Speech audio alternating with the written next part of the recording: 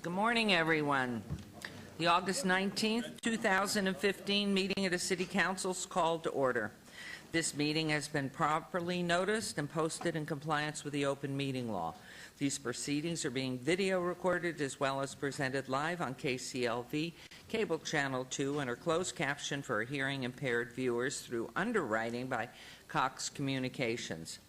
Please note some customers of CenturyLink, they may view this program in high definition on channel 1002, and some customers of Cox Communication who do not have a cable box may view this meeting on digital channel 89.5.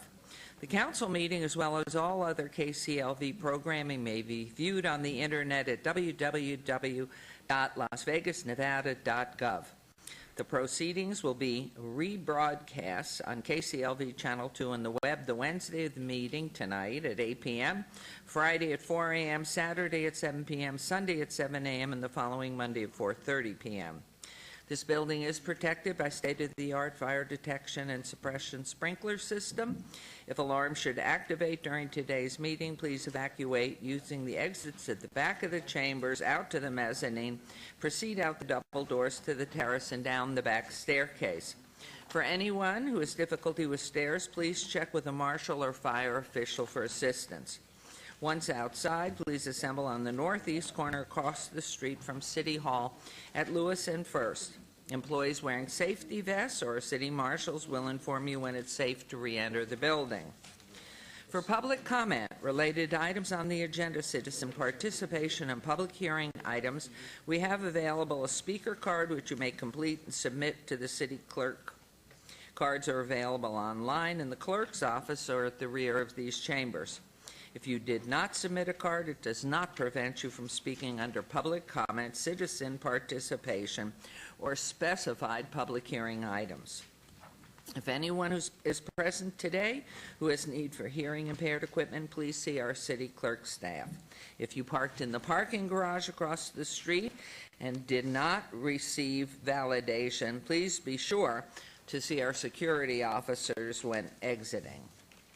And before we get to the invocation this morning and the pledge, I want to make sure that we all remember one of our heroes who was tragically killed in the line of duty.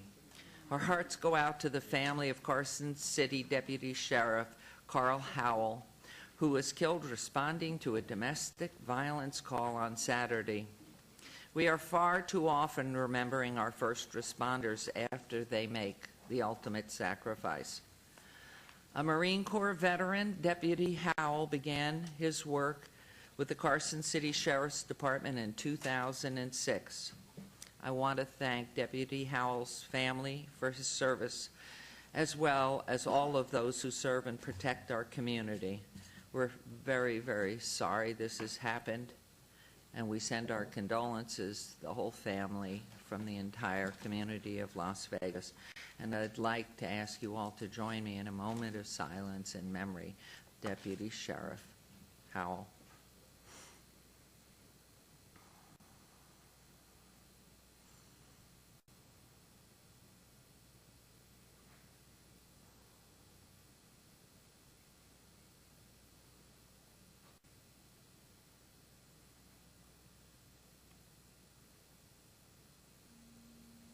Thank you, everyone, and God bless him. God bless his family and all of you. And so now we will have the invocation and pledge.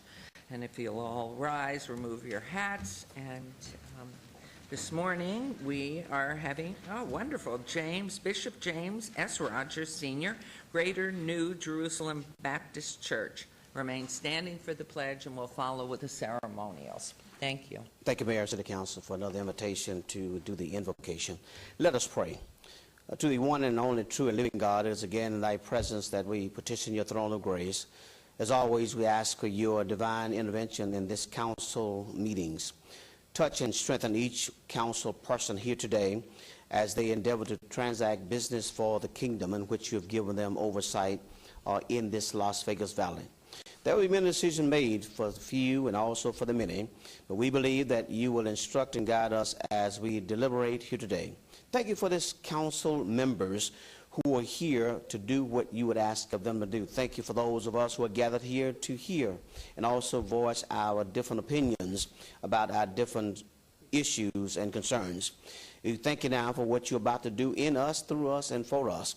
It is truly now, we pray always knowing that our prayers are answered, because we often and always pray in the name of Jesus. Amen. To the flag of the United States of America and to the republic for which it stands, one nation, under God, indivisible, with liberty and justice for all.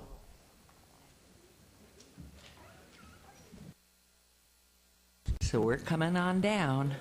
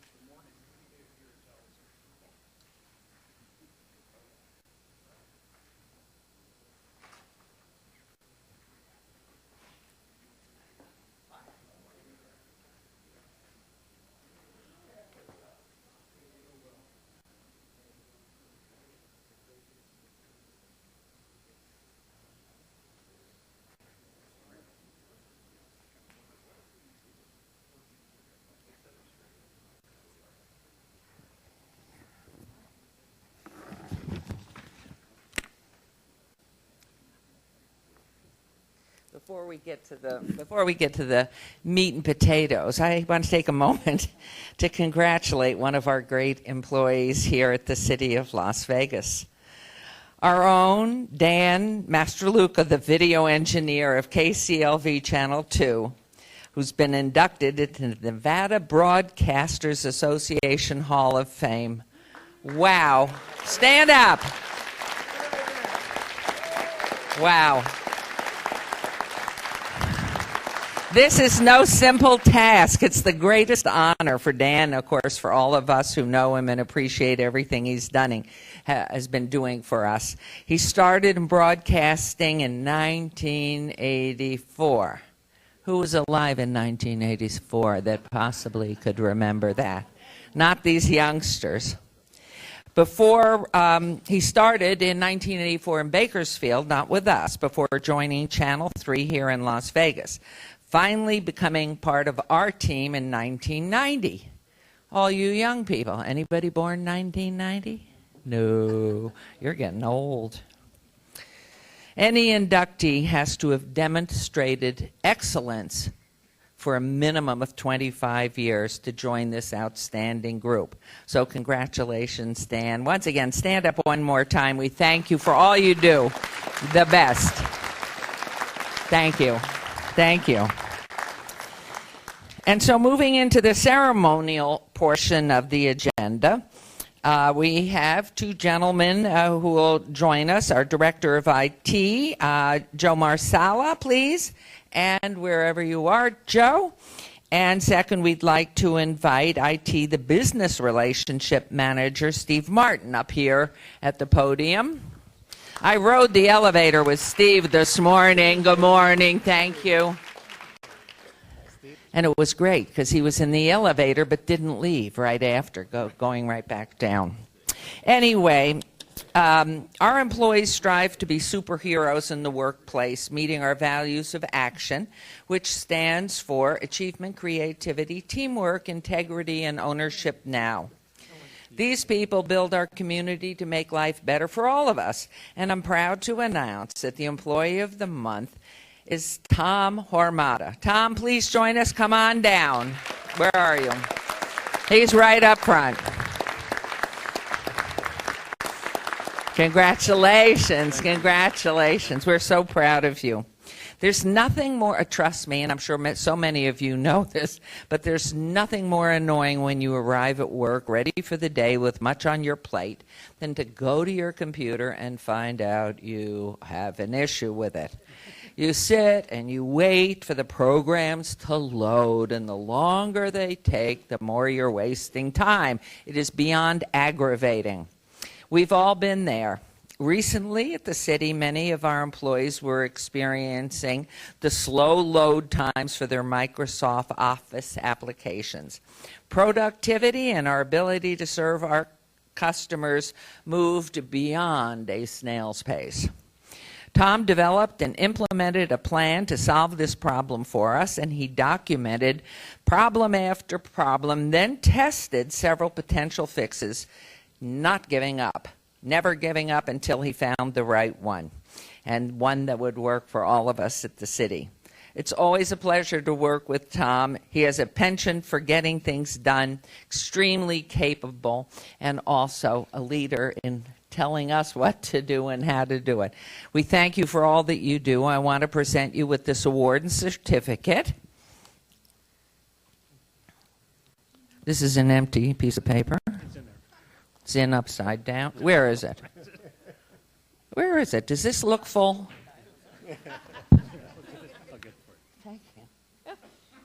It is. We don't care if it's full or empty. There it is. Employee of the Month for Tom. Is this awesome? Who has exhibited outstanding performance through achievement, creativity, teamwork, integrity, ownership, and is engaged now and has exhibited assistance to his fellow employees, the department, the entire staff, citizens of Las Vegas, and we congratulate you on that. Why isn't this in something really nice? Now we have something more fancy. Oh, look what we have there. Is that now? See, are we getting to be a class that's coming back? Congratulations. Employee of the Month, this is so exciting. We're growing up. And as you well know, because you've been driving here for so many years, your name will be affixed on that sign that's at the corner of Main Street, which you and your family can drive by 4 and 5 times a day and take pictures for the whole month. So we congratulate you, but I know the most important thing is to hear from Joe and what you've been doing. He will tell us all the secrets. So, Joe, it's yours. And Steve. Well, and you know I have secrets. You know what's amazing about all of this, and Tom's amazing in of himself, but to get Microsoft, who has Microsoft systems? Okay, to get Microsoft to do something different based on the normal criteria versus the way we wanted to do it. Tom made that happen. And I got a very short story for you. Tom and I go back a long way. It's not a well-known item, but Tom and I worked at the bank about, what is it, Tom, 23 years ago? He was a marvelous employee back then. He's an even better employee today. Congratulations, my friend. Thank you. Well, I would only add to these great comments, Tom, that and I want to highlight, it's not merely the things you do, but it's the character of service that you bring to the department, Tom, and the pleasure that your team members, and they're all so very talented like you, but the pleasure it is to work with you, that comes out when others talk about you. So I want to thank you for that. Thank you for your character service and being such a role model down there. Thank you. Are you ready? Well, thank you, Mayor, Council, and City Manager and staff. It's an honor to be selected, and I appreciate this award. I also want to thank the many city users that were so patient and gracious when we did all the testing and trying different settings. And I also want to thank my IT team. We all worked on it until we got all the right fixes in place. And I think what this experience has shown me, it's given me a better understanding of the meaning of ownership in our core values. When anyone is working on a problem or a goal, if they focus on the project and if they take ownership of that project and don't give up until it's completed, that's when we can really make a difference in our work. Thank you again. So anybody from IT, including in the back, please stand up and be recognized because you're the ones that Thomas mentioned. Anybody from IT? Then my family. Well, of course. I'd like to recognize my family. Thank you very much for supporting me. Thank you, sweetie, for believing in me.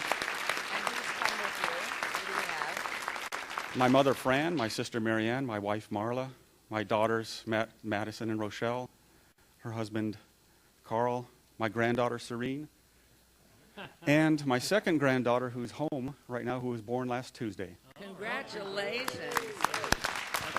All right, let's go over, have a picture taken, if you wouldn't mind.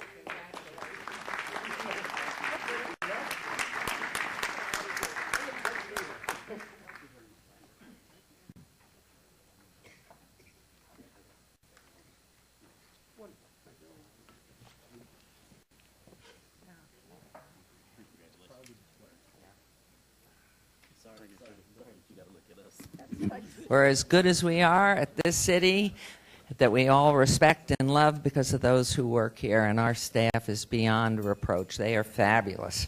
For our next item, Mayor Pro Tem Steve Ross is going to tell us about some residents or he's going to tell us about some construction projects. Hooray, right? I have my prop. No, I have my prop. Everybody take a look at my prop. Listen, folks, thanks for being here today. Thank you, Mayor and Council members. It is my great privilege to recognize a general manager and a team that I've had the privilege to work with for 6 years on the Regional Transportation Commission. Miss Tina Quigley. Would you come down here, Tina? Bring your team. Angela, Dave, come on down. Yeah, you guys got to come down, too. I'm going to leave that on. Thanks for coming down here, Tina. It's nice to have you. Tina is the general manager of the Regional Transportation Commission, and her crew, Angela and David, just do a fabulous job for folks in our community when it comes to transportation. By the way, I rode the Centennial Express this morning. Yeah, you're one of my favorite Yeah, riders. thank you. Thank you. We're kicking off a great campaign called Seeing Orange, and it's only rightly so that I guess I get to do this because there's a lot of orange out in Centennial right now, which is great. The Regional Transportation Commission of Southern Nevada recognized that the increase in construction cones throughout the valley can be frustrating, so they partnered with local jurisdictions to create a one-stop shop, if you will, for citizens to get information that they need. Seeing Orange, and I think we're showing stuff up on the screen, okay? Good start. Seeing Orange launched on May 11th, 2015 to provide Southern Nevadans with a single source to gather construction information on the impacts of commutes around the valley. Seeing Orange has received more than 236 inquiries, and the website has received more than 7,000 views, so obviously it's working.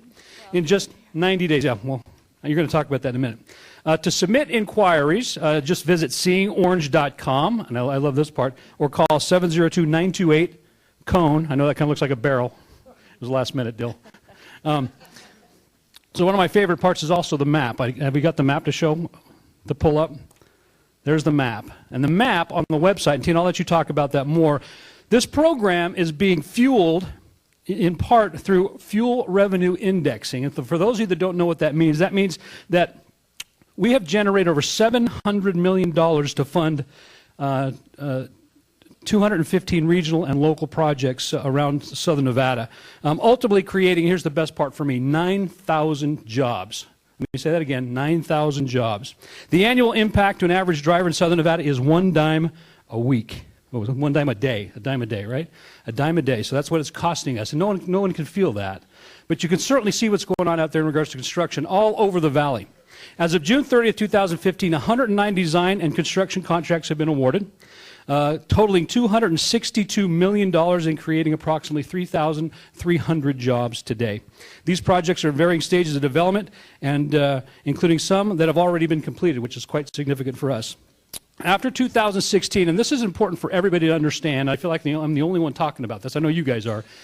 Fuel revenue indexing is so very important. In 2016, we will have an opportunity in a ballot initiative to keep it and to keep providing these necessary infrastructure projects in Southern Nevada, roadway projects, job creation, and the whole 9 yards. All this money gets dumped back into our economy. So if I'm the guy working out there on that road, I mean, I'm buying shoes for my kids, I'm buying, putting food on the table, I'm paying my mortgage. That's what's important. So folks, when the time comes, support the ballot initiative in 2016 for fuel revenue indexing. We at the City of Las Vegas and the RTC know it's very frustrating to be dealing with so much construction. We drive it as well every single day. Most importantly, and this is the message I want to get across to you too, is be careful in these construction zones. It's called cone zones. We call that for a reason. But these workers are out there trying to make life better for us. We need to do the same thing for them and take into consideration our driving habits when we're driving through these construction areas. So the mayor and the city council of the City of Las Vegas, I think I have a proclamation, Mayor. Woohoo! Big surprise, proclamation. We, the mayor, the City of Las Vegas. You make this so hard for me.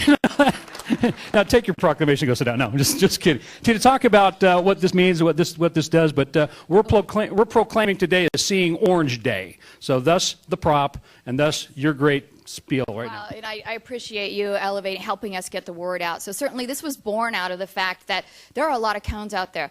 But these cones are really awesome for Southern Nevada in terms of our economic growth, our economic diversification, our quality of life. So in order to make sure that our public is as comfortable as they can be with the amount of construction that's going on, we know that we need to be able to have an avenue for having a conversation with them as to what this project is, when it's going to be done, and why those cones are there. And quite frankly, it's feedback for us, too, to know that maybe there are cones out there that it's time to pull them back, or they can be pulled back. And it gives us that feedback, and we can share the feedback with their contractor to become more responsible stewards of these taxpayer assets. It's really important for us that the taxpayers and our constituents are comfortable with this construction so that as we do move forward and try and continue to invest in Southern Nevada's infrastructure, that they will feel confident in allowing us to continue our program. You're doing a great job, and your team is doing a great job. Tina surrounds herself with amazing people. You do. You really do. And folks, I like to say this, it's going to get worse before it gets better. But when it's done, it's going to be awesome. Now, we've got some significant projects coming up. Project Neon, downtown, the rebuilding of the Spaghetti Bowl, the whole 9 yards. We just broke ground on the Centennial Bowl, the 215-95 interchange, which is tremendous. Yes? Yep. And this is what I also like to say, too. Behind every orange cone is a job. And people, please be careful out there in those zones. Tina, thank you for all that you guys do. Give them a round of applause. Thanks, Tina.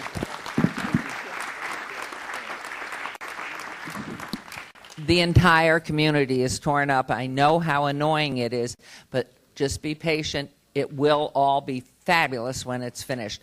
3 years to spend these dollars, and that's, unless you vote for the extension, it is all 3 years. That's why it's happening everywhere at the same time.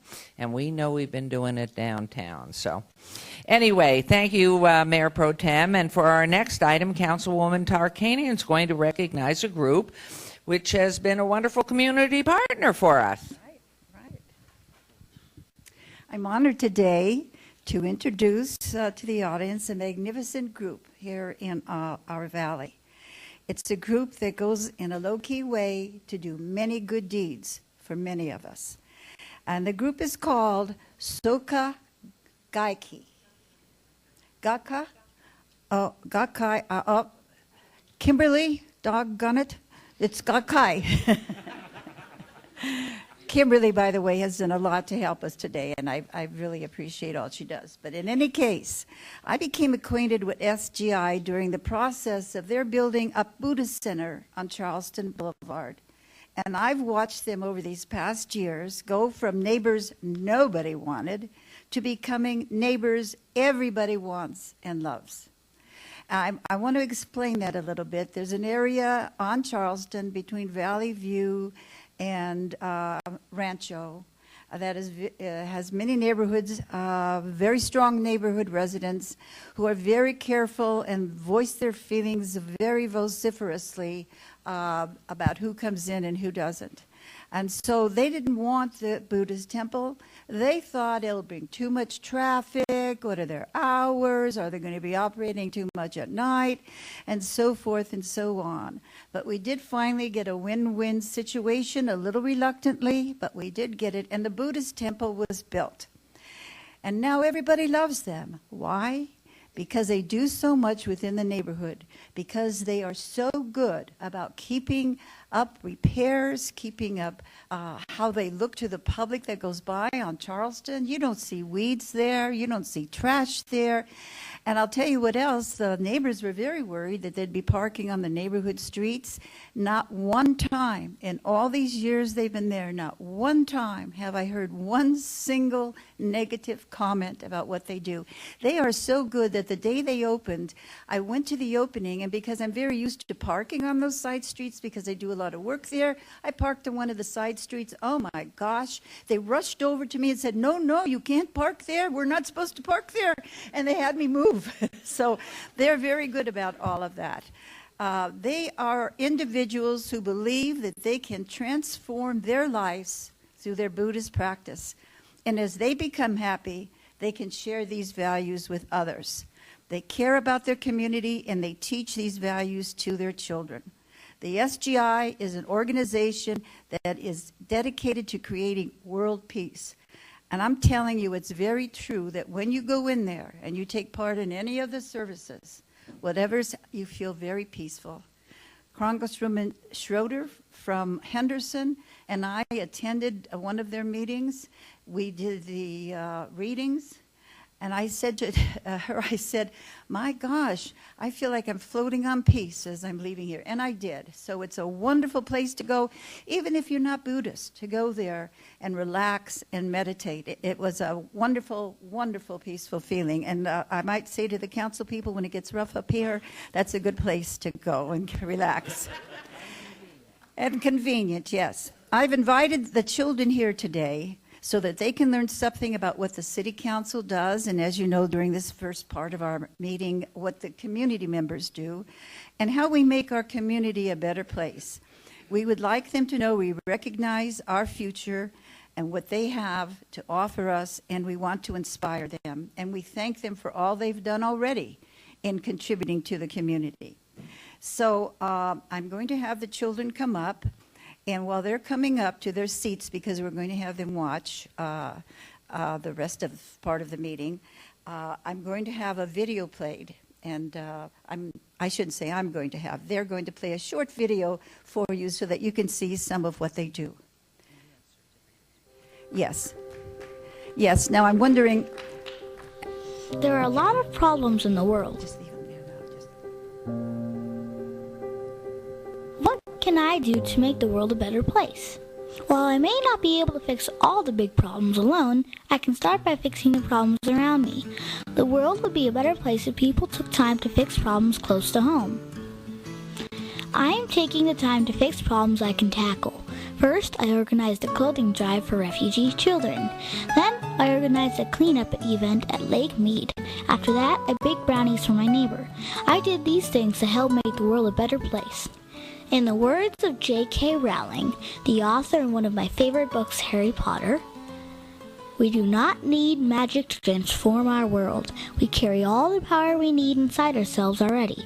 We have the power to imagine better. All it takes is a little imagination to see ways that each of us can make a difference. If we all did our part, the world would be a better place.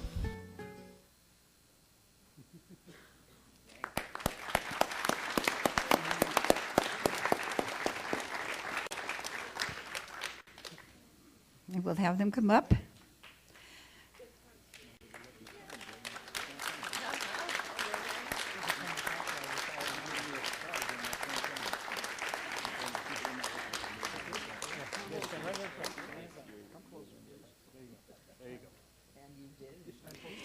And now I'd like to turn to Lizzie, and she's going to say a few words for the group.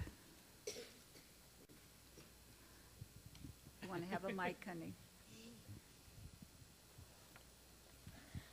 On behalf of all of us from the SGI USA, we would like to thank our City Councilwoman Lois Tarkanian for inviting us here today, and Kimberly for helping with all the arrangements. Thank you for taking the time to watch my video about how one can make a difference even when they are only 8. Our SGI organization teaches us that by chanting Nam-myoho Renge Kyo, we can reveal the potential and happiness in our lives. We try to do this when we are happy, we could share that joy with all our friends and make a positive difference in our lives and all those around us. We try to do that every day at home and in school. We develop confidence in ourselves that anything is possible and appreciate that we have leaders in our community like you to inspire us. SGI also teaches us that we can be anything we want to be. My name is Michelle, and I'm going to be a biomedical engineer. My name is Michael, and I'm going to be a police officer. My name is Haley, and I'm going to be a veterinarian. My name is Isaiah. I'm going to be a lawyer. My name is Kai. I'm going to be a chemist. My name is Camilla, and I'm going to be a veterinarian. My name's Rio. I'm going to be a movie designer. My name's Amira, and I'm going to be an actress. My name's Skylar, and I'm going to be a lawyer. My name is Shannon, and I'm going to be a chef. My name is Elizabeth. I'm going to be a scientist and the future governor of the state of Nevada.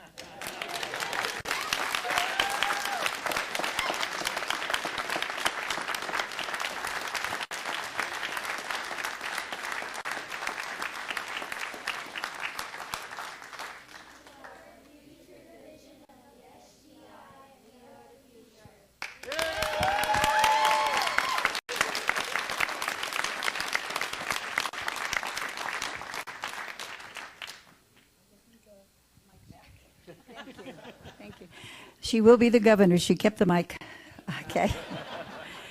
You know, I just can't tell you how in awe I am of what they've done. You know, that was done by the children working on that video. That wasn't all adults. They did a lot. It was a lot theirs, and I thought it was an excellent video. And I just want to tell you that we have a certificate of appreciation for every single member that's here, and I'm going to give it to you so that you can give it to them so it doesn't get wrinkled or anything up in the front, Audrey. And Audrey, why don't you just say a couple of words about the group, because you do all this work, and introduce the people who are here from SGI. Thank you. We're so honored to be here. We so appreciate our council and all the members of the community that support our Buddha Center. Since we put up a sign on the outside of our building that says Buddhism 101, people have been coming from all over the city to learn about this Buddhism. And besides it being peaceful, it's fun. So anyway, I think the kids are really a great testament to what this organization teaches about respect and about becoming happy. That's really what we're about. And I can't tell you how much we appreciate Lois. Would you share Yeah. I'll give it back. Oh, okay. You don't want to be governor, huh?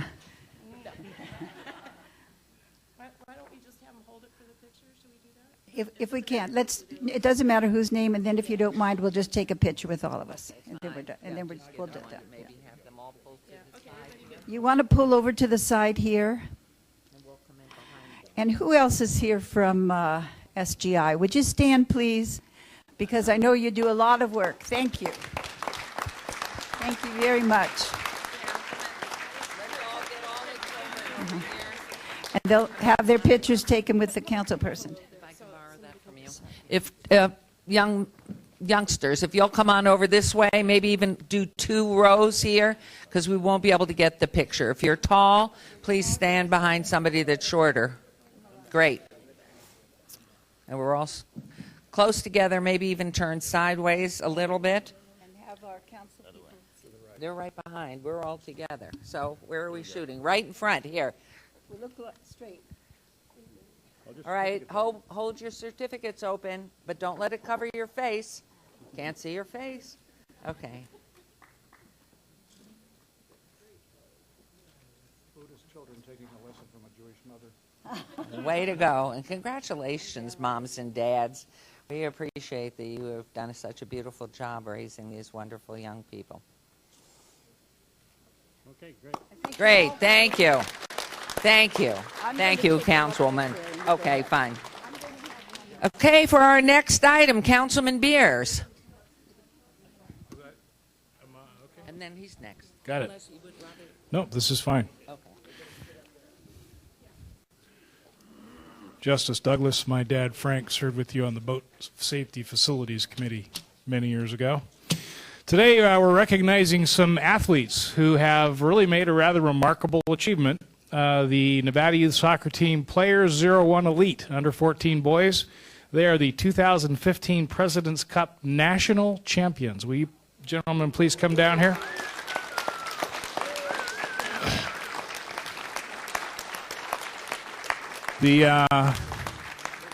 The scene was Overland, Kansas, as teams from all around the country converged to take on the national title in their age category. These players never allowed a single goal, concluded the tournament with a perfect 4-0-0 record.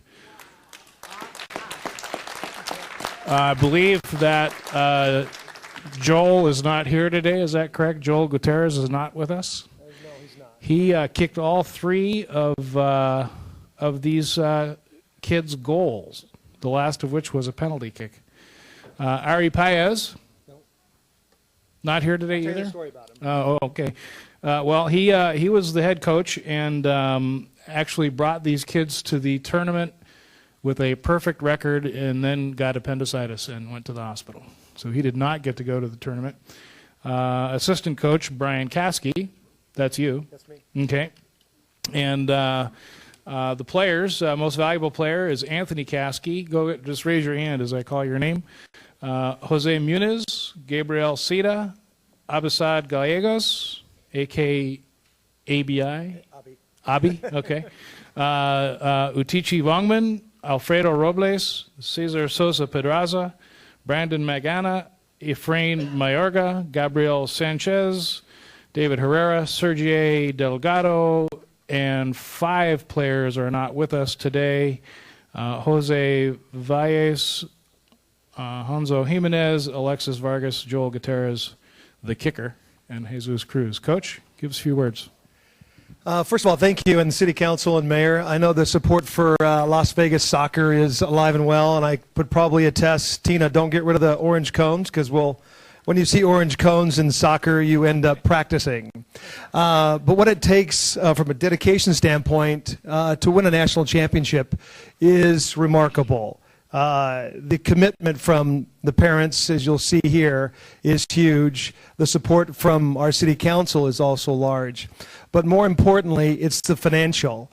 And the support from the Nevada State Soccer Association is massive. The second one is Saeed Bonabian with the Players Soccer Club. And, of course, lastly, the parents. But most of all, the reason why Ari Paez, he actually didn't make the trip. Because he was notified in San Diego days before of an emergency appendectomy, which forced a staph infection and to be hospitalized for more than a month. So guess who got to fill in? Yours truly. And I am never more proud of these boys to win a national championship for, one, the state of Nevada and for Players Soccer Club. And we have a gift from the team. And Okay. I would like to say thank you for supporting us, Council Beers. As a token of our appreciation, we have a signed shirt from all of us. Oh, wow. Yeah, here you go.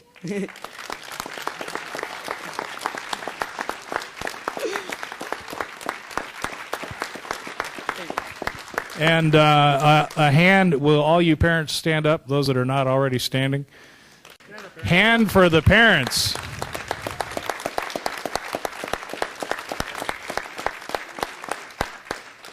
You know what I like most about soccer? They have some place to store their orange cones. Yeah. We don't. Here are certificates for the boys who are here and for those who are not. And if you'll please distribute them to each their respective player. Thank you all very much for coming down today, and congratulations once again. Thank you. And we continue to fight for soccer. We will have soccer here. We will have a major league team one day. And you will play on it. We are so proud of you all. And we know you've had a good time through it all. So congratulations. And for our final item this morning, Councilman Anthony has a recognition as well. Thank you, Mayor. Good morning, everyone. It is absolutely my honor to recognize an outstanding organization this morning, the Zelza Shriners of Las Vegas, who are sitting right over here. Give them a nice round of applause. I would like to invite the potentate, Daniel Kelly, come up here, please. And my good friend, Joe Alvarado, would you please come up here? So let me tell you about the Shriner, the Zelza Shrine Temple, and what these men do over here for the kids in Las Vegas. The Zelza Shrine Temple in Las Vegas was chartered on July 8th, 1976.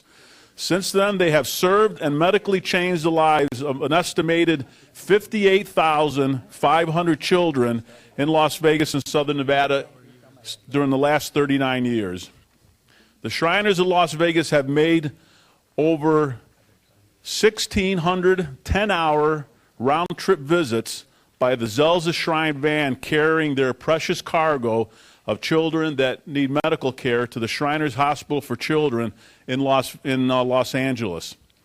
Their Zelza Shrine drivers have contributed almost 60,000 volunteer hours and have driven more than 900,000 miles to accomplish their mission. The Zelza Shriners of Las Vegas have performed outreach clinic care for an estimated 80,000 medically fragile children, some of whom are then processed and referred to the Shriners Hospital for Children in Los Angeles for the specialized care required for the particular wounds and illnesses. They do all this out of their outreach clinic, which is located by the Galleria Mall. And it's pretty amazing when you go down there. Joe invites me to go down to the clinic all the time. And you have these kids down there that need medical attention, that are getting looked at, they decide whether to take them to Los Angeles or not. These men dress up in clowns to entertain the kids, and they do balloons. And these kids are, it's absolutely magical to see what they're doing for these children. In 2005, the Zelza Shriners of Las Vegas established a state-of-the-art telemed studio at their Shrine Temple designed to provide the doctors in Los Angeles with a remote system to observe and evaluate our Las Vegas and Southern Nevada children to determine if it's necessary for them to get transported to the hospital in Los Angeles. The Shriners also use the telemed studio for the doctors to observe the progress of a recent operation or a wound that a local child has. The Shriners estimate that about 4,000 children have utilized this system in Southern Nevada and has saved their parents and the children the 10-hour round trip to the Shriners Hospital in Los Angeles. The Zelza Shrine Temple's benevolent mission of caring for the medically fragile children of Las Vegas and Southern Nevada has been a privilege that few experience, which the Shriners plan to improve in the future. It's because of these contributions and the things they've done for our kids that I want to recognize the Zelza Shrine Temple of Las Vegas. And on behalf of the mayor and the entire city council, I would like to present a proclamation proclaiming August 19th, Zelza Shriners of Las Vegas Day in the city of Las Vegas. Congratulations.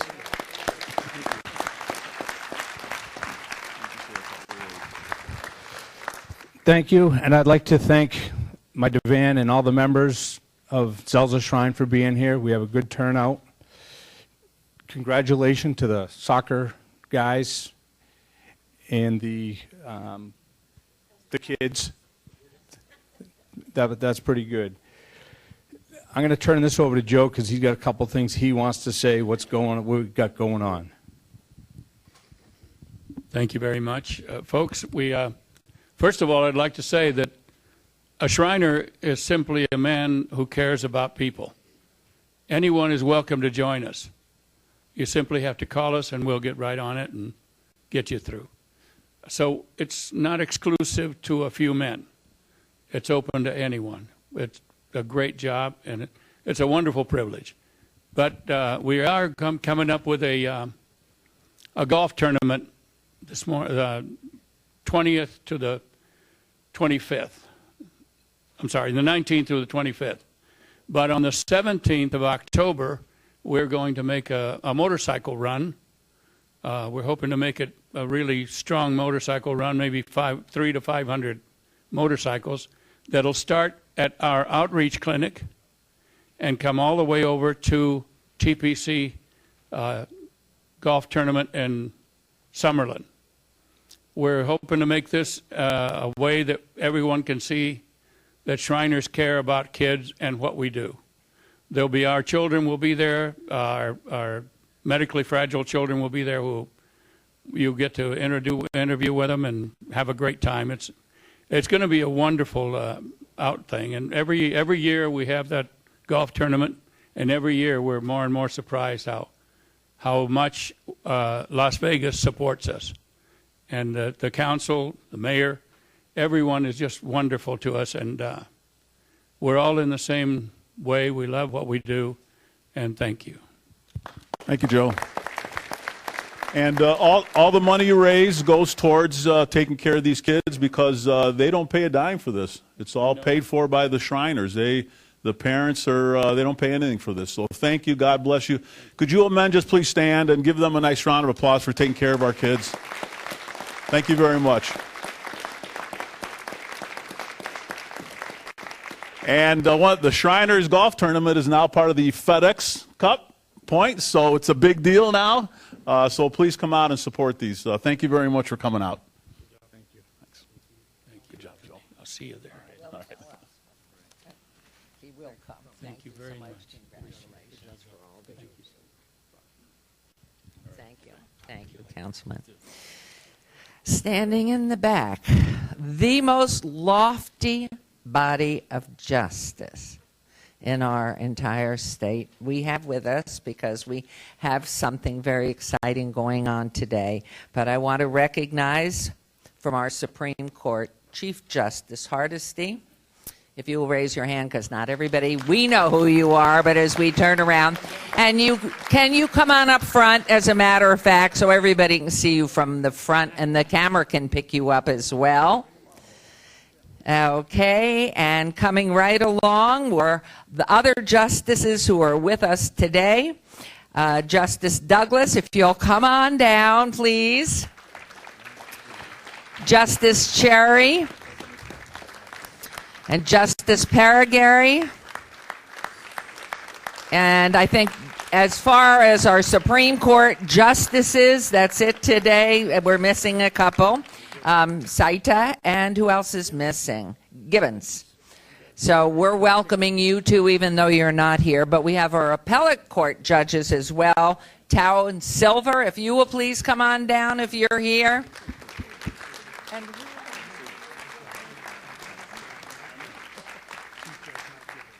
okay, and Judge Mike Gibbons. So there we are. This is so exciting to have you here with us. And we are going to go right into what we're, I'm having such a good time. Thank you for joining us. They're not here for us here. They're here for what's coming, and you are going to have something so exciting. And then I'm sure you'll be called up for comments because I can't tell you, I'm so excited. I didn't sleep last night. So on with the show, everybody. We're going right into this. I've known her for 45 years. Yes, you have. When she was a teenager, I met her. Thank you so much for that. Okay, here we go. Please come sit up front.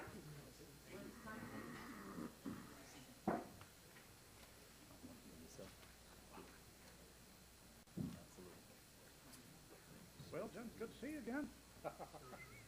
Always. Always. I'm really proud of you. So nice. How'd you get out these old tightwads up there? Yes. You snowed them.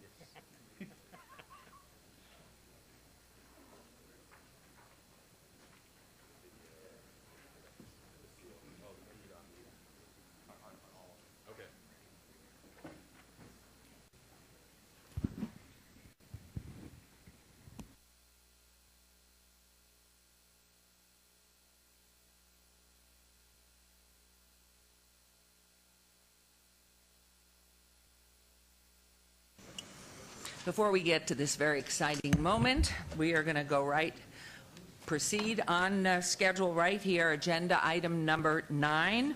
Public comment during this portion of the agenda must be limited to matters on the agenda for action. The amount of time any single speaker is allowed may be limited. All comments will be cross-referenced to those specific items. If anyone submitted a speaker card or who wishes to speak under this portion of the agenda, please come to the podium and state your name for the record. We'll set the time at 1 minute because you will get further time later on as we move through the process. I have, can't read it, looks like Cindy Brown, Vicki Higgins, Mona Lisa Samuelson, E.T. Snell. But it does not mean you are prohibited from speaking, and we have one more coming right now, who is John Laub. So anyone, please make sure you come right up front, state your name. We do not need an address. Good morning. Good morning, Mayor. Good morning, City Council. Is this on? Push a button. There you are. It's on. Okay, there we're on. Hi, Betsy. Good morning, City Council. Thank you for your patience. My name is John Laub. I've lived here for 50 years. My grandfather brought Southwest Gas to Las Vegas. He started SNF, which was Southern Nevada Industrial Foundation, NDA, Council of Conference of Christians and Jews. My dad was CEO of Southwest Gas. And his proudest moment actually was the first chairman of the Equal Rights Commission. And then also my mother was very prominent at Assistance League, Southern Nevada Drug Abuse Council. And so the Laub family has a long history of helping this community. I also run the Nevada Biotechnology and Health Science Consortium, which brings me to the Las Vegas Medical Marijuana Association, which I am the president of. Because once you see whole plant medicine like medical marijuana, it makes a difference. You can't always stand by. And so I appreciate the council, what you guys are doing as far as working with the community on medical marijuana. It's a great, it's something that will help a lot of people. We got to do it right, and we appreciate your help. Items 42 on the extension for the business license is very important to the community, and also 78. So thank you. Thank you, Mayor. Thank you, Mr. Laub. And next individual, please state your name for the record, no address. Good morning, Vicki Higgins, medical cannabis advocate.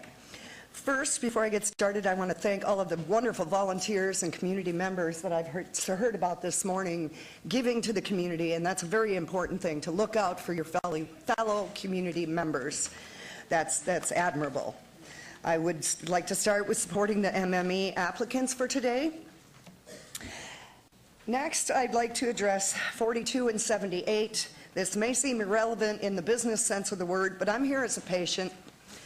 Medical cannabis can help a lot of people. We're very disappointed after this last legislative session. We thought some patient protections, some fast tracking for access for these patients would be provided.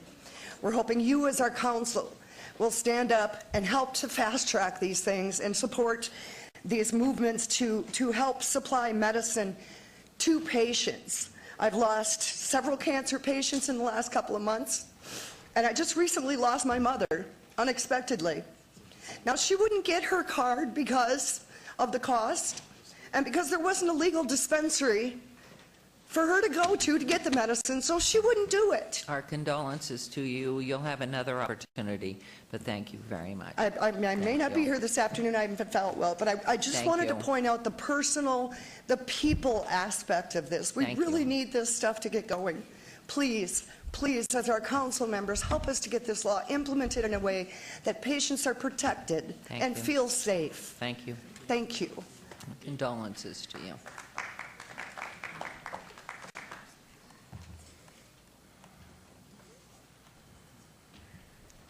Cindy Brown, for the record, also medical marijuana advocate.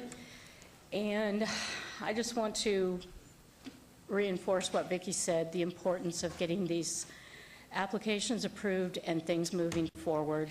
My sister's husband has brain cancer. He lives in California. He has perfect access because they're allowed to make their own medicine.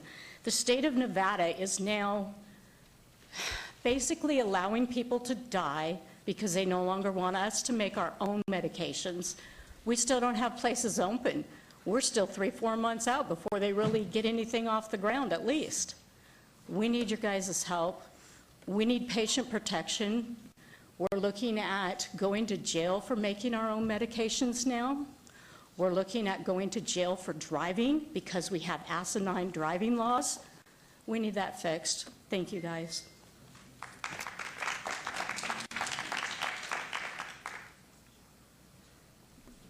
Good morning, Mayor and Council. As you know, my name is Mona Lisa Samuelson. I'm a 25-year resident here in Las Vegas, and I want to thank you for the medical marijuana establishment work that you've done. This has been very important to our community.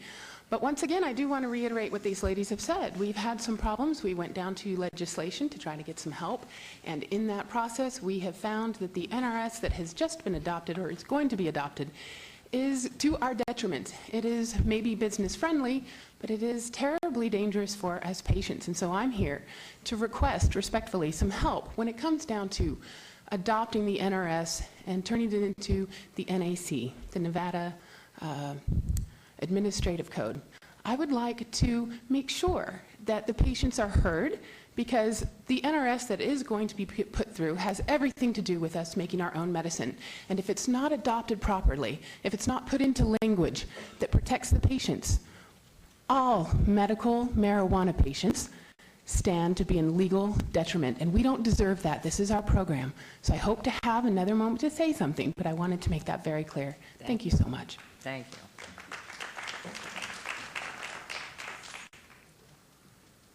Anyone else? Okay, hearing and seeing none, we'll move on to agenda item 10. I thought that gentleman was going to speak. That's why I wanted to let him go first. My name is E.T. Snell. I'm a political investigative reporter and a community activist on many fronts. I host a TV show called Clown in the Town. Many years ago, I had the privilege of speaking in front of your husband. And I know it was a little different chambers.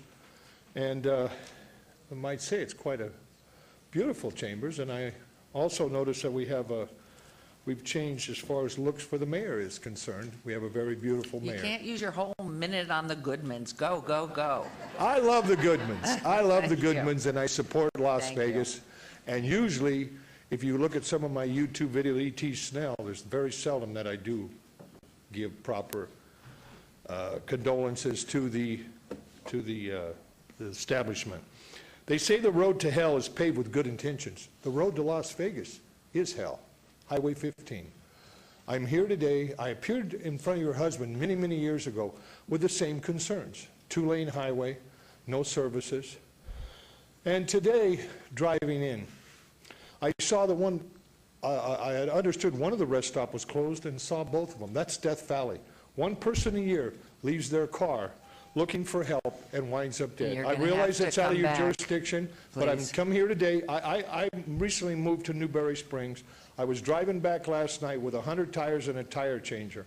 Excuse me, if I may, I'm going to ask from my office, I have staff, I would love to I've get already your addressed it to 'em. information. Right. Ms. Kalkman, if you will see her, and would you take Could I the finish my information? concerns so I could tell you what my concerns are, Ms. We have Mayor? such a full agenda, we have I our realize that, but I Supreme, think you need to know this because people are dying on that highway, Mayor. we'll bring you back, and absolutely, we know it, we know there are issues there, but we have our Supreme Court justices here, and an issue that we're pulling forward so we could attend it. So if you'll speak with Ms. Kalkman for me, I will make sure that either you come on up and tell us, and I will give your information to our council. Right. Thank I've you for spoken in front of the coming. California Supreme Okay. Court too, and it's a privilege and an honor to speak Thank to you today. Thank you for coming. You forgot your water bottle.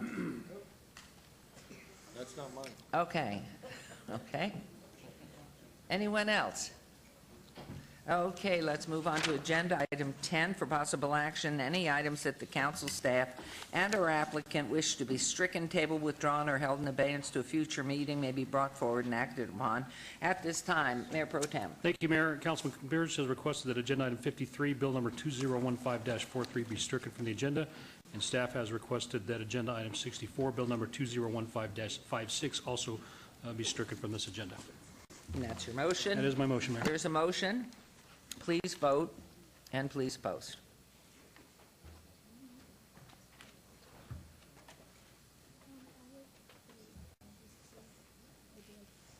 Councilwoman, you have a vote. Please post on that. Thank you very much. That motion carries. Agenda item number 11, for possible action to approve the final minutes by reference to the July 1st, 2015 regular City Council meeting. Is there a motion to approve those minutes, please? Move to approve the minutes, Mayor. Thank you. This motion to approve. Please vote and please post.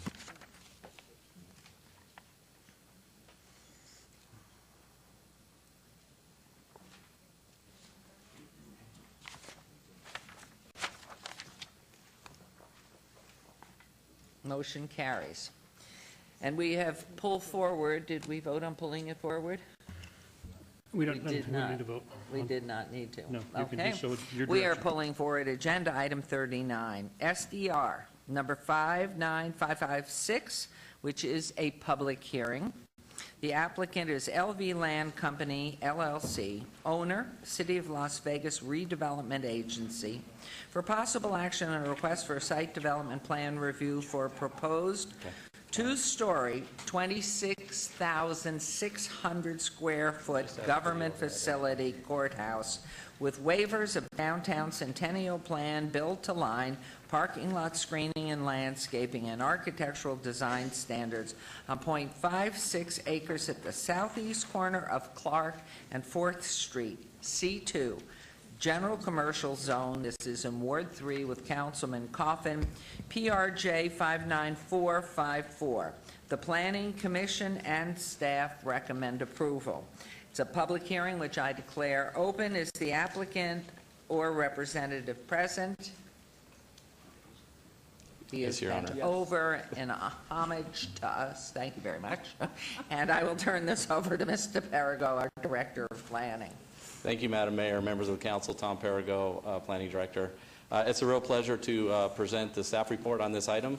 This is a beautiful project. It will make a fantastic addition to the office core of the downtown, and staff and Planning Commission recommend approval with a note that there are waivers that are justifiable given the additional security interests of the particular facility, and we work closely with the applicant to make sure everything fit into the downtown Centennial Plan.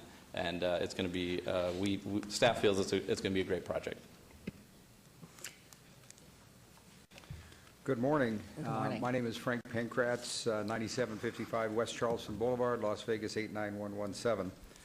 Mayor, councilperson, city staff, Chief Justice Hardy, Justices Cherry, Douglas, Perigary, and Judges Tao and Silver, who are with us today. The mayor introduced them earlier.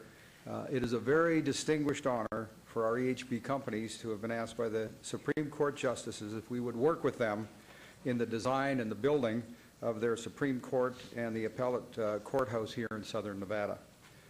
In the overhead, and I don't know if this, it is turned on, thank you very much. In the overhead is a rendering of the courthouse.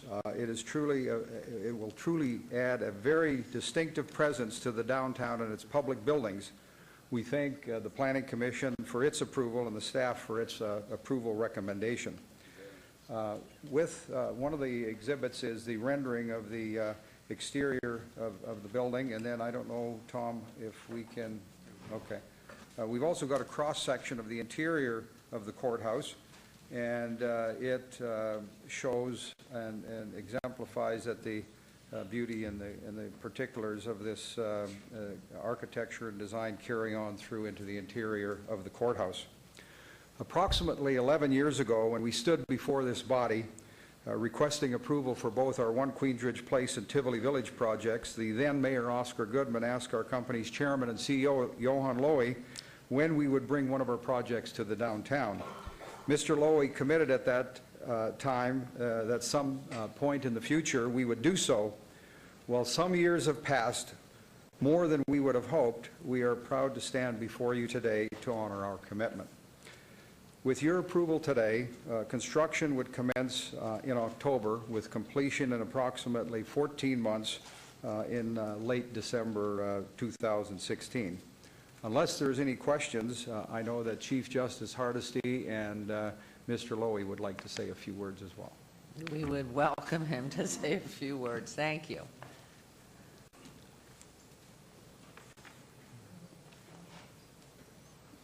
We are going to start with Chief Justice Hardesty. That is out of great respect. I know. Please, welcome. Thank you very much. Mayor, members of the City Council, it's a privilege to appear before you today. We are here to request your support and endorsement of this plan. This is a unique opportunity for the community, for the downtown area, and for the Supreme Court. As many of you know, the citizens of our state approved an amendment to the Constitution in November of last year, creating a Court of Appeals. And throughout that campaign, the court made clear that we intended to proceed with the court if it were passed with no additional fiscal costs and no additional capital costs. Our intention was to place the court in the 17th floor of the Regional Justice Center. And in pursuit of that plan, we submitted our plans for remodel and obtained a building permit from the city to do just that. But in very late December, I received a telephone call from Mr. Lowy, who asked me where we were going to place the court. And I told him that the intention was to do so in the Regional Justice Center. He said, well, how about considering working with us and considering a new courthouse? In January, for the first time, we met. And over the ensuing months, we have spent a considerable amount of time working with Mr. Lowy, his extraordinary staff, and all of their personnel in developing a plan which, quite frankly, I viewed as a extraordinary long shot. Because the marching words of the court throughout this entire process was to be consistent with the commitments we made to the public about the Court of Appeals, which would be that there would be no capital costs incurred as a result of the adoption of this plan, and that the cost that the court would expend would be no greater than what we currently spend today. And this creates significant constraints around a developer, as you might imagine, to come up with a new courthouse and fit within those plans. The Supreme Court today currently occupies a space in the Regional Justice Center of 15,272 square feet. Working with Mr. Lowy, we have been able to accomplish a plan that provides the court with a two-story building in excess of 26,000 square feet. So we've increased our square footage substantially.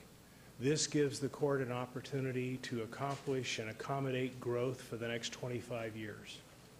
But uniquely, we've been able to enter into a lease agreement with Mr. Lowy's companies that provide for less rental payment than we are paying today to the Regional Justice Center.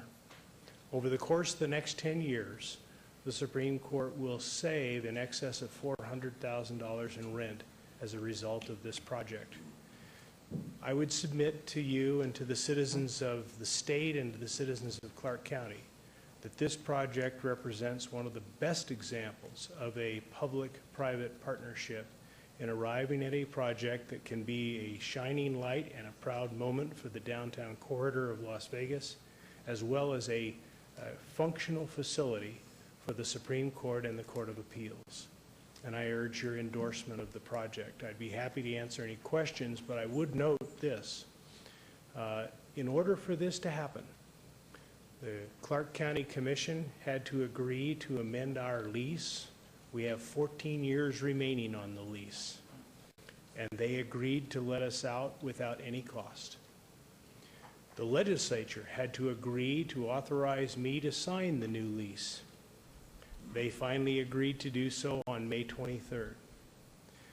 So I want you to know that the project has been reviewed extensively by the Clark County folks, by the legislature, by their fiscal staff, by the governor's staff, by the Building and Grounds Department of the state of Nevada. I feel like I've just about been to everybody, and I'm really proud to be in front of you folks today. All I can say is, wow, this is unbelievable. This is a public hearing, and I'm not sure anybody who wishes to come up and comment, ask questions, and then we'll take questions from us up here, if that's all right. Of course. Chief Justice, thank you. I think everybody's just overwhelmed. Yeah, so I'm going to close the public hearing, and I'm going to turn to Councilman Anthony. Thank you. Frank and Johan, this is an absolutely gorgeous building. It looks like a Supreme Court building, and the reason I'm going to support it is because you used the Greek design with the Greek column. So I appreciate you doing that. So thank you very much. It looks like it should sit on the Parthenon. So great job. Councilman Coffin, I see your lights on. I will if no one else chooses. Well, I'm sure we will, but I would just, everybody, this is so wonderful, and I do want to ask, I know Mr. Lowy prefers not to speak, but part of the discussion of what you told me about this building, and that it's not F-A-U-X, faux, artificial, and I think that's so important, your design, what you did, how you worked through this, and from your perspective and the development. So I'm going to ask Councilman Coffin first. Thank you, Your Honor. I want to say something about this from the heart. 40 years ago, I managed a campaign for Supreme Court justice of an incumbent justice. I never knew as much about the courts as I should have, even as an adult. We all learn about law as adolescents, and frequently, most people stop their learning about the law there, and they don't realize what a system we have, and what it is about the law. It's the judges we have, but the justices are our appellate court. Again, many people don't know the reason, but that is your final court of last resort, not only at our intermediate new Court of Appeals, but also our Supreme Court. Now, these are men and women who are just like us. They are human beings, but we elevate them to a different position for the purpose of that job. I've been sitting across the dais now for almost 30 years from the justices, some of whom are here, like Jim and others. Excuse me, Your Honor. I think, Mike, Justice Douglas, Justice Cherry, I tell you what, there's something about the architecture of this building that bears noticing. For one thing, some architect is going to say, no, maybe hundreds will say, well, this is not modern. This is not what we think you should have downtown. It's not Frank Gehry. No, it's kind of like the un-Gehry.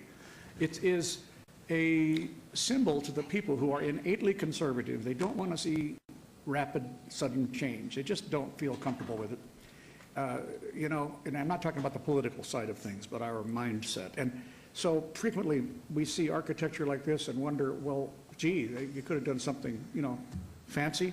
This stands for stability. It stands for the stability of the law from the Code of Hammurabi through biblical scripture, through all the ancient religions, through the stability of law and the strict guidance to judges to follow the law, to do the best they can to follow previous law, stare decisis. The things that guide appellate judges is wisdom that they can acquire, but they must assume when they take that position. And it is the surroundings in which they are that helps foster that kind of a thought. So we could stay up with the natural course of events and go with wild architecture, or we could stay with what has been very good, very stable, solid, reassuring, stone, concrete, built to last 200 years at the very least. So I think that for this, I'm so proud of it, and I don't want to make a motion to approve unless you're finished, Your Honor. No, or other I members think of the not, council. because my hope is that we'll hear from Mr. Lowy first. He's done so much for this community, and it says so much about what can happen when you come to the United States from another country, and the genius of this man who's developed Tivoli, developed Queensridge, has developed the Wallapai and Sahara Commercial Center there. He's done so much. He's an absolute artist, consummate creator.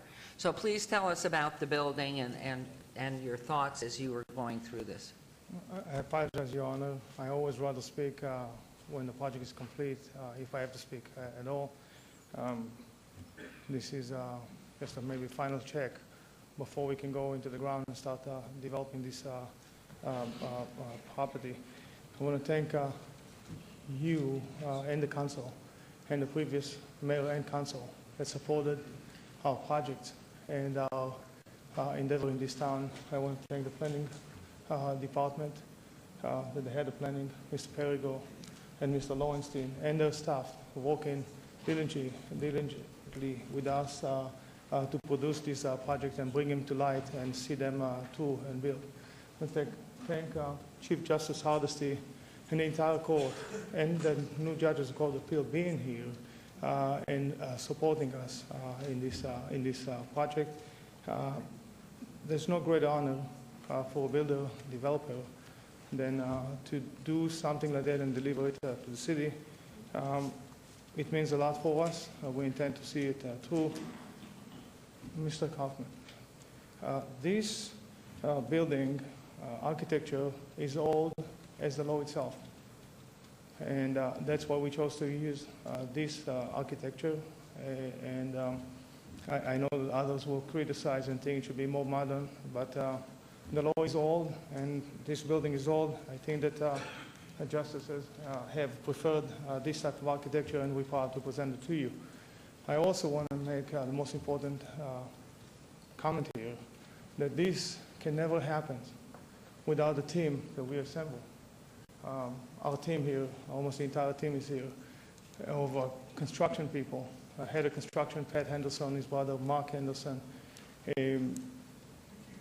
Frank and Brett, new addition to the team, that worked so hard to bring it. And of course, without Paul and Vicky Dehart, our partners, it would have never happened. Redevelopment Agency just jumped right into it and allowed us to bring this on.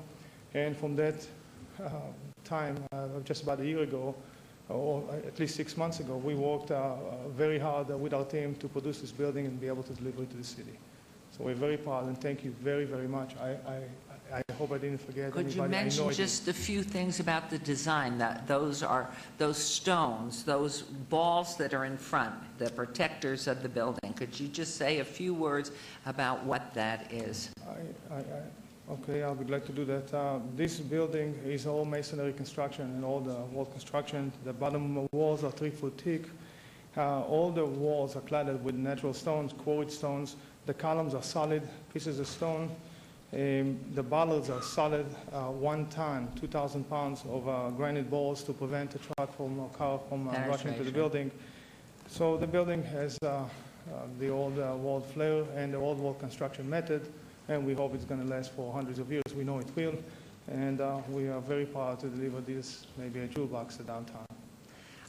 And what is the timeline, assuming that this is approved? Assuming you approve it today, we'll get into the ground within the next 60 to 90 days. 14 months time schedule will allow us to deliver this courthouse to the justices and to the appellate court no later than December of next year. And is your team, would members of Mr. Loy's and Pankett's team please stand up? Please let us see you, who've been working day and night.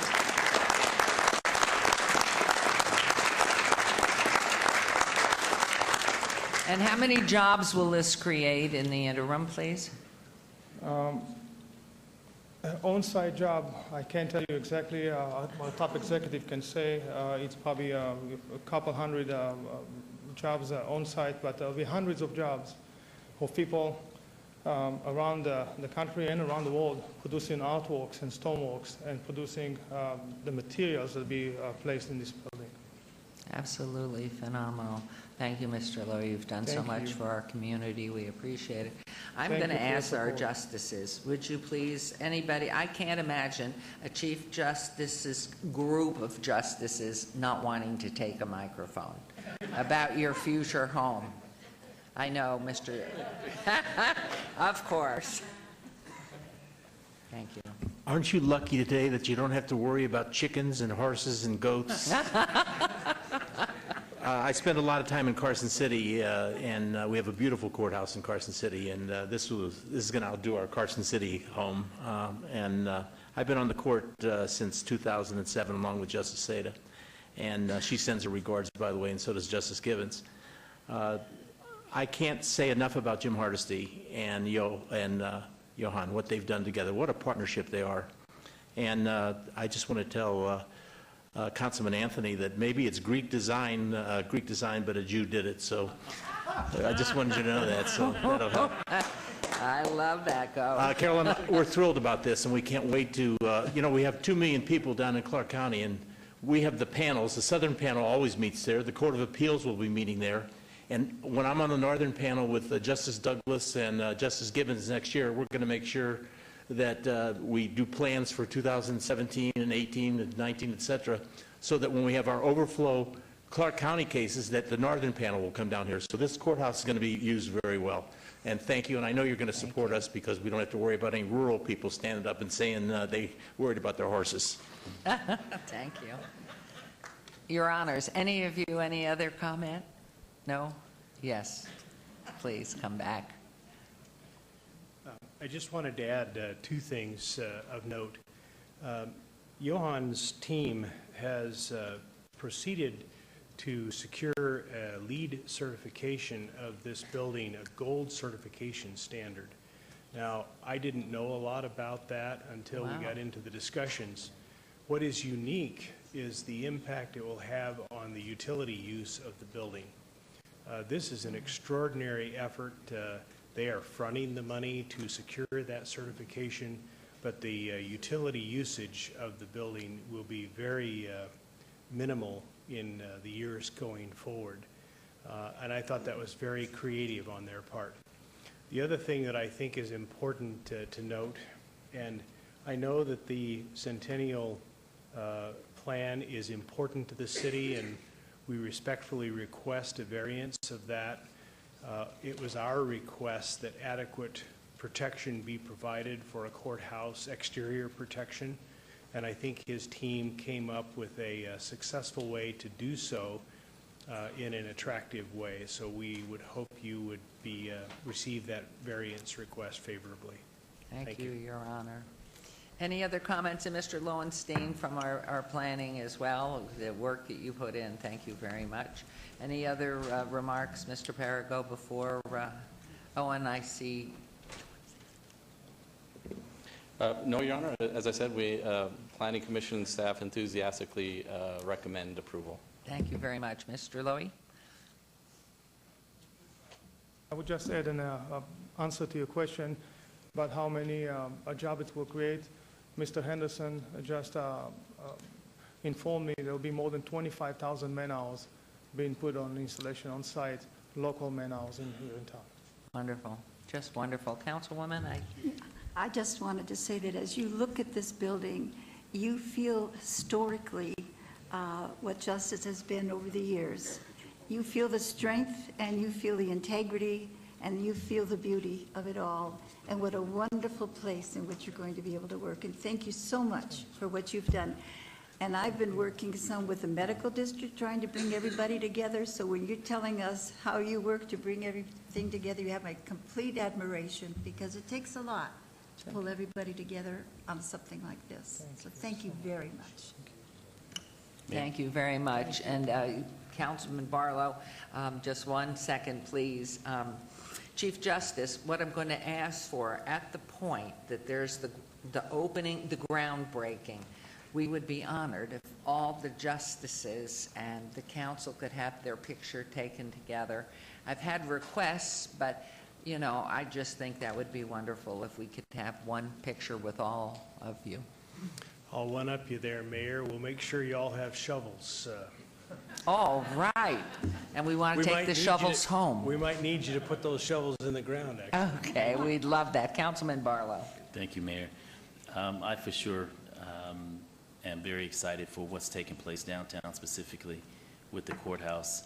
I mean, the aesthetic look of the building is something of grand, and I'm excited for the opportunity to have such a facility in our downtown. And I want to congratulate and commend Johan, you and your entire team, Frank, for a wonderful job in the aesthetic look of the building. And of course, I want to congratulate the justices, specifically having to march through the governor's office and the state legislature and the Clark County Commission.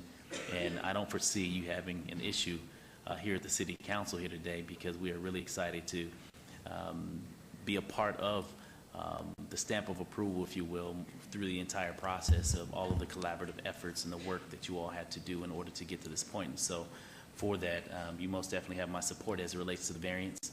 I believe that it's significant, and it's most definitely something of integrity that we want to make sure that we preserve the safety and the integrity of the entire facility, and of course our justices. And so for that, I won't be making the motion, but I most definitely will be supporting the motion from my colleague to my left. And so congratulations, Councilman, for a job well done. And Mr. Pankratz, you wanted to add something?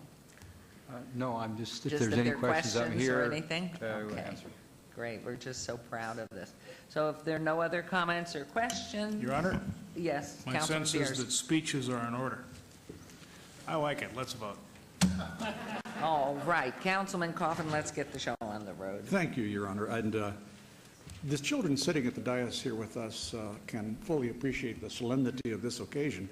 And in a year and a half, they too can walk through this new building and see you at work and see the process of law, see how it affects their lives as well as their parents' lives. And so for this, I'm internally grateful, and I now move for approval of item 39, subject to all conditions agreed upon and stated to us by the applicant and by the great work of our planning commissioners in approving this unanimously. I Mayor. move for approval of item 39. Mayor, question on the vote. Yes, please. Would it be okay if, from a ceremonial standpoint, we allow the young people to press the buttons? Because it is their future and the legacy in which we're preparing for them. And so I would like to request that Haley press the favor button on my behalf as a sitting councilman of Ward 5. I think each councilman can make that motion, that effort on behalf of the children, but there is a motion on the floor, and if you want to start and introduce, well, let's introduce them all, but have the children go ahead, and please go ahead and cast your votes. And please post, which is unanimous, and congratulations. We're just so excited. This is a grand day for Las Vegas. Good A job. huge, huge grand day. And we're so proud.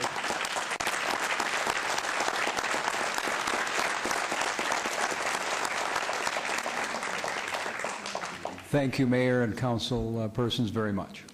And thank you, honorable justices. We're sorry we kept you waiting, and but it's worth waiting for. It was worth waiting for a whole nother day even. But we're so excited, can't wait to come visit you there. Thank you so much. Yoan, we're so proud you live in our community. Everything you've done has been spectacular. Talk about thinking out of the box. So let's go ahead. We start with Councilman Coffin. How about having your visitor introduce herself, and we'll go right on through and introduce the children.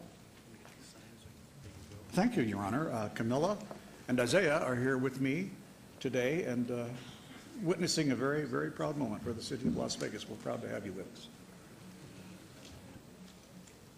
Okay, Councilman Barlow, you want to introduce your guests, please? Yes, ma'am. My guests will have the honors of introducing themselves, so we'll start to my immediate left. Hi, my name is Haley Jackson. And what school do you attend, Haley? I go to Bruner Elementary. Bruner Elementary. Okay. And Councilwoman, please? We're not done. Oh, I'm sorry. My name is Michelle Kim, and I attend ATEC. Thank you. Thank you.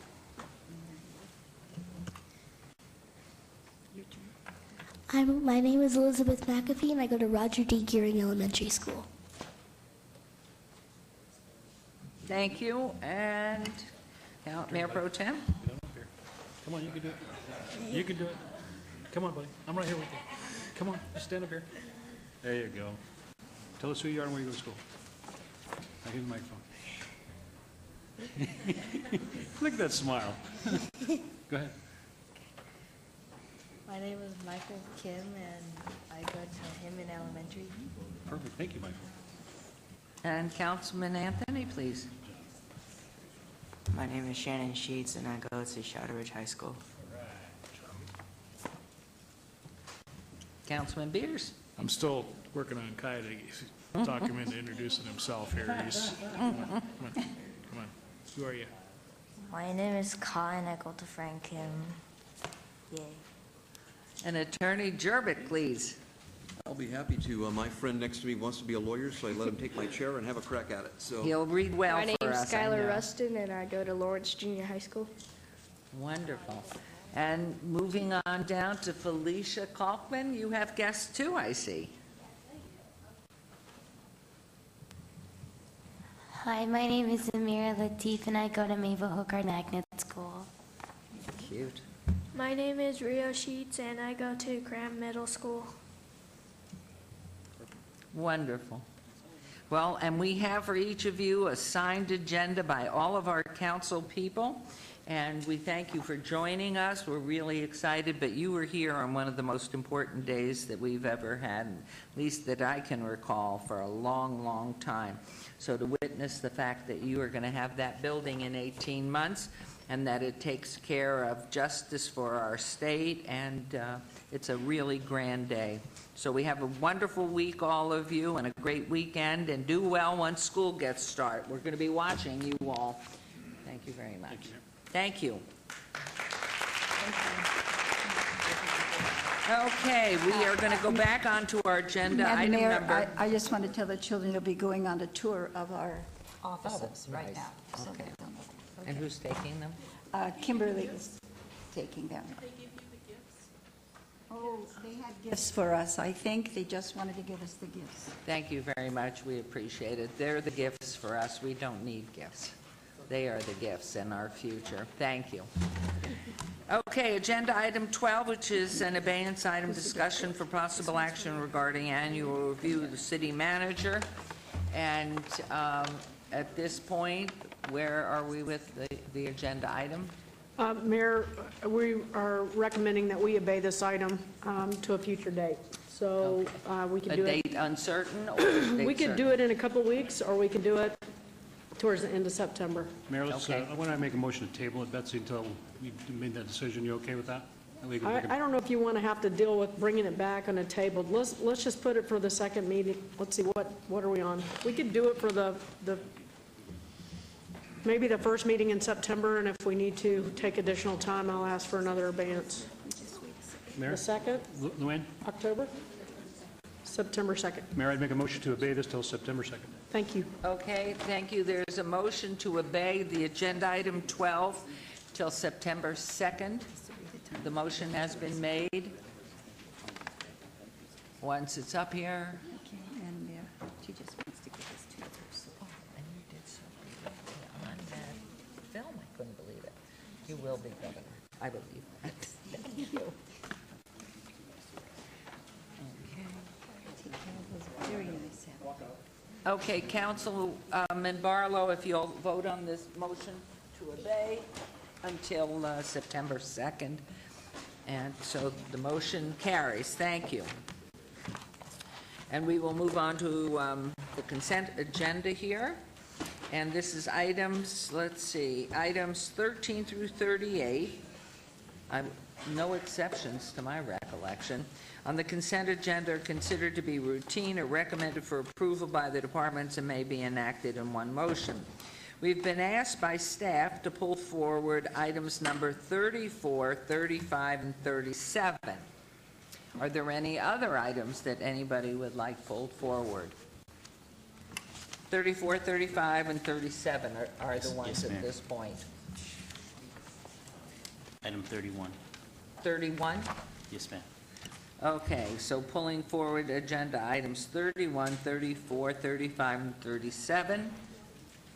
Okay, anything else? That's it. And Mayor, Councilman, were you still looking, or are you okay? Are you okay on the consent agenda? Oh, yes. Okay. I pressed my button. It's still on there. With that, Mayor, I would move to approve the consent agenda minus 31, 34, 35, and 37. Thank you. There's a motion to approve the consent agenda minus 31, 34, 35, 37, which have been pulled forward. Please post.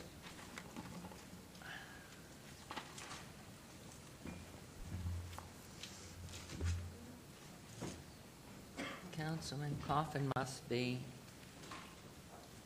and so let's go ahead and post.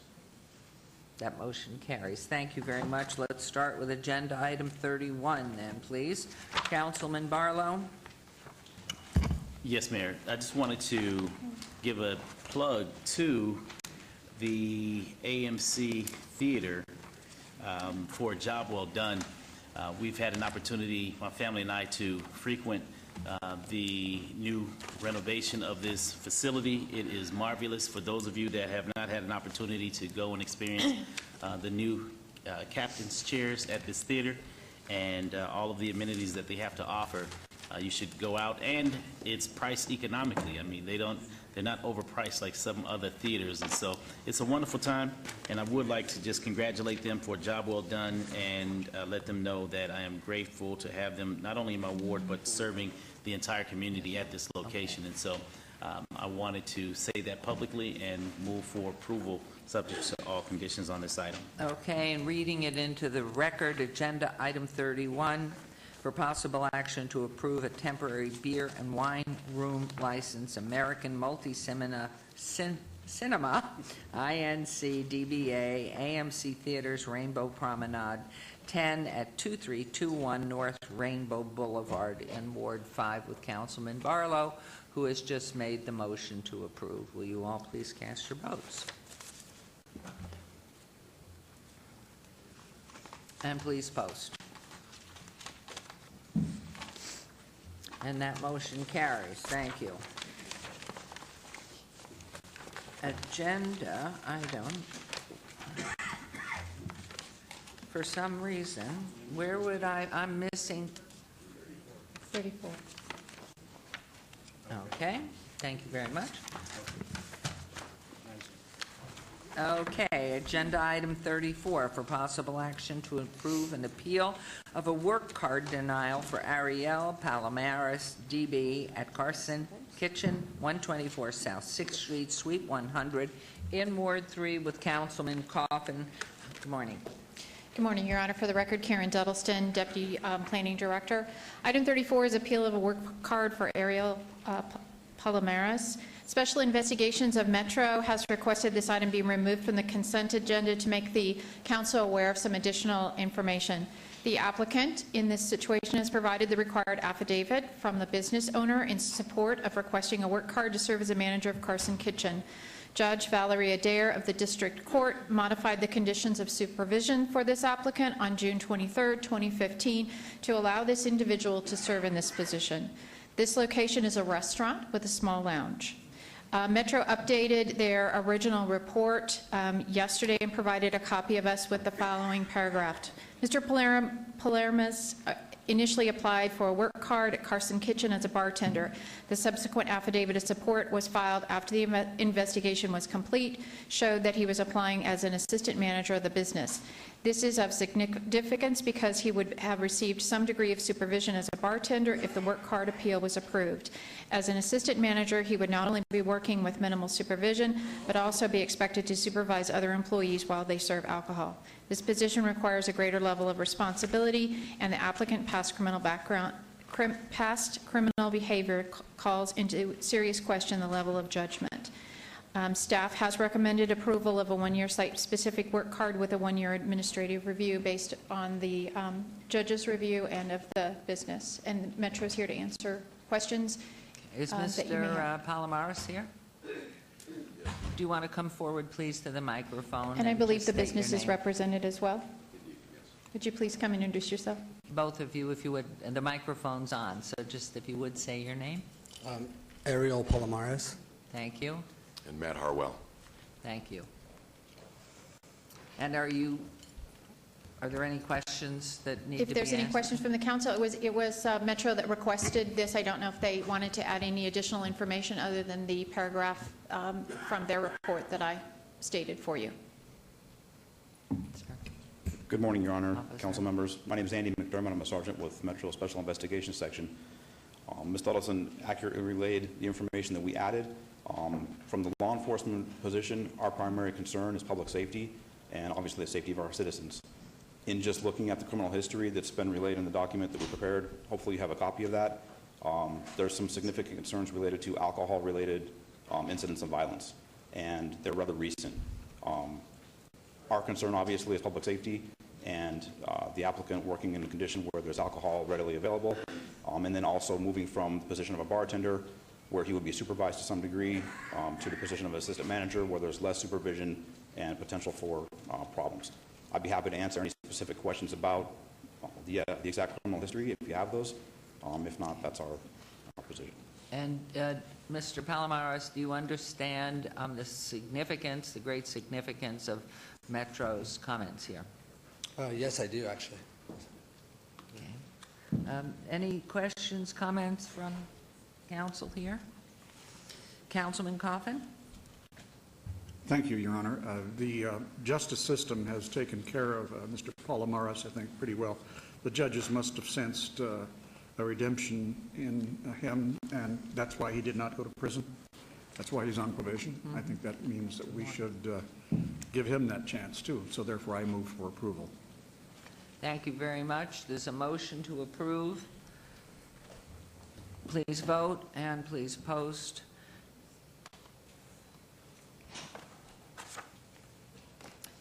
The motion carries. You have a great future ahead of you, and hopefully you will make sure that you are very sure of what you're doing all the time, making sure your leadership is the right one, and you're doing the right thing for yourself, too. Sometimes you don't get another chance. And so this is wonderful, and you've done so well so far, so keep going. Thank you, Mayor. Thank you, Council. The motion carries, and we wish you well. Thank you, officer, for coming down and talking with us about this. Appreciate it. Thank you. Okay, we'll move on to agenda item 35 for possible action to approve a medical marijuana cultivation establishment license, RG Highland Enterprises, Inc., GBA Highland Medical at 1916 Highland Avenue. This is Ward 3 with Councilman Coffin. Ms. Duddleston. Thank you, Your Honor. Item 35 is simply a clarification. When this item came before you for a compliance permit, there was a consulting agreement shown in that compliance permit. It was unsigned at that time with a gentleman by the name of Mr. Mark Trebeek. There was an original agreement. It was terminated in October of 2014. The applicant has provided documentation that there's no current or ongoing relationship with this consultant, and no consultants are planned at this time. We just wanted to clarify that, since it was on your original report, that there is no consultant agreement, and Mr. Janoki is here to confirm that his application stands on its own and it's in order for your approval. And is up for approval. Yes, staff recommends approval. And sir, would you like to introduce yourself, and welcome to make any comments? Yeah, my name is Rich Janaki. I'm the owner of Highland Medical, and other than the little glitch that came up a couple days ago with Mr. Trebeek, which was a surprise to us in licensing, and I have had no contact with him for nearly a year.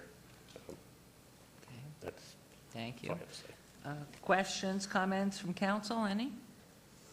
Councilman Coffin? Thanks, Your Honor. I move for approval of item 35. There's a motion to approve on agenda item 35. Please vote and please post.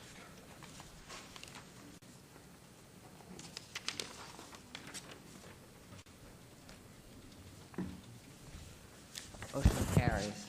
Buck? Thank you. Thank you, Ms. Duddleston. And moving on to agenda item 37 for possible action to approve a medical marijuana independent testing laboratory establishment license, ERP LLC DBA ACE Analytical Laboratory at 7151 Cascade Valley Court, Suite 210, and this is in Ward 4. Councilman Anthony, Ms. Duddleston. Your Honor, if I might make some corrections to this item. This item is located in Ward 1, Councilwoman Tarkanian's ward. Okay. The corrections that I need to make is on condition number 1. It should state must pull and transport all samples to ensure proper chain of custody for testing. Condition number 3 should read, must notify the department when ready to begin collecting samples from any city licensed medical marijuana establishments prior to initial testing. And the spelling of Mr. Kenneth D. Sarna's name in the backup page should be S-A-R-N-A. We've been working diligently with the state on their regulations. They've informed us that they believe they have a conflict in their regulations.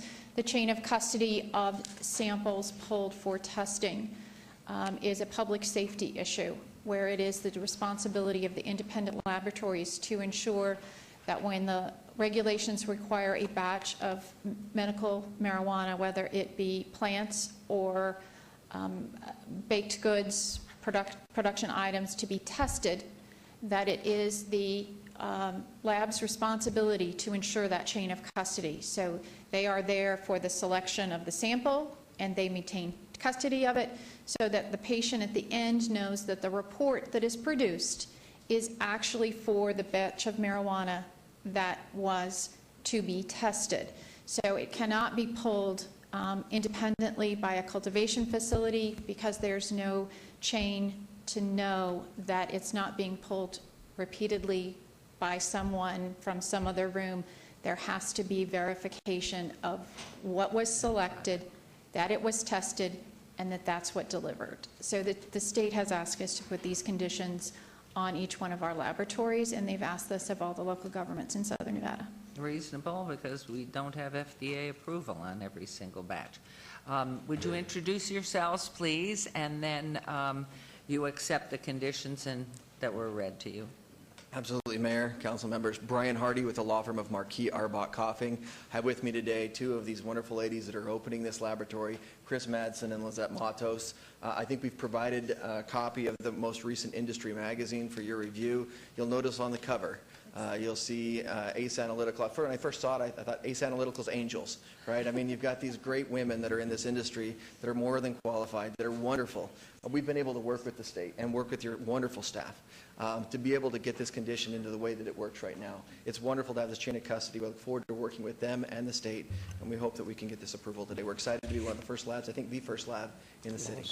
And for all you guys out there, if it's good for women, us all, to be able to have our own, maybe you gentlemen out there need to have men only. Kidding. Councilwoman, this is in your ward. Oh, wait, we have a comment I was from going to say- Councilman Coffin, sorry. Thank you.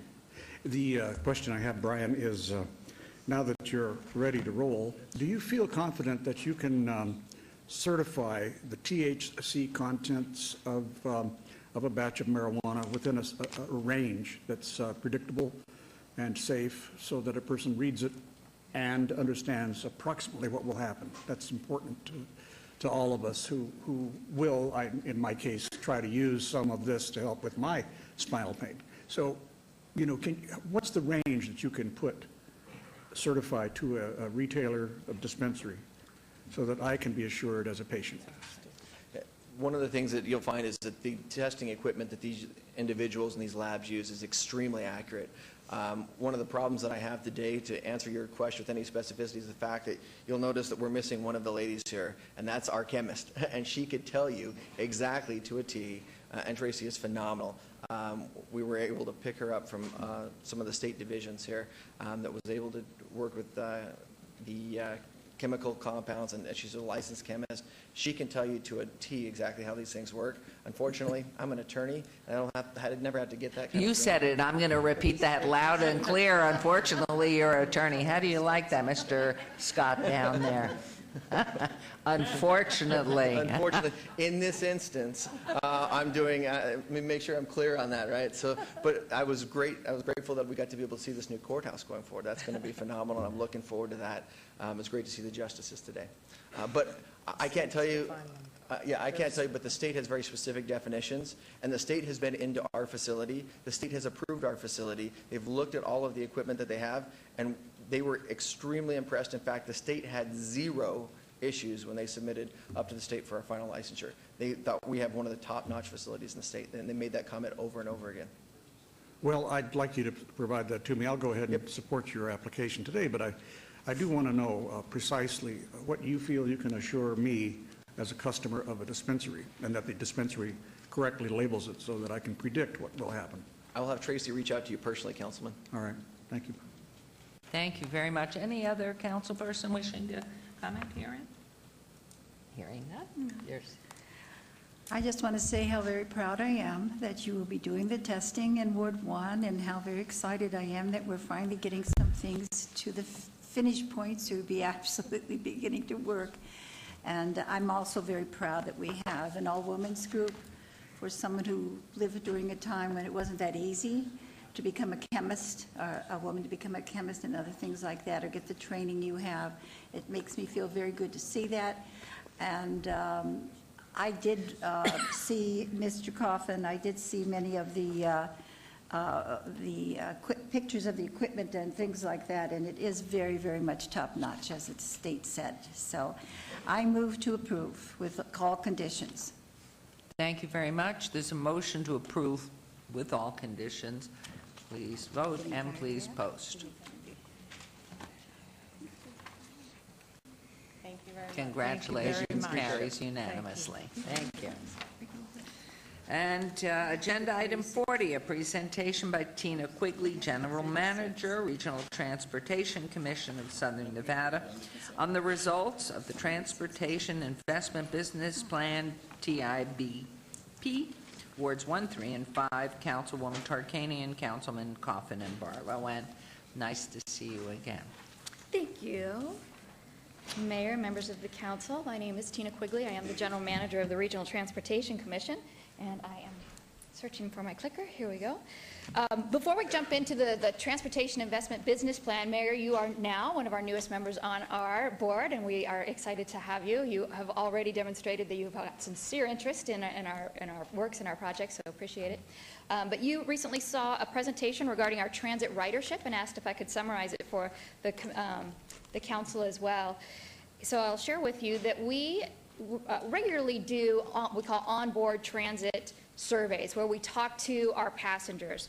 And just recently we collected over 40,000 data points where people get on and off the bus, and we had an additional 14,000 detailed interviews, which makes this one of the most comprehensive transit surveys ever done in the United States. So we are excited to be able to share it with you. And this data, I'm just going to share with you some the icing on the cake data. There's actually a lot more in it that we'll be diving into so that we can learn better how we can improve our system. But just some general statistics. We learned that we asked people, where are you coming from now? And about 44% of them were coming from their home. That was all our transit riders. When we talked to the people on the Strip and downtown, we learned that about 40% of them were, in fact, coming from a hotel, casino, or convention center, which leads us to understand, it helps us understand that they're also coming from other locations. Even though they're riding along the resort corridor, they are coming from other locations, whether it's shopping or from their homes or the airport. We asked them, where are you going to?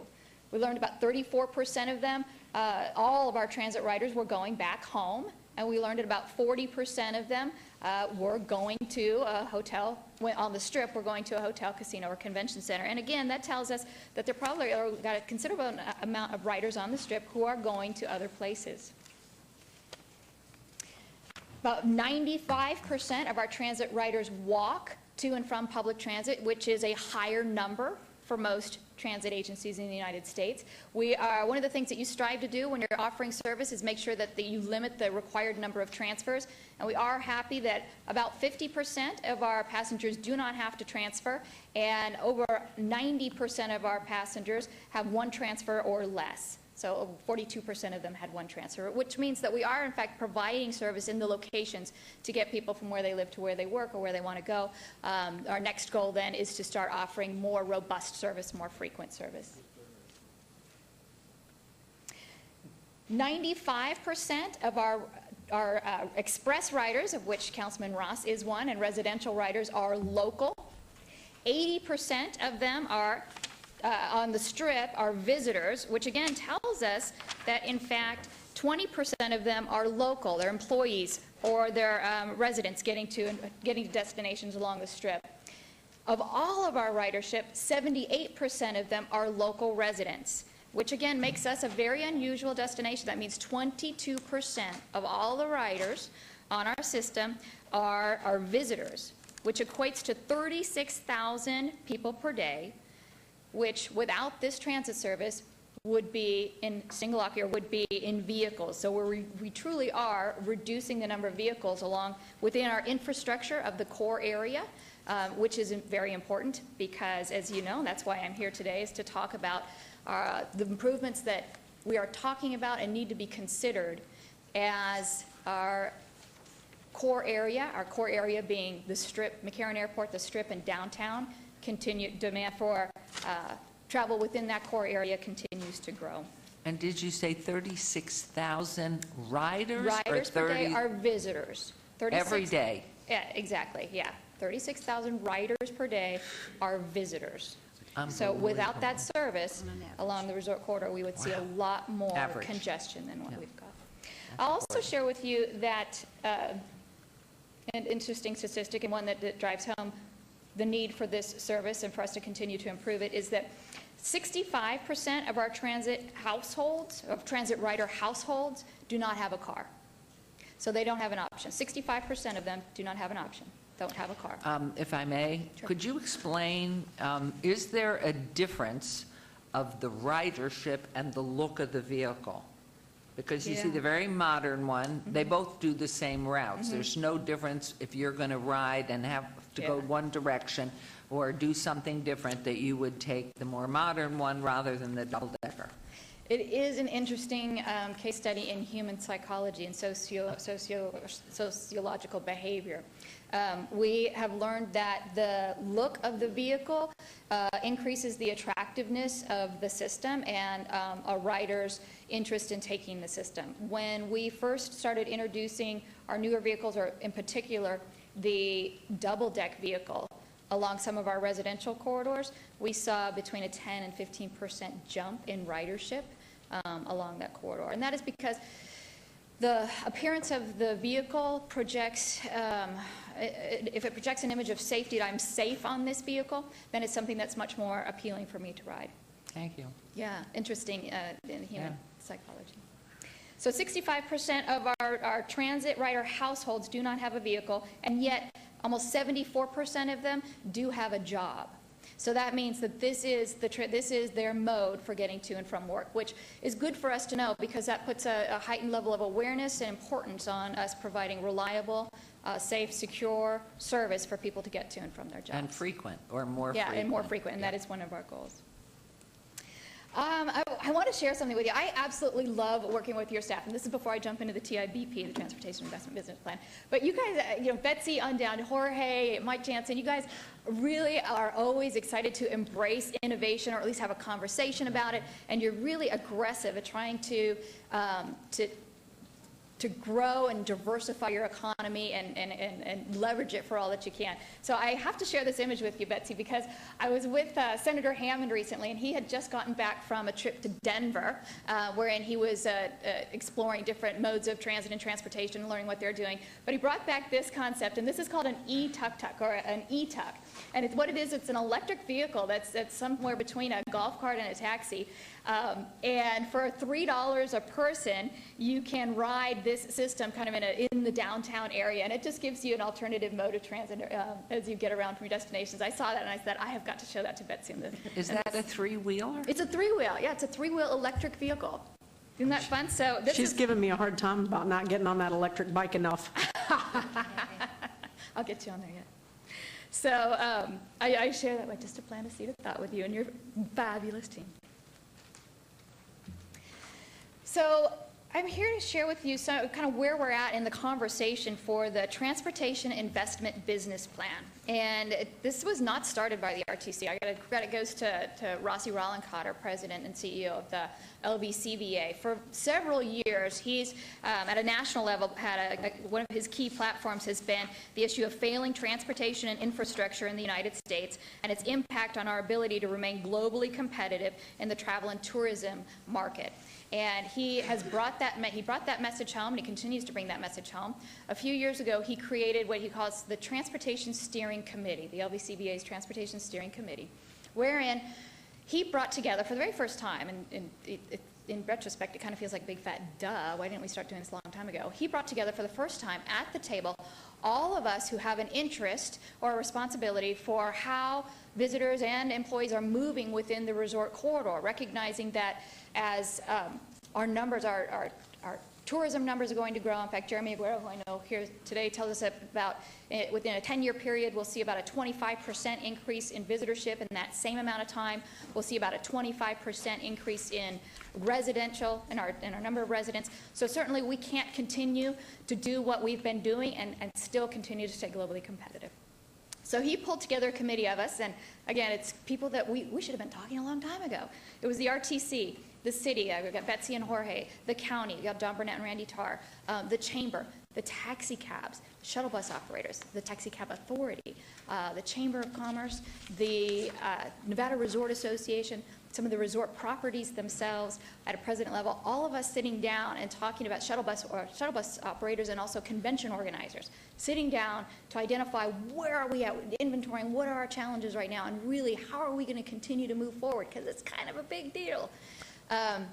We met for several months before we realized that we were going to have to bring on a real consultant to help us facilitate this, because we weren't going to be able to do this on our own.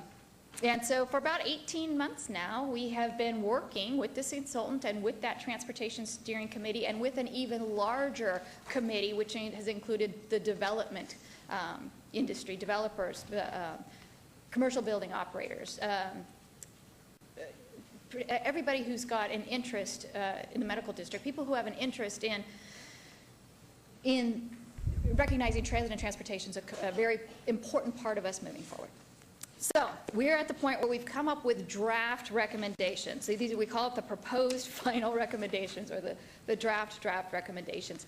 And I say that because we have not, even though we have collectively at a consensus level agreed that these are the concepts we want to explore further, we have not finished the financial component of it. And we called this a business plan because it had to have a financial discussion as well. It couldn't just be an aspirational document that we put on a shelf. It had to have some how are we going to pay for it moving forward discussion. And that is where we're at right now. But these are the proposed final recommendations that are still being mulled over and discussed, but we're letting people know these are the conversations we're having.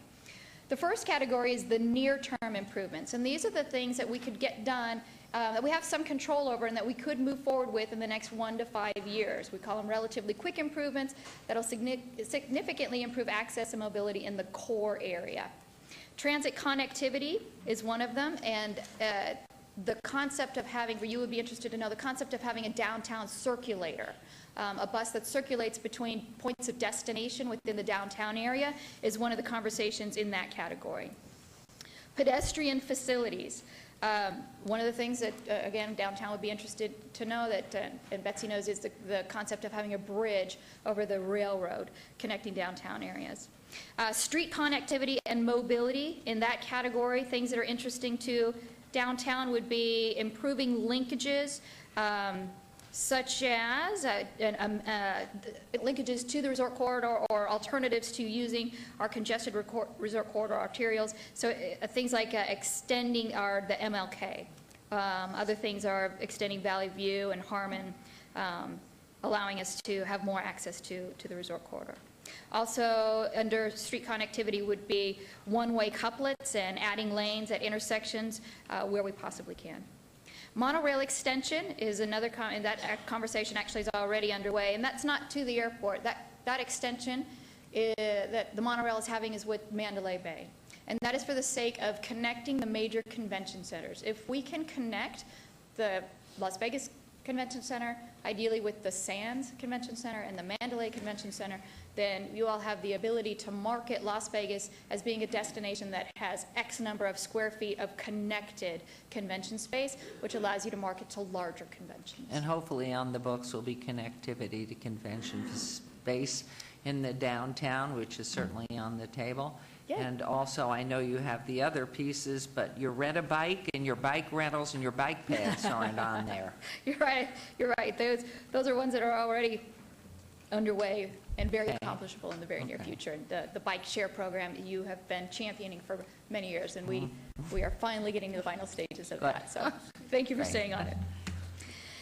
And then program and policy actions. It's so interesting. We learned that here we are, the world's travel and tourism destination. We know more than anybody about travel and tourism, and yet we don't have any type of advisory council or authority that meets regularly to talk about, during our major conventions, how are we going to work together to coordinate the movements of those people. We know where they're going and we know where they're coming from, and yet we don't have our traffic signalization people meeting with our public works people regularly to talk about when are we going to close a lane for construction, when are we not going to close a lane for construction, and where are we going to be seeing most of those movements. So one of the recommendations is to come up with a committee or an authority that meets regularly to plan the movements and capitalize on our existing infrastructure.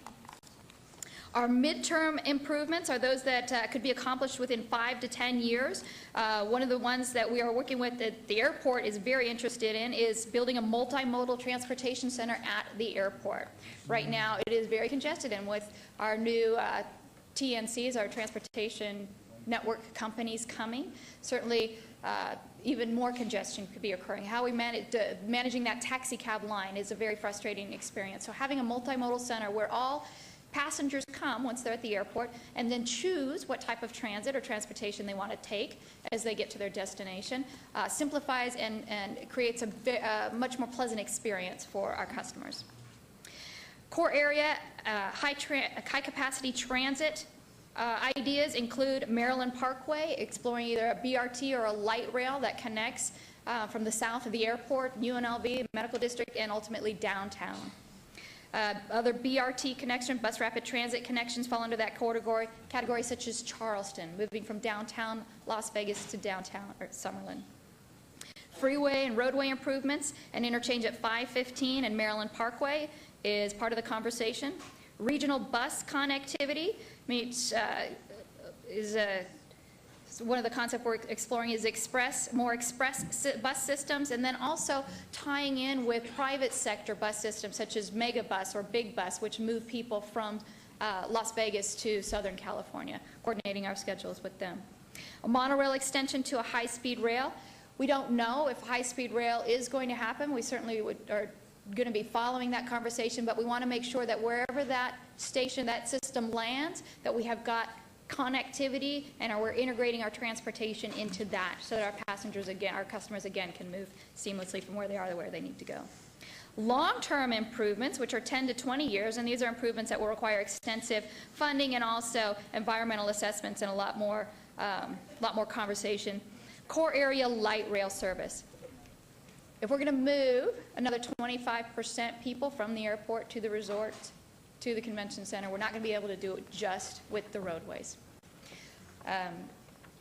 We're going to have to consider some type of mass transit, and light rail is the technology that we're currently talking about. The reason for that is that light rail, if we put a spine in along the resort corridor, we can also eventually extend it out to our residential areas as well. It's the type of technology that we can build upon. Unlike the monorail would be very difficult to build out into our residential areas or into our other employment center areas. But light rail is one that's very easy to have a network of connectivity. You take the bus.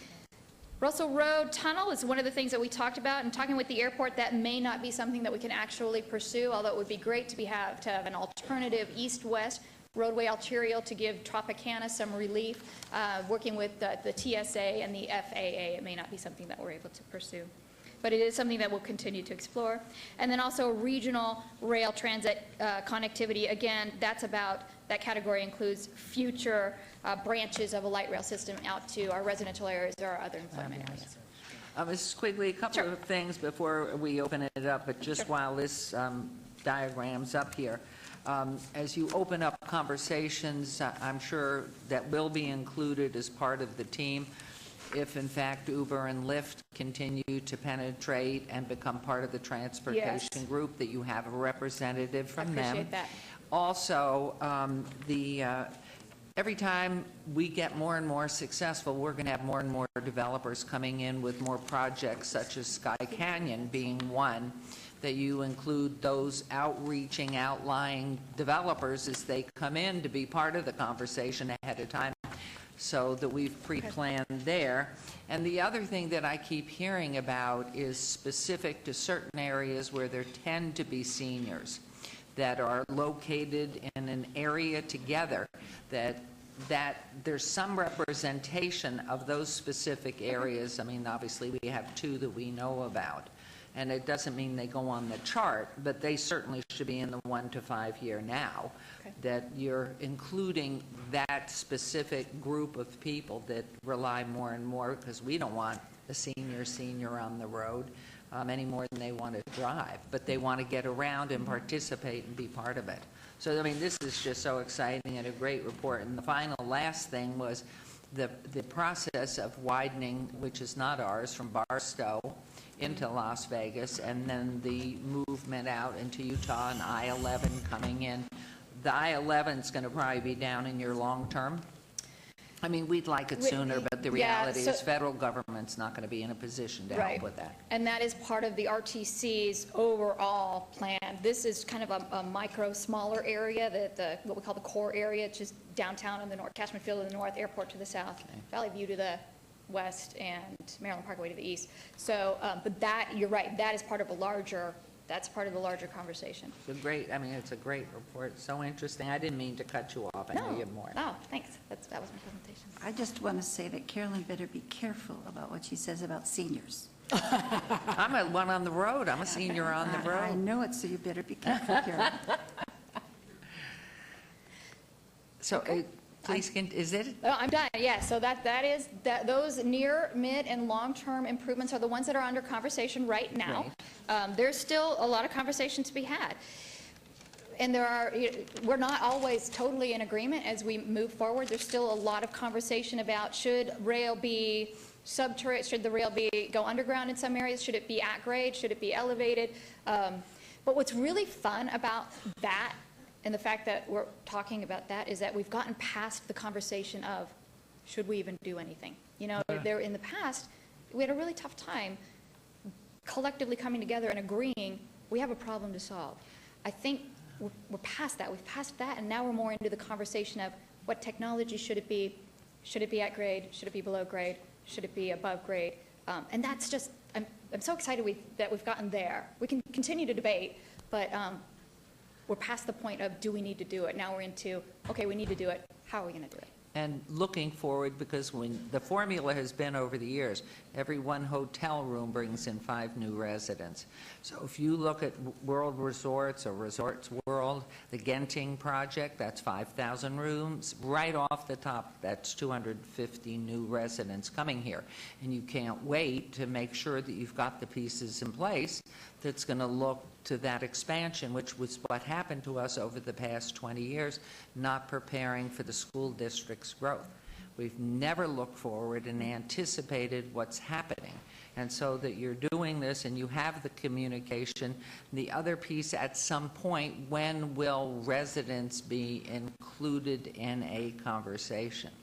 So as part of our, about the Southern Nevada Strong initiative that we've got underway and now is under, that is one of the key components. That outreach component is part of Southern Nevada Strong's priorities. Southern Nevada Strong, being the regional plan, is all about outreach to communities and building, before any federal money is going to come our way, they want to know that you have done outreach and you have a coordinated community supporting the effort. So that's Southern Nevada Strong, yeah. Just for those of you who have not heard of it, but it is definitely part of the transportation issue. Yeah. If I can, Mayor? Sure. Ms. Quigley, I brought up earlier, we did the cone zone and seeing orange thing earlier in our meeting, in our presentation, but I have to say, you mentioned all those organizations that are now on this steering committee, and all of these organizations, you alluded also to the past, and that, all of these organizations were living in silos. They're doing their thing, they're doing their thing, they're doing their thing, and you know that, and we've had this conversation before. I'm so pleased with the progress that you and your team have made with all of the other entities in Southern Nevada. And Mayor and Council, you need to know how proactive her and her team have been with me in my service on the Regional Transportation Commission, because they really care about what they're doing. You talked about a financial end of this instead of just a really great idea sitting on a shelf. This is what we want to see one day. How do we get there? Can you speak a little bit about the Sure. dollar part, because I'm going to bring up Sure. fuel revenue indexing again. Okay, great. With your permission, Mayor. So each one of the recommendations comes with its own stack of potential financial alternatives. The way that you're going to fund a pedestrian walkway is going to be very different than the way you're going to fund a light rail system. The way that you fund the intermodal center at the airport is going to be very different than the way you're going to fund, the monorail extension. So each one of the infrastructure investments will have a discussion or a chapter related to how you can fund these. What are other metropolitan areas doing to fund this type of infrastructure? Because I can tell you, none of this that's in our plan is new. It's being done across the United States right now. So we have a lot of metropolitan areas that we can learn from as to how they have financed this stuff. And it's a myriad. It's going to involve some federal grants, some federal loans, some local money, state money, and also private sector partners. That being said, Mayor and council members, again, with your permission, Mayor, it's imperative, and I know when the time comes in 2016, it's difficult for you as a governmental organization to promote a ballot question. I can educate. You can educate, and I think that's the key element here, is educating our community on the importance of this revenue that we're getting today for the projects that are going on today, and the ones that we have are ready to go, shovel ready in the future. Mayor had brought up Interstate 11, which is not part of this because you're in the core with this presentation, but that is significant, significant to our economy. That connection from the south to the north, from Mexico to Canada, that when it grows up one day. But we want Nevada to be positioned, or certainly Southern Nevada to be positioned to take advantage of that opportunity in economic growth and income. And Mayor and Council, I'll share with you too. Tina had called me, I think it was a few years ago. You called me and said, I was in Denver, you were in Colorado somewhere, and you talked about them building a transit center in the middle of nowhere. Yes. And I don't know, I'm sure it probably wasn't in the middle of nowhere, but No, it was a brownfield site. It was a blighted site. A blighted site, and the economic growth and activity that sprang up from placing that facility in that location. Am I correct? Oh yeah, it's like somebody sprinkled magic development dust over this. It's called Denver Union Station. The number of cranes. Remember when we used to be the crane capital of the world, right? Okay, all those cranes, they moved to Denver. Yeah, there's billions of dollars worth of private sector development going on, and a lot of it's in the live work. Either it's Class A office space, but it's also live work development as well. And it is just, I encourage everybody. In fact, I'll invite you. We're going to do a field trip eventually for elected officials and business leaders in Southern Nevada, probably in the spring, to go to Denver because they are linking their airport via light rail to their central business district. And we think there's no better learning than actually getting to touch, feel, see what's going on in another metropolitan area to kind of lessons learned for bring home for your own. Well, and Mayor, as she talks about that, our trip to Salt Lake a while ago, I know Ms. Fretwell, you were on that trip as well as some of your executive team. They've connected their airport to the center of Salt Lake City to Temple Square, and with light rail and up to the university as well. Mm-hmm. And it's just made such an huge economic impact on areas of that city that were blighted at one time. So as they move forward, or we move forward with them on these transportation projects and proposals, I'd just like to see it continue and helping her and her organization out to the best of our ability. Mayor, you're going to really enjoy your time on the Regional Transportation Commission. I know Councilwoman Tarkanian does, and I certainly did for 6 years. It's fabulous. So, Ms. Quigley, thank you very much. And to you guys, too, Dave. Oh, I know. Yeah. And going back 15 years, going to Lodo, which is downtown Denver, as they were just initiating that, and we had our brownfield here. Oh. You look at, I traveled with Doug Selby and my husband, the former mayor, and some members of the council to go look back in 1999, 2000, to that whole core that was just beginning to be planned, and then looking what could happen here in Las Vegas. So the relationship has been ongoing, and that light rail was very, very much a part of it. And it was so easy to access and so spurring the development so that we can continue on with it. But, you know, it's always about history, and that's why students in school, you need to know about history because there's always something before, and you need to learn from the mistakes of the before as well us gain the impetus to go forward and do even better. And so when Mrs. Quigley took over and Jacob Snow before her, what's happened with the RTC and how we've been moving people, because you don't live in a tourist town and you don't satisfy residents unless you can move people around easily and safely and comfortably. So I think what you've been doing, I was so excited to be on it because knowing about Project Neon and everything you've been doing in these gorgeous modern, there is psychology in all of this. The look of the bus, do I want to get on it? Am I able to climb to the second level? Or do I want that sexy, streamlined bus that I know is going to be so great to ride?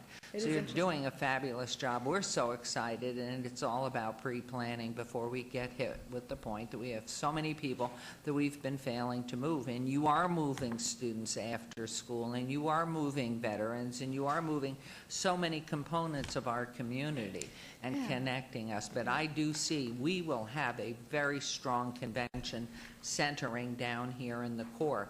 So it's very critical that we make sure we can move those people from the other aspects and from that monorail connectivity. And of course, we all know we'd like to see something from the airport, easier, faster. And so I don't know anybody else, Council? This is a great report, and I am honored. Well, and it's continuing to develop, and we'll continue to. We'll be presenting our final report to the RTC board, and then from there, I'd love to come back and share with you kind of the final outcome.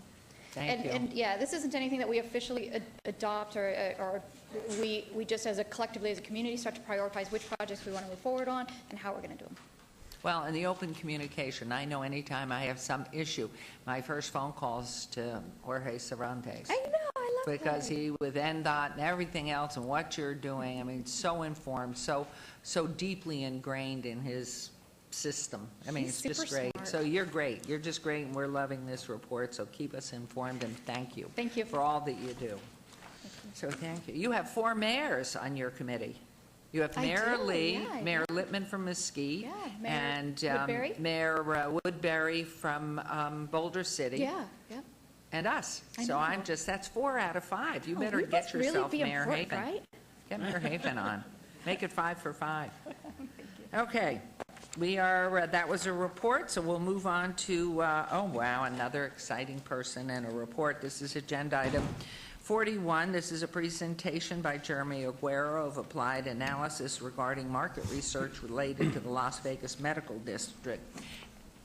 You don't look like Mr. Aguero. I will be introducing Mr. Aguero. Oh, please, and please make sure that you say he's homegrown.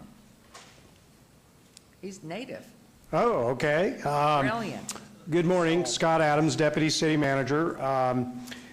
I wanted to set this item up in the introduction of Jeremy, but before I do, I couldn't arm twist Erin Sebelius to come up here and make this introductions, but I can't let her off the hook because Erin has done a fantastic job of pulling together all of the marketing and public relations stakeholders from the I have to interrupt you in that. Amen to what you said. She's been everywhere, done everything, been the connectivity for this. So please stand up. No, you can stand up, please. See, Erin, you should have made the introduction. I'm sorry to interrupt, but she has done a great job in pulling all of the marketing and the public relations stakeholders in the medical district together, and together as a group, they're putting together a marketing and PR plan for the medical district. As part of that effort, they are bringing this item forward to you. What they've done is commissioned Discovery Nevada, which is a division of Applied Analysis, to do a consumer sentiment survey about the medical district. And I need you to be aware that we're going to be using this information on developing that marketing and public relations plan. We'll be using it for our business recruitment efforts, and we're also going to be using it for our planning efforts. So without any further ado, I'd like to introduce Jeremy Aguero with Applied Analysis, who will make the presentation. But thanks to you, Mr. Adams, for everything you've done. You've been spearheading this all along, and we thank you very, very much for that, and welcome back. Good morning, Mayor. It's always wonderful to see you, members of the City Council. I appreciate the kind words earlier. I feel very blessed to be a longtime resident of this community. As Mr. Adams mentioned before, we were asked to do a survey of residents as it relates to the medical district. Erin was pretty specific about what she wanted to know. Do people know what the medical district is? What are their attitudes about the medical district? Are they informed? Are they positive, negative? What are their concerns? What do they want to see? How do we reach out to them? How do we connect with the people of the district? I think there's already been a substantial amount of work. It was mentioned earlier, some of the work that Councilwoman Tarkanian has done relative to the members of that community. That certainly came through in some of our results. All of that having been said, Mayor, with your permission, what I'm going to do is go over a few of the highlights. The full report has been delivered to the City Council, to your, so you can peruse through those, and I'm happy to answer any follow-up questions that you all may have. Just to give you just a brief overview of what we did relative to the survey. Essentially, we reached out to people using a mixed method of both telephone research and web-based research. We only interviewed people that were over 18 years of age. They could not be part of the media, and these were specifically folks that were not in healthcare. We want this sort of broader population that isn't within that sector. We interviewed a total of 802 people. 400 of them were within the sort of central area of the district. I'll show you a map of that in just a moment. Another 400 of them were across the entirety of the valley, so we could compare and contrast what their understanding was of the district and what their feelings were about it. The confidence interval is about 95%, which means that we have a margin of error about plus or minus 5% at the 95% confidence interval, which is good for a survey. It's exactly where we'd want to be for a survey of this kind. This is the map. I believe you can see it probably just fine. This is a map that shows how those two areas are broken down. And as we talk about it throughout the results that I'm going to go over with you today, I'm going to reference the Las Vegas Medical District area residents and valley-wide residents. We broke it up into zip codes to make it relatively intuitive, but you get the idea of the folks that are living very close, because we wanted to understand if they had unique concerns or if their concerns were different, or if the messaging was going to have to be different to how you would convey some of these activities to them, versus the area in the green here, which are valley-wide residents, of course, from across the totality of the valley.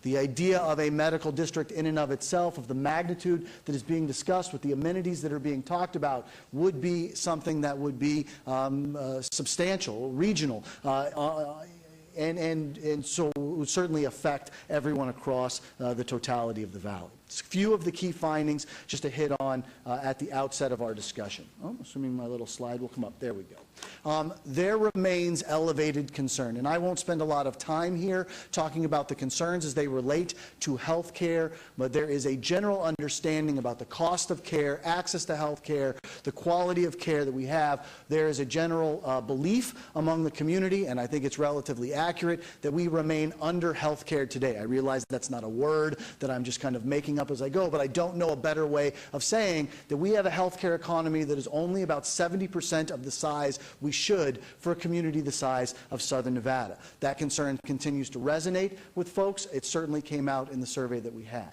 There was more of a positive attitude about healthcare and services were provided within the medical district today, and specifically UMC, than I think I would have expected. Again, they were relatively positive overall. For people that had access, that had actually utilized some of those services, they were positive. For people that didn't, you will find that there are still some stigma effects that we are dealing with today, both in terms of UMC and in terms of the medical district, but I think those are moving in a positive direction, as I'll show you. Strong support for expanding and revitalizing the medical district. I will show you both in terms of people that live in the surrounding area as well as people throughout the valley. There is very strong support. One of the things, the themes that I think we're going to see as we continue to go through is that people understand that growth is coming no matter what we do. More people continue to move here. Matter of fact, the state of Nevada and Southern Nevada continue to rank among the fastest growing population areas in the United States. The unemployment numbers came out this morning. They continue to reflect that we are creating more jobs than almost anywhere else in the United States. That is the primary motivation for someone relocating from California or Massachusetts or Florida or anywhere else and coming principally to the Southwest, and many of them coming to Nevada and Southern Nevada. Though we'll continue to have growth, there's a general understanding that if we don't at least keep pace, that the problem is going to get worse, not better. The medical district being a critical part of that, not only in terms of increasing the quality of care, but access and the volume of care that's going to come anyway. High level of support for the UNLV School of Medicine to be centrally located. I think we asked a very reasoned question about whether or not that should be located in a central area where it creates access and is in close proximity to the people that may demand some of those services, or whether it would be better located in a suburban area with vacant land where development could take place readily, or where other medical services are being taken place. There was a general view, both among people throughout the valley and within that district, that a central location for the medical school was valuable. Approximately 25% of the folks that we surveyed had traveled or had an immediate family member travel out of the community to receive medical care. Now, there are all kinds of social issues associated with this. There are medical industry issues associated with this, but the issue that strikes me as much as any other from an analyst standpoint is that's a huge amount of medical service dollars that are going outside of our community. Those are jobs lost, that's income lost, those are services that are being lost to our community. We need to do better to bring those back in. Nearly 1 in 10 of the folks that we surveyed visited the Cleveland Clinic or a Mayo Clinic for care, which was a substantial amount and was pretty material as we went through. So with that being a broad overview. Excuse me one second, please. if I may, Councilman Anthony, please. Yeah, I don't know if this was part of your survey, but why are people going out of state for medical care? You know, I can answer that generally from other work that we have done.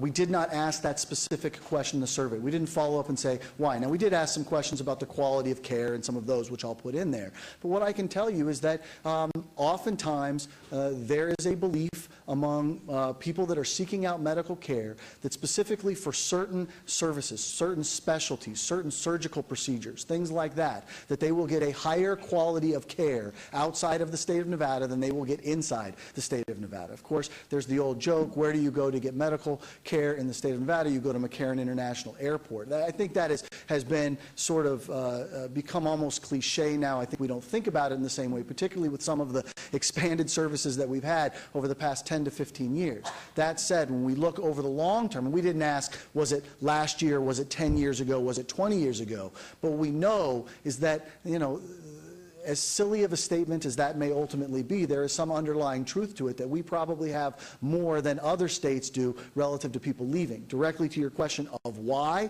we know that it has to do with the belief that quality of care is greater, or a concern that they can't get access to something that they need inside the state of Nevada.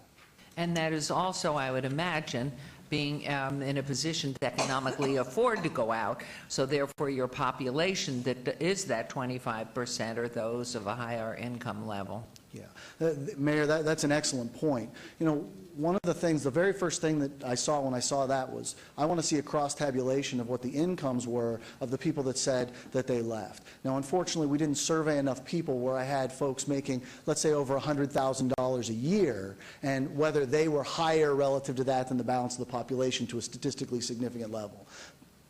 But based on this research and others directionally, I don't think there's any doubt that folks that have the means will be more likely to leave. Mayor? Thank you, and yes, Councilman.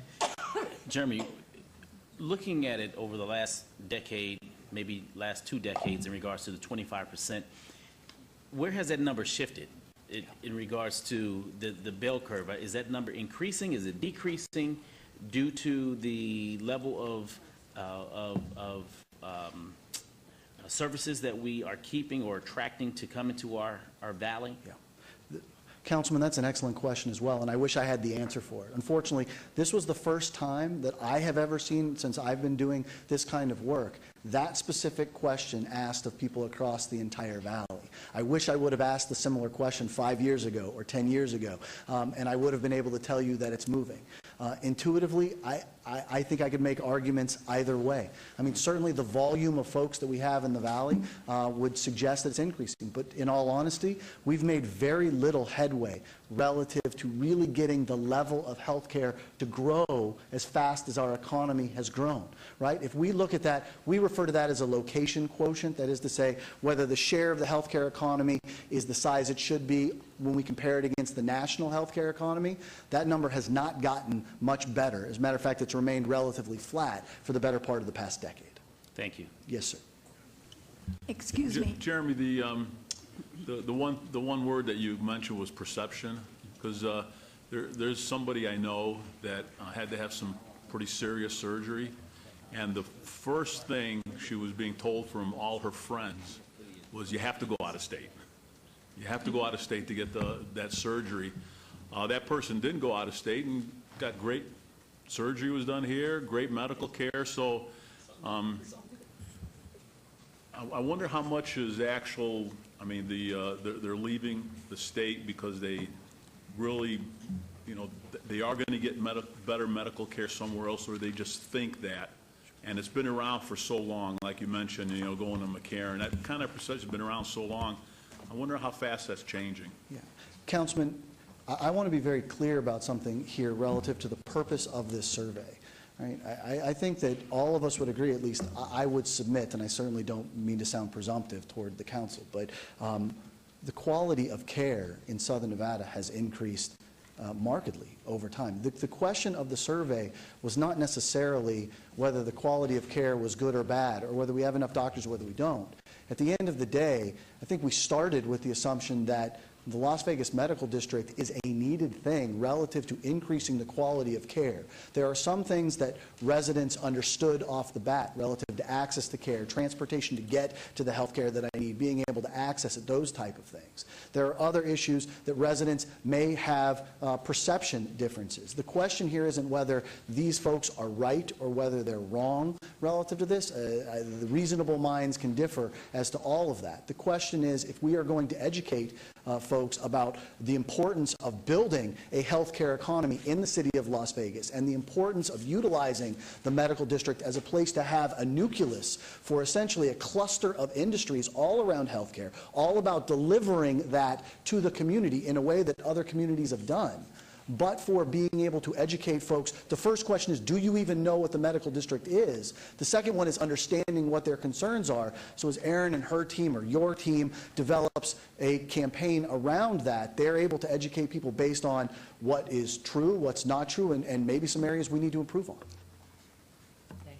Yes, ma'am. Madam Mayor, you know, when you were talking about why people go out of state, we, as you said, we've just improved very, very much in medical care in the recent years. But we have some special areas, for liver, for example, where we don't have the specialists that we need to have, or we don't have enough of them. We also have that same thing in the autoimmune diseases.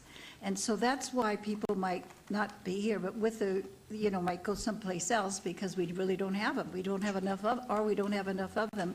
But with the medical school tying in with our needs, we'll get more and more specialists like that, and that's where we're going to make a really big improvement, and as you said, make that big jump with the economy. I couldn't agree with you more. I think myself that this medical district is going to make the biggest jump in the economy of our city than anything else we've had so far. I just believe that. I believe that in the next 10 years we'll see that. Councilwoman, I certainly agree with you, and in terms of the greatest opportunity for us to develop economically is an area where we are underserved and where there is a growing need. The only sector of the United States economy that grew during the economic recession was healthcare. Right? We know it's going to expand. We know there's going to be increasing demand, and it touches everything. Research and development, office space are all related to whether we have a sufficient healthcare economy. I couldn't agree with you more. Thank you. Please continue. Thank you, Mayor. I appreciate it. So just to go through a few of the survey results, and again, I've picked out about 15 or 20 sort of key slides as we're going through, just to sort of point out some things. So this is questions, question 1, A through E. How concerned are you about the following healthcare-related topics in Southern Nevada? And essentially, a score that equals 1 is I'm not concerned at all, and a score that equals 5 is I'm very concerned. And you see the area, the medical district area respondents versus the valley-wide respondents in terms of the cost of healthcare services. This remains number 1 overall. But the other thing that I wanted to point out is sort of going through here is that every one of these was above 3: cost, quality, access, availability, ability to meet the needs of a growing population. There is no healthcare issue the residents aren't telling us is an issue for them. And this is kind of what we would have expected to see in terms of it being this undercurrent, if you will, of the economy just being too small as a starting point for even having this discussion. Now, the second question, of course, because before you develop a marketing campaign, you can't talk to someone about what they think or try to educate them on a medical district if they don't even know that the medical district exists, right? So we have to kind of start from there. Are you familiar with the Las Vegas Medical District? Among area residents, it was about 60%. Among Valley-wide residents, it was only about 40% that were aware. So there is sort of an education element in terms of getting people up to speed in terms of what the Las Vegas Medical District is and why it's important, because it's not just the folks that were in that core area that we looked at on that map, but really the folks from throughout the entire valley that will benefit from the existence of that district. In general, do you have a positive or negative view of healthcare services currently provided within the medical district? Of course, we educated people relative to where it was, all those type of things. Interestingly enough, folks that live in the area, 61% had a positive view. Now, when we talk about people valley-wide, the entirety of the population, that number was also about 62%. Now, you'll notice that a lot of folks refused. That's because we wanted a response that was either positive or negative. These are folks that, oh, you know, I don't have any opinion, I've never been there, I don't know how to answer that question. Okay, we certainly accept that, but if you see the folks that have the negative opinion that are on our pie charts here, those are relatively small. The idea that the stigma extends to the medical services that I am provided in this area of Las Vegas are inherently bad is nothing more than an urban myth. Even consumers don't necessarily believe that, and a third believe that they may have had a negative view, but overwhelmingly it's positive or just kind of unsure. When we asked the folks that said, I do have a negative view, now granted, this was 95 respondents out of everyone that we talked to, why do you have a negative view of the medical district? These things are no different than we get from medical services when we have the conversation from almost anybody anywhere. I have long wait times, it's too expensive, I had a bad experience with my doctor, all they care about is money. Those are problems with healthcare generally. These aren't problems with the medical district. These are just issues that come up relative to that we could probably talk to anybody anywhere. And there's a lot of little things in there, some nuances that at some point we may want to dig in more deeply, but this is really, I would say, in focusing on the issues of having a negative response, this is positive in terms of the type of negative responses that we got. Now, when we ask folks from around the entire valley, why do you have a negative view of the medical district? Now, granted, this is only 127 respondents, so we're only looking at that portion of the pie. What is it that they said, right? The biggest thing on our screen there is it's a bad neighborhood, right? This perception issue is outside of the people who actually live in the neighborhood and who have a better experience with what that neighborhood can provide. Again, informing a marketing campaign, informing an information campaign, probably better said, a marketing campaign, but educating folks, this will be important to combating some of those stigma problems that we talked about before. Do you have a positive or negative view of University Medical Center? These numbers are almost exactly the same as they were for the medical district overall. The City of Las Vegas, this is question number 7, the City of Las Vegas is making a significant investment to expand and revitalize the Las Vegas Medical District with increased quality of health care for Southern Nevada residents, as well as creating a large number of healthcare industry jobs and more efficient transportation and parking, putting it on par with other world-class medical districts in the regions. Again, just the overlying message that is the medical district. Not surprisingly, this was overwhelmingly popular, not only among the people that live in the area, which like the idea of getting increased investment. There was some thought, at least among my staff, not necessarily among yours, that some of this concern might have thought, hey, you're bringing other people in the community, you're going to make it more congested, you're going to negatively affect my property values. Exactly the opposite of that was true. 90% of area residents said, yes, I'd be supportive area-wide. That number was 93% overall. When we ask residents within that medical district area, what is the main reason you support expanding it? Now, granted, this is also 357. They said, we need it. Growth, more parking, more doctors, it's good for the community. As I alluded to at the beginning of my presentation, the principal concern was people are coming anyway. but for additional investment in healthcare, all those concerns that we talked about at the beginning of our survey, access to care, quality of care, cost of care, are going to get to be more problematic. So clearly, this was to be expected. Now, among Valley-wide residents, what's the main reason you support the expansion? Again, the themes were very similar. We need it. We don't have a choice. We're under health care today. Growth is coming. I did like the fact, from my perspective, that jobs were on the list, as Councilwoman Tarkanian talked about, from an economic perspective. And I realize health care is always hard to talk about in terms of jobs, but these are good jobs. They're high-paying jobs. They're ones that we don't have enough of in the urban valley. What is the main reason you do not support? Kind of the opposite here. And again, this is only 27 responses. They are small because they weren't really repeated. A lot of these, again, had to do with the mismanagement of it. The government can't do it as well. We don't need it. Everything, my life is perfect, and therefore, we don't need any additional investment in this area. When we asked a similar question of Valley-wide residents, again, only 24 responses here. You can go through those. And again, I think they fall in very much those same categories we just looked at. Question 10A through H. How much do you agree or disagree with the following statements about the Las Vegas Medical District? Expanding and revitalizing the medical district will add value to my neighborhood or the community of Southern Nevada. Now, with these slides, the reason that there's slashes is because we asked the question just a little bit different of the people that were in the neighborhood versus people that were valley-wide. Las Vegas Medical District area residents, again, would add value to my neighborhood. Do I see it as a positive? You'll notice that the people on the far right, which are ones who are saying, yes, it's going to be very, very good for me. The highest score I can give it was about 43%. By comparison, this was 4 times higher than what we saw of the people who substantially disagree. So, yes, there are people who are concerned about having a negative effect. They are outnumbered 4-1 overall relative to a positive effect of that district. Could I ask a question there, please?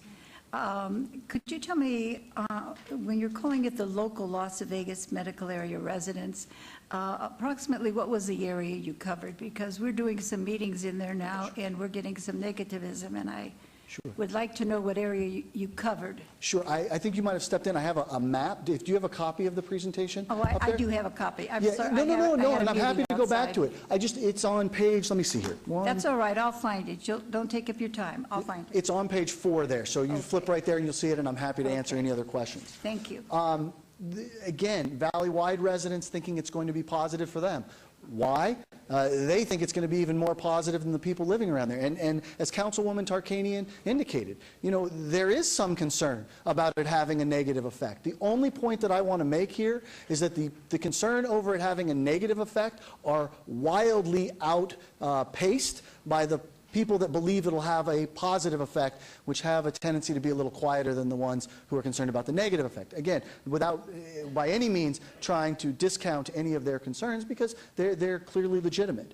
I will personally benefit from newly developed medical district. Again, these numbers were a little bit different. Some people viewed this as, well, I'm not a doctor, I'm not a nurse, I won't personally benefit, and yet others viewed it as being pretty positive. As a matter of fact, the 2 positive categories, 4 and 5, were about double, a little more than double of 1 and 2, which was negative. Among Valley-wide residents, the Las Vegas Medical District is centrally located, making it easy for me to get to. The question of whether viewed as being central was really viewed as a value, and you'd see that it's kind of split 50-50 between those that value it being in the middle of the community versus those that don't value it being in the middle of the community. How much do you agree or disagree with the following statements? This was a list of all of them that were here, and again, I put them on as sort of a reference. Having a number of medical service providers in close proximity to one another was seen as being very valuable. With 5 being the top score. Again. 5 again this is really important to me. Okay. Right? 1 is I could care less. I completely disagree. Very significant. Successful revitalization of the medical district is critical to attracting and retaining new industries. Again, with 5 being the top answer, you can see how high they were. Now, if we look at the Las Vegas Medical District area responses versus the Valley-wide, yeah, They're a little bit different between the two, but nonetheless, very positive overall, and certainly concerned. There are certainly messages which will resonate with this particular group. Among Las Vegas Medical Area District residents, how important do you feel each of these potential amenities is to residents of the area? Again, trying to get a feel for how important it was. And you just had a whole conversation about transportation, which ranked #1 on the list. Access, accessibility. I want to be able to get there using various different types of transportation. Other things, grocery stores, child care facilities, having open spaces, those type of things were all on the list, but you can kind of see how they ranked overall relative to this top one in terms of transportation. What other amenities not mentioned in the previous question would you like to see added? When we asked this question, folks continued to come back and just answer transportation, even though it was on the list of things they had just mentioned. But they wanted to make the statement that it was not only about accessibility, that is to say, a walking path that I could get there, but they also felt that there was a substantial amount of congestion within that area that was making it kind of difficult to get around and to navigate. That came up a number of times. You'll see that public transit is there, the need for parking is there. You'll see that a number of people talked about the medical school. Some things specifically to seniors came up in the discussion, but nonetheless, other ones that were out there. Another component of expanding the healthcare industry is in Southern Nevada is the creation of UNLV's medical school. We asked 2 statements. I will tell you that 50% of the people saw statement 1 first, 50% of people saw statement 2 first. So the idea was we didn't want there to be any type of order bias. Statement 1. Some people believe that the new UNLV Medical School should be located in an area such as the Las Vegas Medical District that is centrally located, close to high-need population clusters, has existing medical service providers, and is being master planned specifically for healthcare investment. By contrast, we also read them this question. Others believe UNLV's School of Medicine should be built in one of the outlying suburban areas of the valley where new healthcare facilities are currently being built, new healthcare clusters are emerging, and there is vacant land available for new development. And again, these were switched 50-50 each time. Which of these 2 groups do you agree with more? Las Vegas Medical District area residents believed 68% thought having it in that central area was better. You'll notice that about 25% thought the suburban area. By contrast, the numbers were slightly different among valley-wide residents, where it was about 60-40 in terms of the total overall. If I may, was Henderson and North Las Vegas part of the population on the valley-wide? Yes, ma'am. So we have it. So that we're clear, we looked at that blue area that was on our map, and then we looked at everybody else. North Las Vegas, Summerlin, the east portions of the valley, Henderson, these areas that have certainly raised concerns, no doubt about it. And what we found was that roughly 6 out of every 10 of those valley-wide residents believed in the idea of having it centrally located. Again, we tried to ask what we felt was a pretty balanced question overall, and this is the way it came out. So I think in terms of developing messaging around that, we have strong footing to stand on and climb from, if we can think about it that way. Have you or has any member of your immediate family left the state? Again, I'm just circling back on some of the things that we talked about before. You get this idea of roughly 1 in 4 overall have left the state to receive some type of medical care, which is significant. And then the last one that I had from our summary is, have you ever gone to the Cleveland Clinic or Mayo Clinic, sort of thinking about some of these brand names and whether they would resonate with people, and they did relatively significantly overall.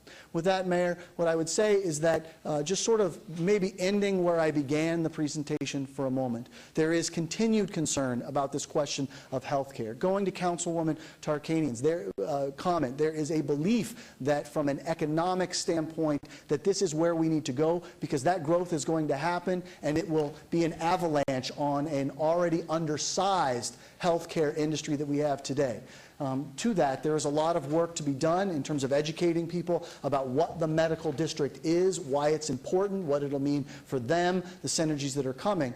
But I think a lot of those messages are already held. All those beliefs, that sentiment is already held by many of the people that live within that immediate area and also folks from around the urban valley. With that, I'm more than happy to answer any questions. I would also like to extend my thanks to your staff. They were incredible in getting this pulled together, and I am always very thankful for that as well. We are so appreciative of everything that you do and keep doing for us. But one of the most important things that I know, I don't question, the reason that we have not been developing, one of the reasons is having a grasp of what's causing us not to attract enough physicians and nursing care. What are the causes that are behind this that need to be addressed at some point through our legislature and through the governor?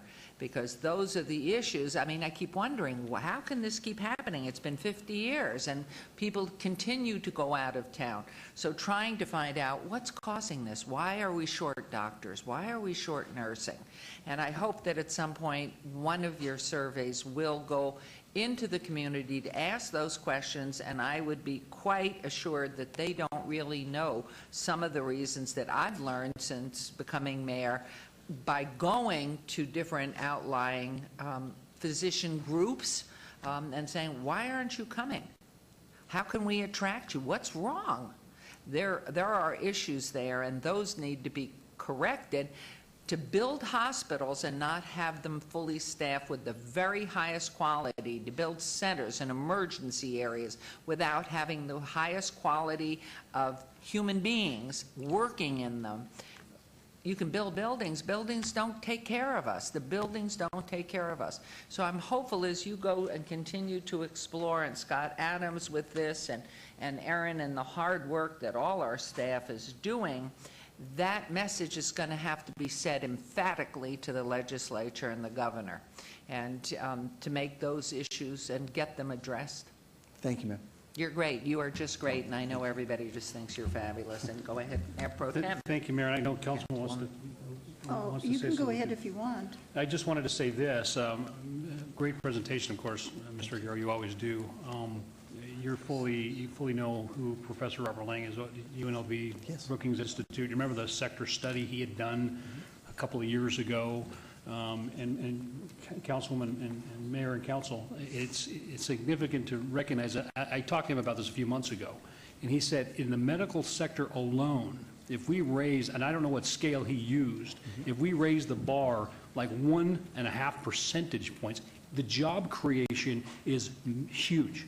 Very, very significant by moving in this direction. So I'm very pleased at the outcome, very pleased with this report and the direction we're going. And I think the trail is clear for us to continue to promote this and continue to do what we need to do as a city of Las Vegas to really make this a reality. And I say that, yes, for Councilwoman's benefit, but it's all about the jobs for me. And these are going to be good, high-paying, educated jobs for the city of Las Vegas, and it's just going to overwhelmingly help the economy. Thank you, Mayor. Councilwoman, please. Yeah, we've been, as you know, been working on this a couple of years through the city, and this is in the ward I represent. And I had seen page 4, which gives us the zip code areas. So the people that you call those living within the medical district live within those zip code areas. I would just like to ask your suggestion on a couple of things. The people who live on Charleston, who are facing a situation where we might have some big buildings going in there, so different buildings than they've ever had, an area that has fought for decades to protect itself as a more rural type of community. I mean, how many other cities do you have homes where you can raise horses that close to the center of the city? Not very many. But this is our problem. What would you suggest we might use in helping them? For example, when we start talking about larger buildings right across from the hospitals, UMC, for example, and where we've got fast food places right now, we are going to have an uproar of those citizens because sometime before I became on the council, they have an overlay that it can't go over 2 stories. And I'm told by all those who are working and trying to bring the jobs and the expansion, you have to go over 2 stories, right across from the hospital. Now, when any of them complain to me because it's going to be Scotch 80s, I'm going to say, well, just talk to the mayor and have her handle that, because she's your lives neighbor. there. I took care of my neighborhood, now she's her neighbor. But do you have any thoughts on that? Because I would tell you, those figures for those people who live very close to the hospitals, to that where it's going to be the medical school, they would not be the same. They would be much more negative than that you have. I would certainly agree with that, Councilwoman. Do I have an answer to solve that problem? I don't. Change is always going to be difficult, right? I mean, Scott, I thought you were perfect and you were... No, ma'am. Okay. Let me dispel that notion right now. No, I know that. I know that you work very hard, and I really appreciate it. I just thought perhaps maybe I'd look out. You might have some thoughts. Look, I think what you're doing is the right thing. You're communicating with the folks that are in that area. We certainly know that the cluster of concern is going to be people who share a wall with something that's going to change. There's no doubt about that. That's no different than we've seen around this community for the past 50 years. These are also folks that have a vested interest in their neighborhoods, and I think we have a responsibility to be concerned and respectful of that. So I wouldn't want anything we've done here. At the end of the day, from an analyst perspective, I have to think about things at a macro level and think about, sort of the greatest amount of good for the greatest number of people. And when I look at the fact of people living within that general area, maybe not a specific neighborhood, but the general area, telling me 4 to 1 that they believe that these are needed developments and this is the right place to put it, I have to weigh those two things. I realize me weighing it as an analyst and you weighing it as a city council person are very different. But hopefully through education and dialogue we can find some type of balance, because and the consultant we forward. hired, that the city hired, has come out and told us that we will need the taller buildings there. Yeah. And it's critical. So. But thank you so much. I'm sorry I had to go out for another meeting, but because I was looking forward to hearing you talk on it. I had gone over your report earlier, and I really appreciate all that you said. Thank you, ma'am. And Jeremy, I have to just reiterate, boring that it may sound to some of you out there, I mean, really, everything's data-driven. If you do not have accurate data to substantiate what you're trying to promote, you have nothing. And this source and this individual and his team of people have been just absolutely outstanding for us. And there is cause to everything. And we really need to be focused as we go forward, and then we can move the marketing that we will need to do based on the facts. And this report's been just great. So thank you very much. We know you'll be back. And Councilman Anthony, are you going to the airport? No, you're going to say you were operated on right here in Nevada. I have been. Right? How many times? A few times. I'm getting new parts. Go Las Vegas Medical. I'll tell you, though, I think it's really significant that 1 in 4 people leave the state to get medical care. I mean, I don't know how that compares to other states. It sounds like it's pretty high, but I think we need to know why that's happening. I mean, why are people doing that? I know it's not part of your survey, but I think that would help us make decisions in the future, especially, relevant to the medical district, on how we keep those people in town. I mean, what are the specific reasons, and that would probably help us with the marketing part of it. So. Sure. Councilman, just one other thing to add is that's not an unusual thing when you think about a rural area versus an urban area, right? And our state is relatively small. So if you ask the same question of someone in California, you may get a very different answer. They may leave their city, but they would stay within the state of California, for example. Because the state of Nevada is highly concentrated in the south, Washoe County, and then the balance of it being rural, we sort of have this oddity where we are a community of just over 2 million people sort of operating like one that still only has 500,000 people relative to health care. We've been a little stunted relative to our growth in that regard. And I don't want to leave you with the impression that this isn't a problem that other communities don't have. It is. It's just not usually one that a community of 2.1 million people has. One last question. Okay. What high school can brag that you're an alum? I am a proud alum of Valley High School All right. We were praying over here it was Clark, but Well, I my knew it mother was is a local. graduate of Clark. Go, Valley. Yes, sir. My Thank you. father was in the first graduating class of Valley High School. I was in the 24th. My mother graduated from Clark High School. My grandmother graduated from Las Vegas High School in 1939, I believe. And my great-grandmother graduated from, was then called the Nevada Normal School in 1917. Wow. Impressive. It goes back. Oh, my heavens. Where's Councilman Coffin? Your grandmother beat Councilman Coffin from Las Vegas High. Now, he's Gorman anyway, so, but thank you very much. Thank you, ma'am. Valley. Great school. Thank you so much. Thank you. And I sadly, I have an announcement to make. I was just informed that our Director of Information Technology, Joe Marcella, who is here this morning. Are you still here, Joe? Oh, my goodness. He's announced he is retiring and retiring tomorrow. Joe has been the leader of our information technologies since January 31st, 1997. Prior to serving as Director of Information Technologies, Joe served as Senior Vice President, Director of Information Systems at Norwest Bank, now Wells Fargo. He logged over 40 years in information systems and more than 30 years in the management of business technology. Joe has been credited in both the public and private sectors with numerous firsts. For example, the City of Las Vegas is one of a few government entities to earn an Oracle Showcase designation. Wonder what that means. Las Vegas has been nationally recognized for its successful introduction and deployment of citywide enterprise systems well beyond the typical financials.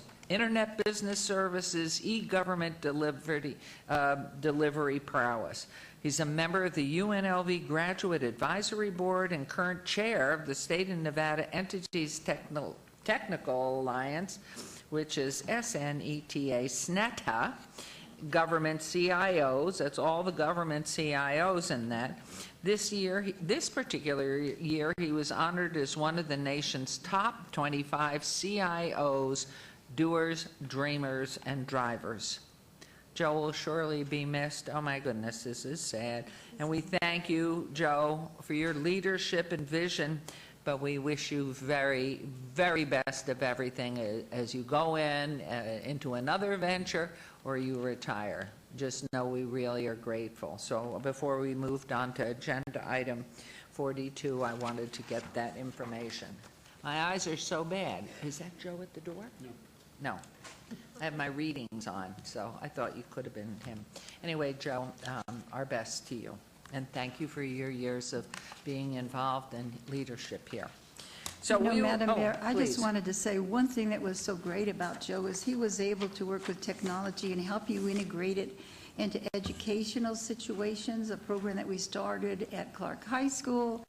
And I'm very puzzled because I just saw him 3 days ago and we discussed something about our preschool program. I mean, he just did a magnificent job in his context, help us get more He took Oscar on, who was absolutely without any technological skill of turning on any piece of equipment, any tool. So if he could handle that and all that he's done. So it's, No. yeah. Well, I hope he got offered a great job someplace else and he's going to be happy. They do steal our people out there. Thank you. Okay, agenda item 42. This is a report by the Department of Planning staff on the current status of applications for medical marijuana establishments and possible directions to staff. So, welcome back. Thank you, Your Honor. For the record, Karen Duddleston, Deputy Planning Director, and I will go through this as quickly as I can, but please stop me whenever I can provide further clarification. Thank you. For background on this, the city approved a total of 27 compliance permits for various marijuana establishments. Those permits that were approved by the City Council by our code expire November 3rd, 2015. In November of 2014, last year, the state issued provisional certificates to dispensaries, cultivation facilities, and production facilities. The facilities that received land use a City of Las Vegas compliance permit and a state provisional certificate, which means they made that ranked list. We ended up with 11 dispensaries, 5 cultivation facilities, and 2 production facilities. The current status of those, you saw 3 of our applicants before you today, and they have now been licensed. We'll be working with them to issue those licenses for them. So we had Highland Medical, which is a cultivation facility, Nevada Wellness Center, which is a dispensary. On your September agenda, you will see Las Vegas Relief, which is a dispensary, and we had 1 laboratory that moved forward today, and that was Ace Analytical. This is just Did a all rendering 3 of the don't we? locations. Excuse me for interrupting, but Sure. that means we cover all of them. We do. We have some place to grow it, some place to test it, and some place to sell it. Correct. We do not have any production at this point in time. Those are often associated with a cultivator that they may do it on Right. site or a separate location. But it tends to come last, the cultivation, the production. So this is where our facilities are currently located. You can see that. Our remaining applicants, as I said, they must be licensed under our code by November 3rd, 2015, or they are considered surrendered if they are not granted a business license within 12 months of the issuance of the state provisional certificate. And that will conclude on November 3rd? Will conclude on November 3rd. Under the licensing portion, those compliance certificates and our obligation to move forward to business licensing for these applicants will cease. They are under our code considered surrendered on November 3rd if they are not open and licensed. And I'm sure at this point you will go to finishing that statement with unless. Correct. That's Okay. that's what we're here to discuss today. Okay. What we are going to do moving forward. Okay. We've been working diligently with our applicants. As a matter of fact, I wanted to make sure the council and the public was aware that city staff took the lead on making sure that we had workshops for our applicants. We had representatives from all of the other local governments attend our applicant workshops. We had applicants and local governments from outside of Clark County attend our workshops. We invited both state, regional, and all of our city departments that these folks would have to go through, not only to do presentations, but be there in the room for them to meet with everyone at one point in time to make sure that they could move through our process quickly as possible. So everyone Kudos to attended. you, Mrs. Duddleston, and your staff, and Mr. Perigo, because if in fact you were the focal point of all these other groups coming together, congratulations. You've done a very, very good and thorough job, you and your entire team, and wherever, Mr. Perigo, thank you. Thank you. They have worked really hard, and both our regional and our state partners were there. UNR Small Business was there to help with business plans, environmental plans, all of those requirements that we know everyone has to get through. Great. At this point, I just wanted to go through in detail. We asked our applicants to respond to us and answer in one of 4 questions, and that was, are you prepared to license and open by November 3rd? Are you prepared to have all of your licensing applications, your plans, in to us by September 30th so that we can review them? And you will be open within 30 days of November 3rd, because under your licensing code, we can license someone. They must open within 30 days. Or are you going to not have everything into us, and you are not prepared to open by November 3rd? Or are you not moving forward in the process at all at this point in time? We asked them, and on this chart, you can see the answers to those. So Great Basin, which is Oasis, and their original anticipated opening date was October or November of this year. Their licensing application is in progress. They have submitted everything to us, so it's currently being reviewed. They have pulled building permits, and the applicant responded that yes, they would open, they're hoping to open by November 13th. Now, does that mean they will have the approval by the deadline of the 3rd, so they're okay to open on the 13th? If we do conditional, which we will get to, yes. Okay. But they anticipate opening at that time. NatureX, their licensing application, all of their plans are currently incomplete. They had originally thought they would open in October and November. They have not pulled any building permits, They have responded to us that they will be open and operating by November 3rd.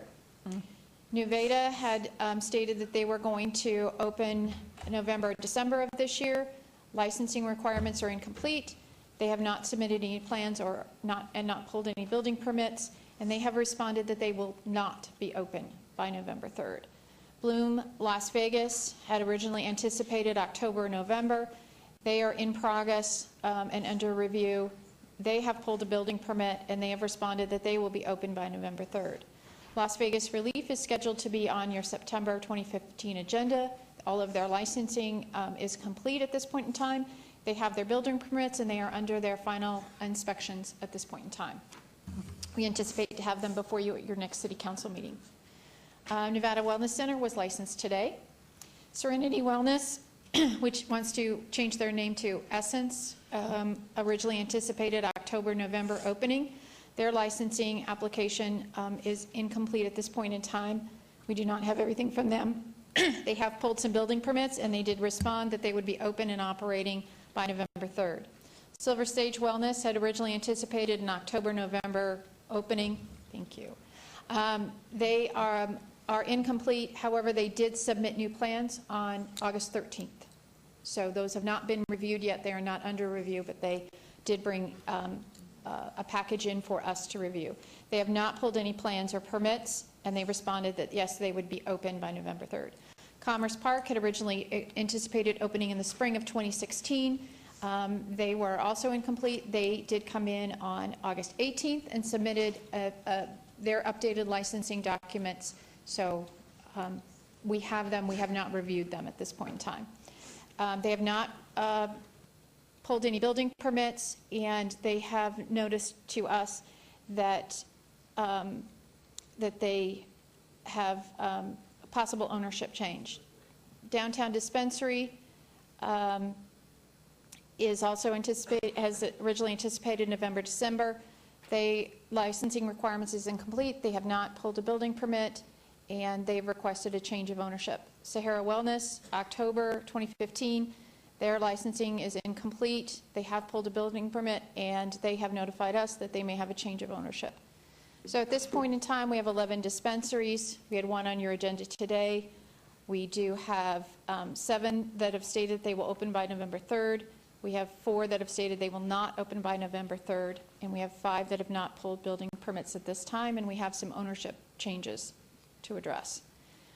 This is a map of the dispensaries that are proposed to open by November 3rd and where they are located.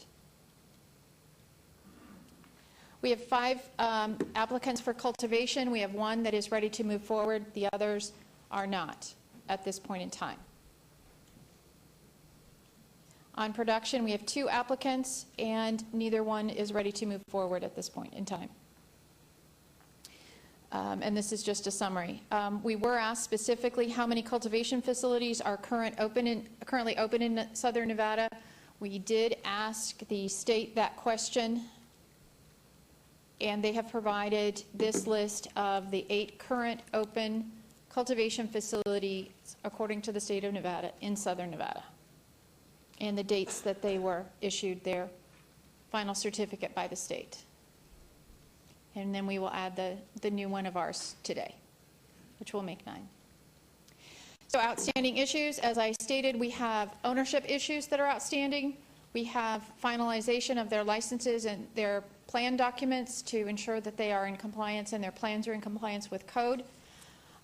We have different progress on building and actually getting their facilities in order to open.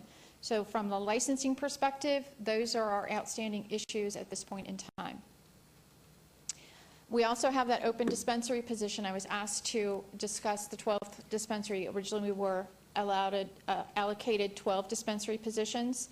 It was New Leaf received a state provisional certificate.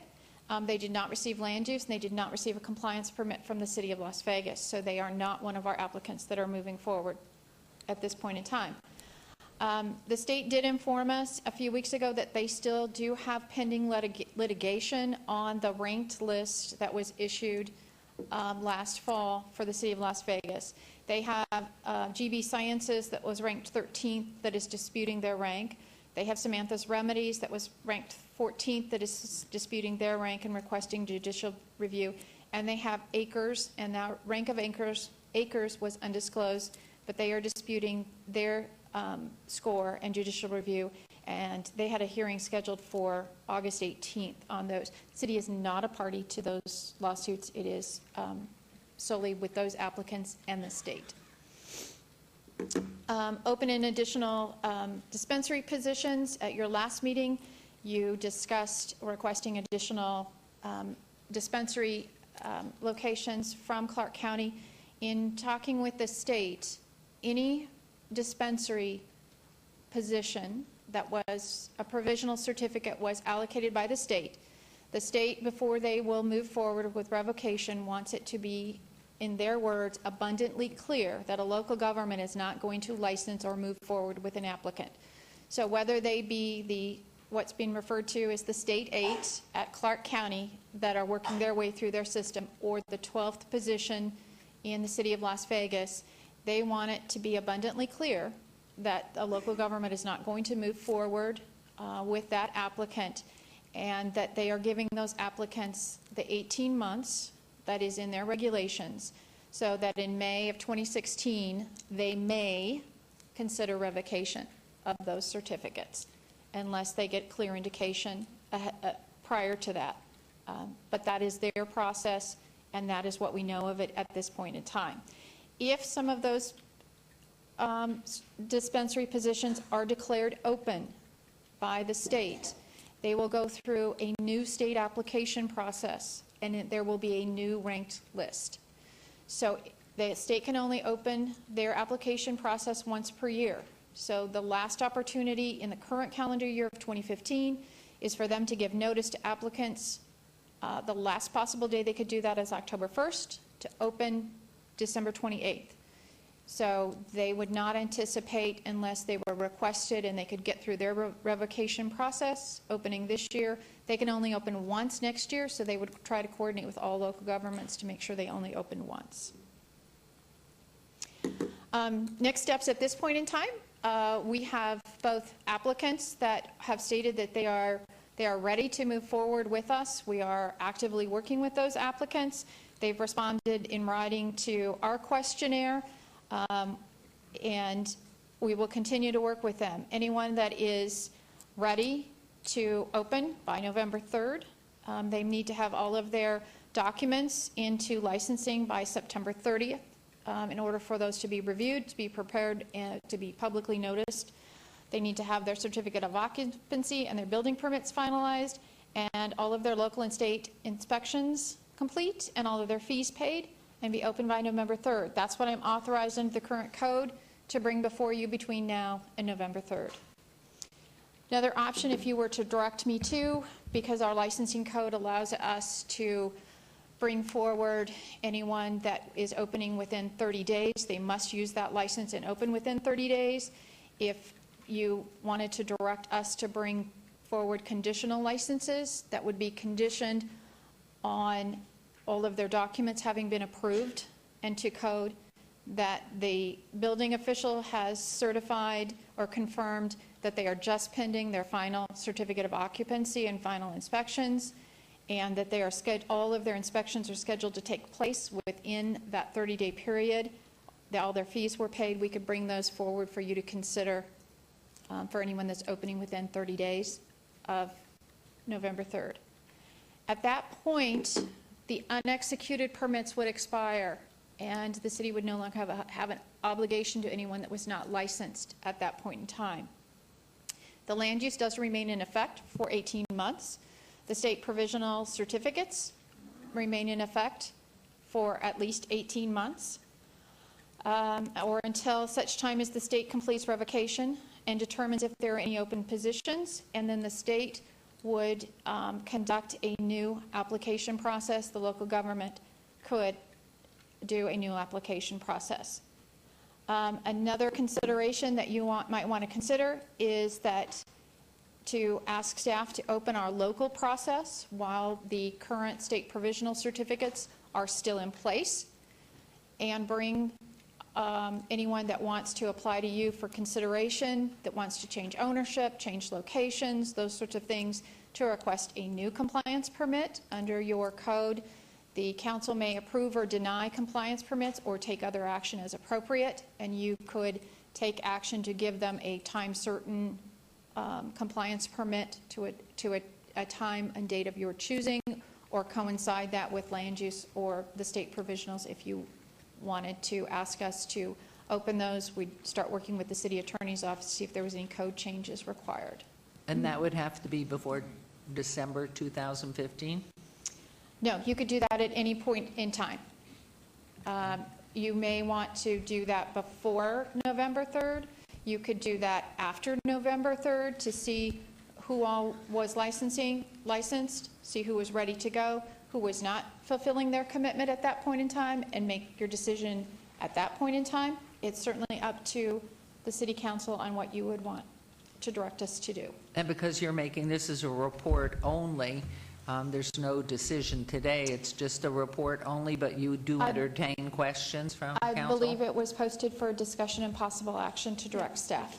Okay. Thank you very much. Councilwoman? If we did something like that, would it then allow New Leaf, which really was ranked highly in the state, but didn't come into us because of the fact that they were trying to be too close to a residential area, would they then be able to reapply? Yes. So this would be a whole new process, Yeah. and it would be up to the city council to determine, based on the new applications that were sent to you. They may be exactly the same ownership and application you saw before, or it may be a new or different owners or different location, different configuration. Anybody that was not licensed by November 3rd could come forward, and you would consider those individually, application by application, based on the land use, or someone could apply for new land use and a new compliance permit from you. And then So we would move anytime forward. after November 3rd, if we vote that, Correct. anytime after November 3rd, those who have problems, those, the New Leaf type or a different type, as you said, change of ownership and things like that, they could reapply right then. Correct. And we could take them in order of probably contact with you. And then, as I'm understanding it and reading what's in front of me, the role of council today is possible directions to staff. Possible direction. If I don't get direction today, what we do is we move forward as we are with our applications. But I'm going to wait because there's conversation. This is Sorry. really important. Wait one sec, if you wouldn't mind. Sure. Okay, would you repeat that, please? Because I mentioned that today, possible directions to staff is what we're concerned, what we're about today. And if you don't get direction, you said? I license all the applicants that have current compliance certificates and meet the criteria of your code, that they license and are ready to go by November 3rd. Unless there is some other direction Correct. to you from this group. And I will be not voting on that, but please, Councilman Coffin. Thank you very much, Your Honor. I want to make sure that you understand, Karen, that you are doing exactly what we told you to do, and you're doing a good job. We are in a situation where we are maybe in the grips of our own action here, where we, a year ago, with the best binoculars and crystal balls, said these are deadlines, these are things that had to be accomplished and so on, and we thought all of this could happen exactly as we planned it. But one thing I like about local government compared to state government is you can fix your mistakes while you're here. And I sense we put too much time pressure on everybody. And there's a lot of things have come up. For example, ownership changes, issues that may or may not be able to be done in time by certain deadlines. So I think we put internal deadlines on ourselves that we shouldn't really ask all these applicants to conform to, because we thought a year ago we were right, but in fact what we have here is a brand new business, and it's just like it's very hard for them to conform to certain things. Also, I know we've had people say, well, we're really a lot farther along than the record shows, and that'll be up to them to show you, and I know they're doing that since they heard about the November 3rd deadline. But I know in my mind I always thought about the 18-month deadline. That's next May, because that was a period of time that was agreed to and understood by everybody in that business. And, we're not there yet. So I think that they all had that in mind. But now there's an internal deadline that we have imposed upon ourselves. And I think we're making the job a little too tough for ourselves if we adhere strictly as if this was written in stone. And so I hope that the council and staff can approach this with flexibility and some direction to you. I don't know whether it's a motion required, but certainly I'm not ready to make it at this moment, but that you have utmost flexibility, that if we have to stretch out some time, we should do it, because there are unforeseen difficulties, unforeseen problems. And I'm not going to be hoisted on my own thing here. I'd like to think that if we see we should have given another 3 or 4 months to this kind of internal deadline, we should do it. What do you think? Councilman Beers? Thank you, Your Honor. I pretty much agree with Councilman Coffin, although I think if we just extend the deadline to sync up with the existing state deadline, that might not be the best way, because we know there are some of these potential licensees who are not going to go through with the process. And I think it's important for us to communicate to the state as soon as we can that we have some of those enterprises that are not going to start up. So perhaps in the alternative, maybe a mechanism for an application to the city to extend your deadline. That application would have to include some manner of showing the seriousness of your intent to execute, so that we can get an early handle on those that don't have an intent to execute. As well, it strikes me that it would be simpler and cleaner, maybe, if we were to approach the 12th provisional certificate, what are they called? Certificate holder, thank you, Brian. And allow them instead of a brand new application to us, to come up with a location that we have already approved, because there are a bunch of locations that we have already approved that the potential renter didn't get the certificate from the state.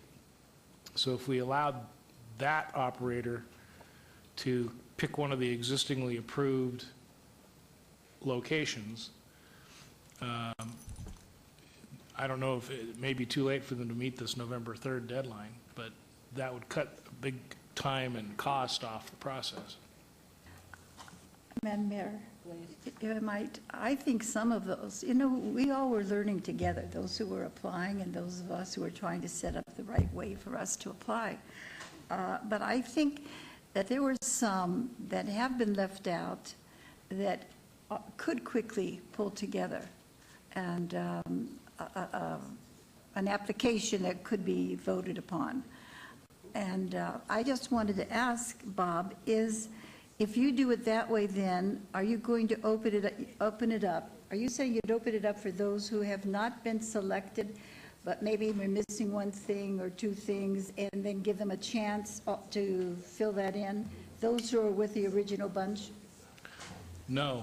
No. Every time I ask Only for that class of applicant who achieved or who received the operating certificate from the state, but didn't get the land use permit. All right. Okay. So that means those who received it from the state, not from And my understanding is city. there's basically only one that got one of the 12 certificates that the state handed out, didn't get a land use permit from us. Right. So I'm suggesting that we allow them to use one of the existingly permitted locations. All right, I agree with you. And swap that out. And I thought I did, but I wanted to make sure. Thank you. The one that you're talking about, I think, is a great applicant. And I would have liked to have had in Ward 1 if their place of selection wasn't so close to residential and church. So I think that's, and I believe they found a place that was already approved, I think, I'm not sure, in Coffin's district. What I am unclear about, Your Honor, is if this requires an ordinance, if we're talking about amending an ordinance, is that the mechanism that we create to make this change happen in our rules, or is this just simple direction to staff and it falls within our existing ordinance framework? Please, Ms. Duddleston. Thank you, Your Honor. What I have the authority to do under the current code is to reopen compliance permits for dispensaries and let folks reapply. Who the council chooses to approve and not is certainly up to the city council. That is one mechanism. If you are wanting to carve that smaller than that, I think you could give me that direction today, and I have to work with the city attorney's office to see what and how that could be accomplished. Well, it wouldn't be my intent to allow another open season on licenses, and because that was very difficult on staff, and we got lobbied pretty heavily as well. And so I would look at the more narrow construction, and again, I don't know exactly what it is, to where someone who already holds the state provisional certificate but was denied land use can latch onto one of the already approved locations without going through, with a minimal amount of additional application energy spent on their part and our part. Are you making a motion? I would be happy to make that a motion as well, a mechanism for applicants. I don't think we can do that. Correct me if I'm wrong. This is supposed to be just direction to staff. Absolutely correct. The agenda item wasn't submitted for action. I thought by motion she meant like with my arm. I apologize. That looks good. Did not mean to That make looks a like slot motion machine. like as in, Okay. you know, an open meeting law motion. Okay.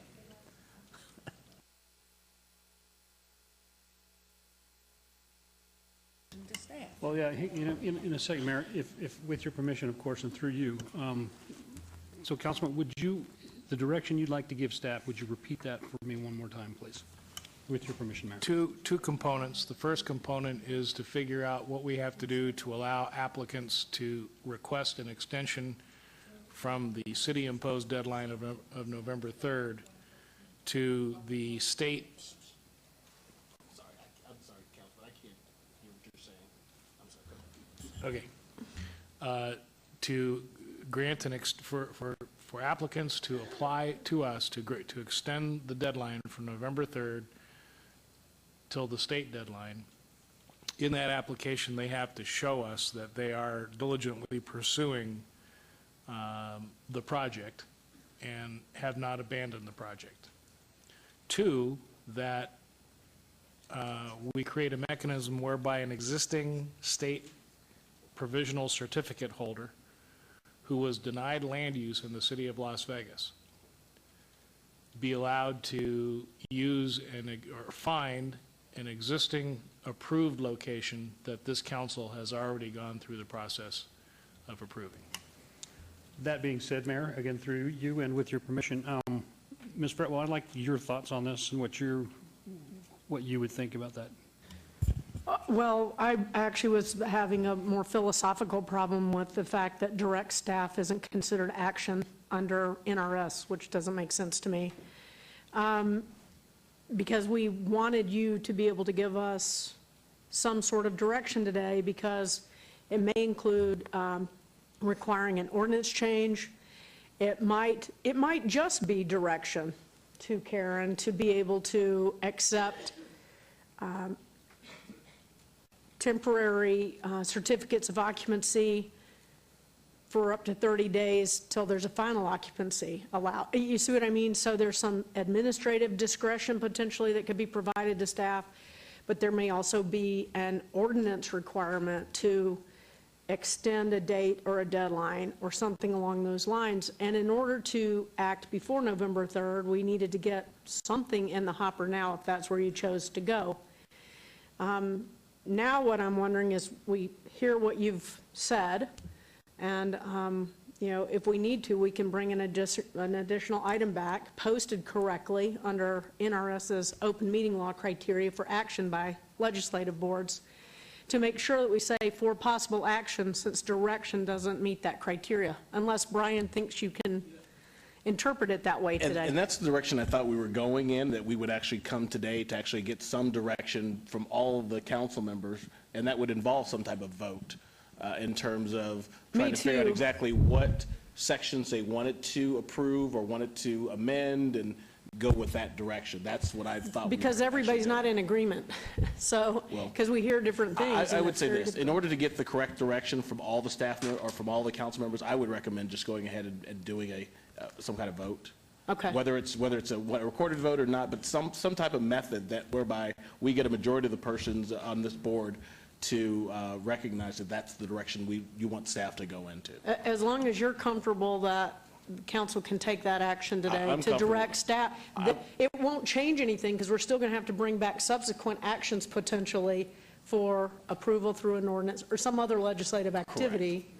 But just for us to get moving on it, that would be helpful. And like I said, either it be a recorded vote that's a more formal recorded vote, or a hand vote or something of that nature, but at least to get the majority of the council to The only give staff that question I would direction. have, Mr. Scott, on that, this is posted as information and a report and not a vote. But if it's also to get possible, posted- it's also to get possible direction. So I'm not sure how you do that, how one staff or how one council member would give direction to staff if the other council members Well, if we oppose that direction. collectively just do a voice collective consensus for staff to proceed with what Councilman Beers has suggested. And perhaps we could do that, and it's not a Okay. formally recorded vote, but at least it gives staff a better idea that, or maybe those who are in opposition could voice some opposition if there isn't. Okay. Maybe that's a better way. Right, because I think taking a vote other than voicing a consensus here, are you all in Voice in concert? opposition, Okay. if you are in Right. opposition, maybe Okay, voice that opposition. we have some comments coming from the left. Who Thank was you. first, Councilman? Who was Barlow. there? Barlow. Councilman Barlow. Thank you. I do have some additional questions. I mean, it seems like we're moving this so fast when in fact Karen presented a number of concerns as well as options. So I want to make sure that we still be able to flush out the other concerns in regards to the current policy in relation to change of ownership. Because in the current ordinance, change of ownership was not allowable. Is that accurate, Karen? Change of ownership was not contemplated between the time when you presented an application for a compliance permit, who applied, and who was licensed. Right. After someone is licensed, there are opportunities under our current code for changes of ownership. Right. We have several that have informed us that they have either a potential change of ownership, they need a change of ownership, a variety of things. So And some have actually changed without a license. I do not know that for a fact. Okay. In theory. In theory. Right. So we would have to, Hold on one second. we could deal with those after licensing, we could deal with those during a new application period. It depends on if the council wants to accept only owners that someone wants to sell to, or if there's a broader, at some point in time, to consider other applicants. Right. And I don't know. And so having said that, how do we not open up the process to vet that change of ownership when it comes, because I understand it is coming, and not being able to, or not opening up the process, reopening the process, as Councilman Beers had mentioned that he wasn't inclined to do? How will that play into the overall expansion of the extension? Because that is a key component as well, because these applicants would like to have a change of ownership in the process of that expansion as well, if in fact that's the Councilman, direction if I may, that's exactly, I think, the direction to staff that we're trying to do right now. So between your comments, your questions, is to bring back those answers so they could vote, and so Councilman Beer's definitive shortened statement that gives the direction to staff, because this is a report. So it would be exactly what you've said to clarify those things, so the council can vote. Okay, then let me add my other thought to this as well. Also, what has come forward in regards to the cultivation is for those dispensaries that are within the city of Las Vegas, I'm sorry, as far as dispensaries within the city of Las Vegas, not being able to purchase product from cultivation facilities outside of the city without that cultivation having to pay a fee and also go back through a Metro background check. I wanted to get your thoughts in relation to that as well, because my thought is if in fact they've been licensed, vetted in another municipality as far as having to go through a background check, which I'm pretty sure everyone has, and you're shaking your head no. So I just want a level of clarification so that I understand where I need to position my thoughts moving forward in the scope of the overall conversation moving forward. Your Honor, if I might answer that question. Other local entities have informed us that they did not do a background check. On the cultivation? On cultivation. They simply licensed based on the state's certificate. Okay. So in regards to the state, just cut you off for a second. So in regards to the state's certification of providing those cultivation facilities with licensing, did the state require a background check? The state required an FBI channelers report that was that they did not require the personal history and the investigation. So are you saying the city of Las Vegas is more in depth than the state requires? Yes. Yeah. Okay. And we do have reciprocal staff level agreements with, for example, Clark County, because they both use Metro. So we would work with those cities to see what, if anything, they did. I know Henderson did do some background checks. Okay. And as far as the fee, where did the fee come into play, or where does the fee come into play in relation to that cultivation facility having to apply in the city in order to sell product to dispensaries within the city of Las Vegas? The fee is very similar to being a wholesaler of liquor, where to be a wholesaler of liquor, whether you're located in the city or out, you have to have a city license to provide that controlled substance. It's the same for medical marijuana. It is based only on the square footage of your facility that you are directly selling to dispensaries inside of the city, and it is prorated for the year. So as of right now, only a cultivation facility license, of course, through the state and the city of Las Vegas land use, can only sell product to a dispensary within the boundaries of the city of Las Vegas? No, they may sell to other entities, depending on those other entities' regulations. Regulations. For example, North Las Vegas has a fee as well for anybody wanting to sell product into the city of North Las Vegas. Okay, but the reverse, no cultivation facility outside of the city of Las Vegas without the appropriate licenses and permits can sell into dispensaries within the boundaries of the city of Las Vegas. Without a city license, it's like I said, it's exactly the same as our liquor regulations. Yes, they would need a city license to sell the controlled substance into the city. And what is the amount of the license? The amount is $20,000. It's prorated, and then any incremental beyond that depends on the dedication of how much space they have in their facility dedicated to selling exclusively to the city. And how do we get to the $20,000 mark in regards to the license? Those were set, it's the same for in-city as out-of-city. It's the same fee that was set by the city council. Thank you. Your Honor, I think we might have an answer to some of this. Please. Shortly, in the introduction, I'm going to need Brian Scott's attention. Shortly, we'll be introducing a bill. It's item number 78 on our agenda, and that's not for action today, but simply to introduce. And it is in response to complaints about the very last item that Councilman brought up here, and that is the extraordinary cost about bringing product into the city. when we did not know a year ago that hardly anybody would be able to grow product in the city. So to make it simpler, I've worked with City Attorney Jerbick to put the bill referenced under item 78 on a fast track, and that will be heard in a couple of weeks and will be available unless the council chooses otherwise, or the recommending committee chooses otherwise, to have it adopted in early September.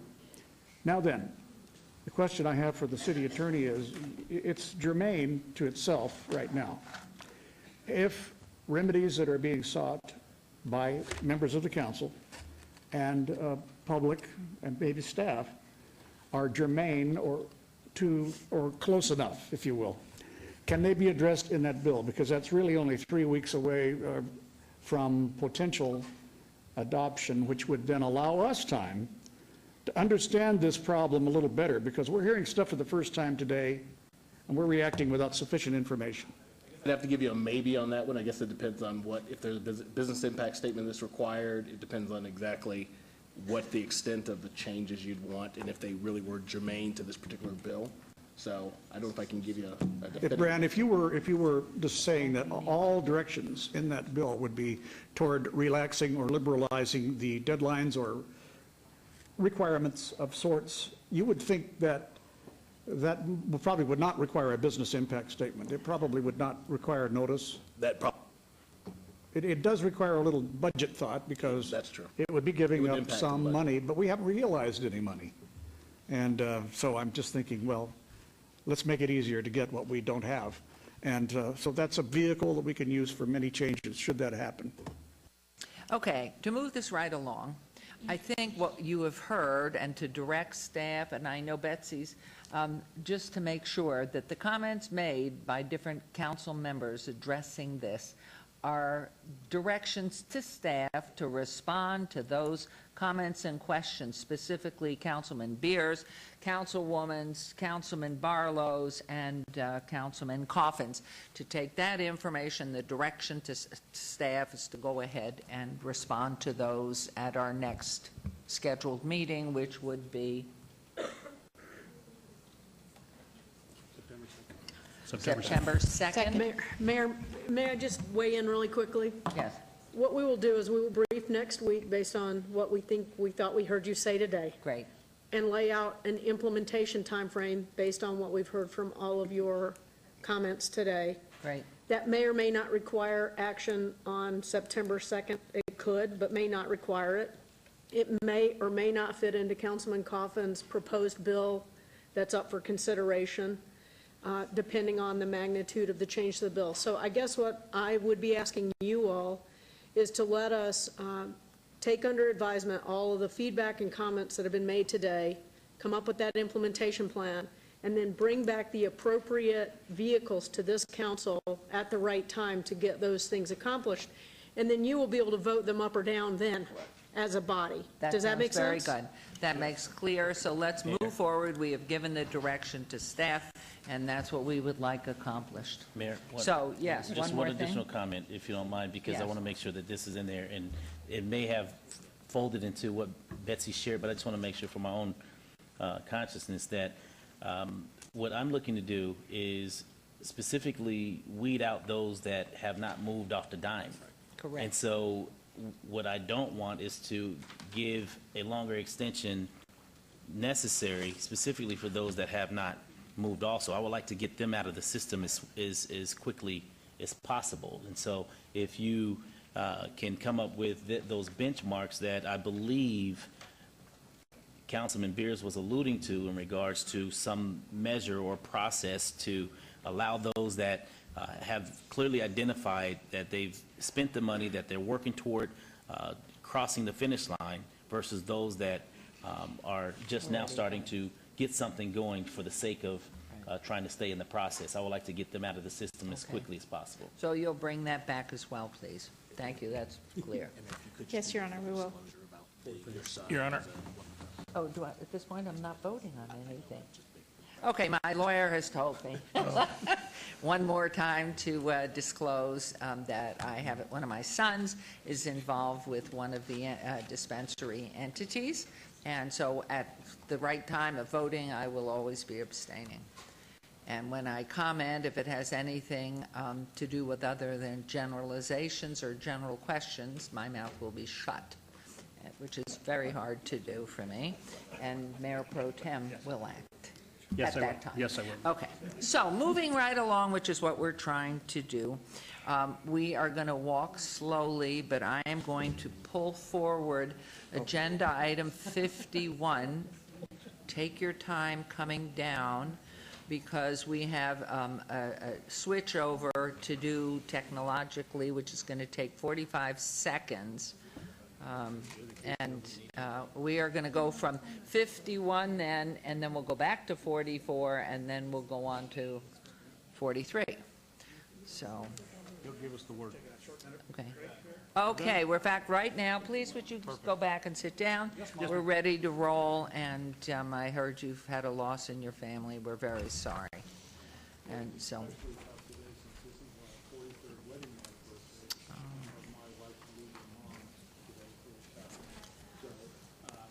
Thank you for allowing me to go spend time with her. So, Mr. Kemfer just announced that his wife lost one of her parents, mother. their mother. And it is today their 43rd It's wedding. mine, Your 43rd, 43rd yeah. wedding anniversary. What a sad time. So It's all right. we'll send you our prayers, and her and the family. And please proceed on. We're on agenda item 51, everyone, if you will just turn to that. Please, Mr. Kemfer, do you want to announce yourself then? And let's go forward. Yes, Chris Kemfer and Stephanie Allen here on behalf of the applicant. Thank you very much. Ms. Thank you, Duddleston. Your Honor. For the record, Karen Duddleston, Deputy Director of Planning. This is a request from the Government Club, LLC, doing business as Privilege at 2580 Highland Drive, to request that erotic dance be considered as an acceptable entertainment for a tavern limited license. The applicant proposed to open the establishment 2 nights per week and has submitted an erotic dance license and a tavern license application. Staff recommends denial. The application is not in conformance with Las Vegas Municipal Code 6.35, which requires a tavern license for an erotic dance establishment. Applicant filed the land use and license applications after the City Council adopted the code requiring a tavern license only for an erotic dance establishment. The location has never been eligible for a tavern license and is still currently not eligible for a tavern license. Tavern limited license lists specific types of entertainment required of an applicant. Erotic dance is not one of those types of live entertainment listed. It does provide for live entertainment at least 2 nights a week, including but not limited to music and live entertainment, including jazz, blues, reggae, hip-hop, rock and roll, a nightclub venue with dancing, comedy, entertainment venue, karaoke, other live entertainment venues to be determined by the City Council for acceptability and conformity to the goals and objectives of the district. This is the industrial district, and the goals of the district are to promote redevelopment and new development for industrial opportunities within the context of the Downtown Centennial Plan. I know the city attorney has been involved with this applicant and may have additional comments. And I would like to read, just for the record, agenda item 51 into the record, which is discussion for possible action regarding the type of entertainment for a temporary tavern limited license. The Government Club, LLC, DBA Privilege at 2580 Highland Drive. This is in Ward 1 with Councilwoman Tarkanian. And so Ms. Duddleston has made her report. Do you want to go ahead and make some comments here, please? Just very briefly, if I might. This is hopefully the end of a long road that we've all been traveling down to get rid of a use that I think we all would agree is one that we find far more objectionable than the use that is taking its place. And I know there's concerns always when you have sexually oriented businesses, but to us, 21 and older, even with alcohol, and especially with alcohol, you might say, because alcohol allows regulation, is appreciably better than an all-nude 18 and older establishment. And this is the final step. We've been working very hard with the city attorney and with Karen, and we appreciate very much her position on this, but we do feel it is appropriate. And we know, especially with Councilwoman Tarkanian, these are never easy issues for her because of personal feelings that we all share, but we would respectfully request your approval of this application, and so we can move to do what we said we would do a couple years ago, and this all started. Thank you. I'd like to ask our attorney, I recall back 2-3 years ago, we had already been in, what are some dates, some background? I thought we had moved forward on this back a year or two ago, and I was quite surprised. If you would just give me dates and, oh, so you have it, okay. I've asked Phil Steve to look at this, and he sent me emails. I've looked at it as well. Our research has concluded that the tavern limited use for this location was approved, from the land use perspective anyway, by means of an SUP application. That approval took place in December of 2013. Mr. Kemper, correct me if I've got any of the dates wrong. Approval of the extension of the grandfather protection available to the SOB, that's the sexual business use, was approved by text amendment ordinance in May of 2014. To our knowledge, the SUP entitlement and the relief granted by the ordinance are both still viable. So we believe that this application is legally before the council, and the council can legally consider whether or not to give them the limited tavern license that they request today. So if I may, being not an attorney, your comments then, I can't think of another word, override the recommendation of staff by the legal definitions. I think we just disagree. I can put a couple more things on the record Oh, that see, lead I'm us to so this sorry. conclusion. I knew it. We think they're eligible for the sites for several reasons. One, and I think that Mr. Kemper will agree, that there's a tortured history of this location. And we've been working with Mr. Kemper and his group regarding everything from the purchase to the remodel and the like. There has been reliance by the Sherry's group on code provisions that would have allowed an erotic dance establishment and a tavern limited license to coexist prior to the amendments. And then council took action twice, in 2013 and 2014, which told me, at least signaled to us, that there was apparently some appetite to hear this application. So based on those reasons and based on the previous votes by the council, we think it's well within your discretion to interpret the code the way we have suggested you can. And if you don't want to, you don't have to. But if you do want to approve this application, I think you're well within your legal rights. Thank you very much. And comments, any comments, questions from council before I Yes, ma'am. turn? Yes, please, sir. Yeah. Karen, how many erotic dance establishments do we have in the city of Las Vegas? I would have to research that. I don't know off the top of my head. I don't know if anyone here does. There are very few. And how many of them have a tavern license? They all have a tavern license, except those that do have no alcohol. I'm sorry? Except those that have no alcohol. What do you mean? What do you mean by those that do not have? They are not eligible for a tavern license. They do not have alcohol. So we have erotic dance establishments that do not have an alcohol license, do not serve alcohol, and we have erotic dance locations that have tavern licenses. Those are the only two models we have in the city. Now, how are we defining? Excuse me if I may, in this thing, and I'll give it right back to you, Councilman Barlow. It is naked of either sex, naked male as well as female? No, It's I mean, just this erotic important- dance, yes. Male or female? Correct. In front of 18-year-olds? Yes, that are allowed. I hate to stop the discussion here, but Yeah. I need to advise you that what's before you right now is a Yes. tavern limited license application. We all No?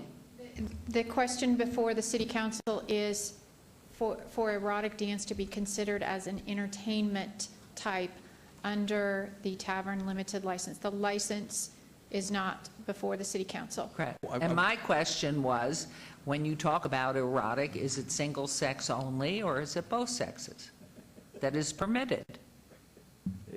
It could be either sex. Okay. You could, oddly enough, have male strippers. I didn't mean to interrupt you, Councilman Barlow, but I see a small grin. Please take it back. I wasn't sure if Brad was through with his disclaimer. I still need to caution that we're talking about a First Amendment business here. So if you're talking about the appropriateness of the use under a tavern limited license, that's fine. But the appropriateness of the use itself is not discretionary with this council. I think that Ms. Diddleston would agree that if this group came in and wanted just an erotic dance without alcohol, this would not appear before the council, and it would be granted, because there are very, very limited circumstances under First Amendment law that would allow an application to be denied, and councils never vote on these things. Thank you. I'm going to commend myself on being a great lawyer, Mr. Jerbick. Oscar always told me, get the information out. Once the jury hears it, it's too late.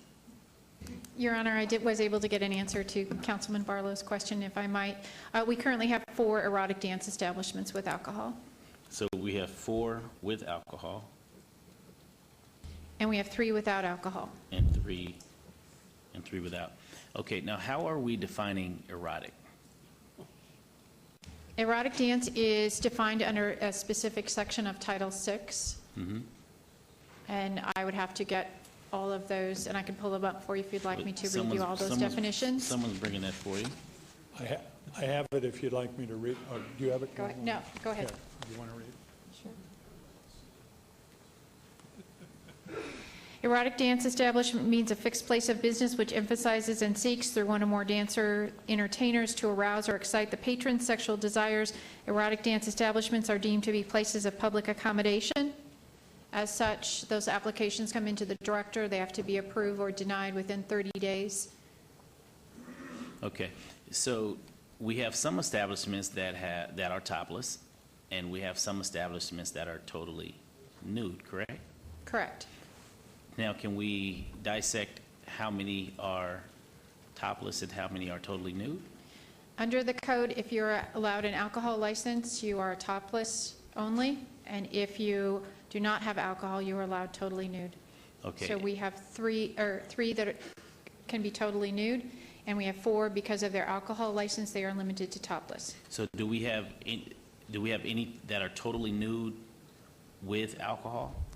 No, we do not. Okay. In the city. And so the application before us today is requesting. The applicant is requesting to allow erotic dance as one of the allowable entertainments, making this establishment eligible for a tavern limited license. Because erotic dance is not listed in the code as an eligible entertainment under Tavern Limited, there is a provision that the City Council can designate additional types of entertainment that achieve the goals of the district. Right. That's what they are requesting, that the City Council designate erotic dance as one of those entertainments that achieves the goal of the district, so that With they could move forward. 18-year-olds allowed? No, not with alcohol. Not with alcohol. If they have to comply with the erotic dance code, when they get alcohol, they would not be allowed totally nude. So would this facility be topless or strictly nude? It would depend on if they were granted an alcohol license by the City Council. So if in fact we grant a license for the applicant for a tavern use? Tavern Limited is what they're Tavern. requesting. Tavern limited. And that would come before you in a future motion, the actual license. Right, so that would allow them to Have topless. have topless, not totally nude. Correct. So that then would place them in compliance with what other companies or other dance topless facilities are doing today, right? Correct. They would have a different a license. The tavern license is a different license than the Tavern Limited license. It's a different fee. It's a different structure. Okay, so, but the other facilities have a tavern license or tavern limited? They all have tavern licenses. That was the only license eligible Okay, I get it for now. full So alcohol. explain to me the difference between the tavern and the tavern limited. Tavern allows, the fees are $75,000 plus a semi-annual fee. They allows full alcohol, and it was the only license allowed throughout the city that allowed a bar to serve full alcohol. Okay, The City Council expanded the Tavern Limited, which originally was just in the entertainment district, to the Downtown Centennial Plan. Tavern Limited is a lower priced license. It's $20,000 with a lower semi-annual fee. They're required to keep the alcohol on their premises, and they're required to have 2 nights at least of entertainment or qualify for a specific list of amenities at that. What they're asking is that their entertainment be qualified as eligible under the Tavern Limited Entertainment Clause. Would this be the only facility in the city of Las Vegas that would have that designation? Yes. And so why is staff recommending denial? Staff is recommending denial because the code specifically states that the entertainment must be one of those listed, which is not, Okay. or that it must meet the goals of the district. Okay. And we do not see in reading the goals of the district that this is one of the goals of the industrial district. It is certainly the council's discretion, but we did Well, not, of course, from but reading the I just code, really wanted to get an understanding as see to why those staff. things. Also understand that that the erotic dance code specifically states tavern license. So this application Tavern license came versus Tavern in, Limited. and I cannot approve it. The city council certainly could, because the code that I have to operate under states that if I approve an erotic dance license, I may only approve a tavern license So at my level. are we potentially setting a precedence in regards to the tavern, allowing this in a tavern limited use? That is, Does that open the door for other? it's the city others to attorney come that I in? believe is going to have to Okay, answer that's that fine. question. The city attorney can answer that question. So does this open the door for other potential applicants to come before us, Brad, to request the same thing under the tavern limited versus the tavern? No. This is the only location, to my knowledge, and we've done some research, that is in the industrial zone. In order to have a sexually oriented business, whether it's topless or completely nude, you have to be in an industrial zone. All the other tavern limited licensees are in a commercial zone. If they wanted to apply under the theory that they were somehow eligible for a sexually oriented business, you would have to do a general plan amendment and a zone change, and those are completely discretionary. And so you would have complete control over it, but nobody else is eligible. Okay, so my final question, Mayor, for now, is why, and I'll wait for Karen and Betsy. Or maybe, Mr. Kemper, you can answer this question. Why are you applying for a tavern limited versus a tavern? There's a distance. Outside of the cost difference? No. Cost Okay. is not, there's a distance. There's another tavern within 1,500 feet of us, so we're not allowed a tavern. We're going to the tavern limited. And I appreciate very much city attorney's comments. I'd also like to emphasize the uniqueness of this site. It had totally nude. And so it's going from totally nude to topless. Tavern limited, no gaming. So it's going 21 and over, no gaming. All that's being allowed is alcohol. So it really, pardon? Tavern limited, no slot machines. No, there's no gaming at all allowed. So it's not the most attractive kind of tavern use that you want. You'd love a tavern, but we're willing, because we wanted to get rid of the 18 and olders only and make it 21 and older. And by the way, that 18 and older is also performers. You can perform 18 and older and watch 18 and older. And I've always believed that if it's going to be allowed, it ought to be 21. The difference between an 18-year-old and a 21-year-old, at least it was for me, is a heck of a lot more than 3 years. I mean, there's a lot of maturity that takes place there. And so what we were saying is, and we would get rid of all of the more undesirable total nudity, go to topless, have alcohol, which can be regulated, so now we become a regulated operation, and there's no gaming involved, so you're not encouraging that element as well. So we think it's a win-win. We very much respect Karen, and we respect the position she's taking, but we agree with Brad that the discretion always rests. And in this particular case, this is a better use than what was there. Okay, so the only thing that I'm picking up, and I appreciate that explanation, so the only thing that I'm picking up as far as being able to fit the square peg in somewhat of a square hole, right, is the fact that the distance separation, if you were to apply for a tavern, would not allow you to do so because of the distance separation, the 1,500-foot distance separation. So by applying for the tavern limited, it will allow you to continue the use or reactivate the use, if you will, because it's been out of, has not been operational for, what, 3 years, 4 years? I'm not sure. It's been a considerable period of time. 2.5. 2.5 years? It closed January 3rd of 2013. Okay. And so just shy of 2 years. And so I understand where you are now. Okay, I appreciate it. Thank you, Mayor. Okay, Mr. Perigo, please, I know you want to make some comment herein, please. Yeah, thank you, Your Honor. I just wanted to make clear And you that... better say who you are for the record. Thank you, Your Honor. Yes, Tom Perigo, Planning Director, for the record. I just want to make clear that in industrial zoned land use property, tavern limited is an allowable use with a special use permit. So properties Could you repeat that again? I didn't hear it. Properties that already have industrial zoning are allowed to have a tavern limited with a special use permit. So that land use is allowed in industrial that already has industrial zoning. Thank you.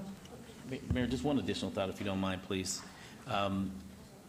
So, Tom, so if there's a tavern limited use currently in an industrial zone, will that applicant, if they should meet the distance separation, are they allowed to apply for a topless license? Not currently under the code. It's only with a tavern use. But if we move forward, and I guess, Brad, this is the question that I'm going back to, because I don't see how it can't be, but I'm really hoping that you can explain this or articulate this to me. If, in fact, we move forward to approve this application, which falls within the industrial zone currently? That's correct. And we approve a tavern limited, and they, through the 2014 ordinance that was approved by the council, extended from the 12 to the 18-month ability to reapply for their license for the erotic dance, if you will. If we move forward, then help me understand why someone who resides in a industrial zone, has currently a tavern limited, could not apply for a topless or erotic dance license and meet the appropriate distance separations from property to property. I think hypothetically you're asking if there's somebody in the industrial zone that currently has a tavern limited, could they ask? And I think the answer is yes, they could ask. I don't know that it would receive I think they would probably receive a different answer from my office and from staff based on the unique history of the Sherry's location and the reliance on the code at the time that they began to acquire the property and do the remodeling. But to answer your question, yes, if somebody were in the tavern, had a tavern limited license in an industrial zone today, and they were watching this, I would fully expect if they wanted that kind of entertainment, they'd probably come and apply for it. So in Thank other you. words, Ms. Francois wanted to interject too. Okay, just one second. So in other words, we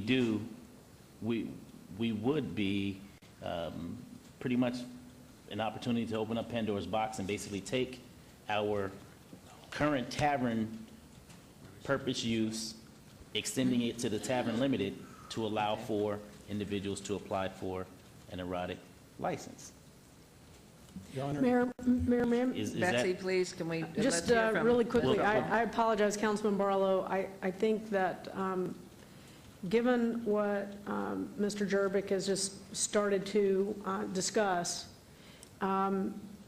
maybe it would be worthwhile for staff to get together with the attorney's office really quickly during a recess to try and lay out for you all in a very concrete way what different actions today might do in subsequent actions as it relates to this request today, if any.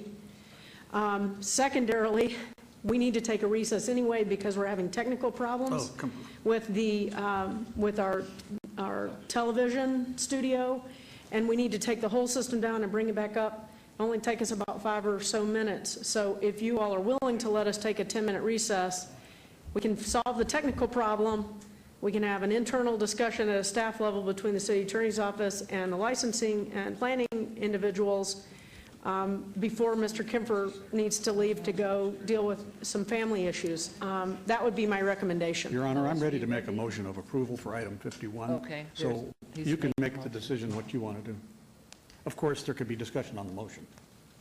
Okay, But there's that's been a my intent. motion made. Well, I thought Quick- that quick you were going to let question. me make my, say Well, yes, something. any statements Question on the motion. I mean, I don't think that But I think that's, it's time to put a motion on the floor so we can finish our discussion. I mean, there's still questions that are left unanswered on the table as well, that staff Your hasn't Honor- been able to appropriately address. I've If I asked may- counsel a specific question that he Okay. hasn't been able to answer yet as All well, right. so. Excuse me for 1 second, Mr. Kemfer. Please. If I might, if it's of any help, precedent is only precedent when you have the exact same facts that somebody else does. So if there's somebody else who has a limited, Tavern Limited, who previously had an all-nude operation, and they come into you and say, I'd like to do topless only, and with the alcohol, then that's a consideration. But this is a unique circumstance where there is an existing all-nude operation that allows 18-year-olds to perform and to watch. And we are substituting that and getting alcohol for 21 and older. And to me, that's a unique circumstance. So if I represented somebody who said, hey, you see they got a sexual-oriented business with a Tavern Limited, I'd say, well, did you have that same circumstance? Were you totally nude and now you want to go to topless only? If they said no, I'd say Mr. Jerbick's going to say it isn't the same thing. No, I disagree, because Mr. Jerbick hasn't answered that question that I've asked. Well, So, I mean, I he may understand disagree with your me, point. I understand your point, but he could very well disagree with you as well, because that was the same question that I asked that he hasn't answered yet. And so that's the question that I'm looking Okay. forward to If I receiving may from my take charge legal of this, counsel. please. I know that you I want to respect make a motion. I know there's some confusion. Are you okay? Have you formally made a motion? Yes, What ma'am. was your motion? Motion has been made. Your Honor, I did not formally make the motion. I said I'm ready, and I know Councilwoman Tarkanian wanted to discuss this. Okay. But I said All right, discussion so- is certainly appropriate after we make a motion as well. Okay, I'm going to take this over. We are going to take a 5-minute recess so we can reset KCLV, 5 minutes. Then we will have clarification from staff. Is it all right with you, Mr. Kemper?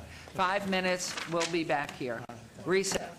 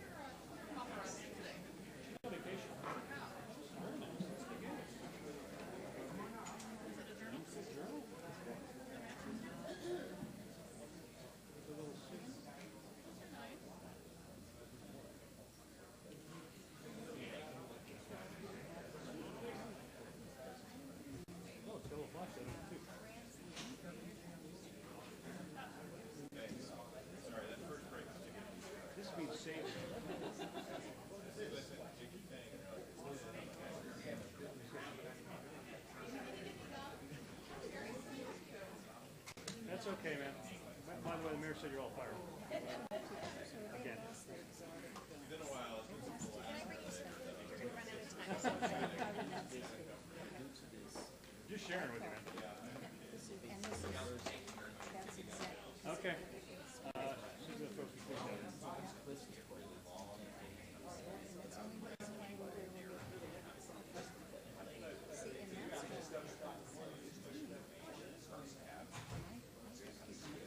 Is it a data issue?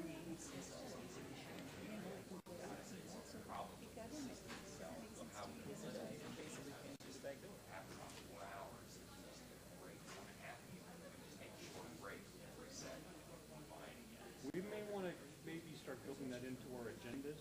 You know, at such and such a time, we reset.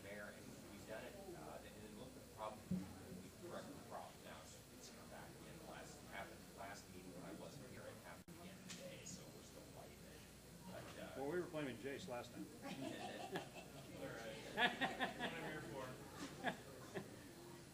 Okay, well, now that I know that, I can help her remind her.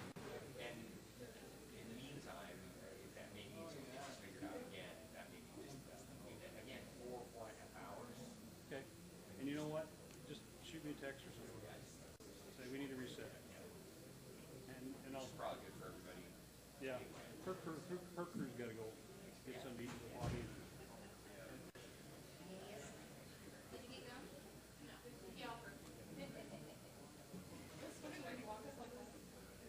We're still on the morning session.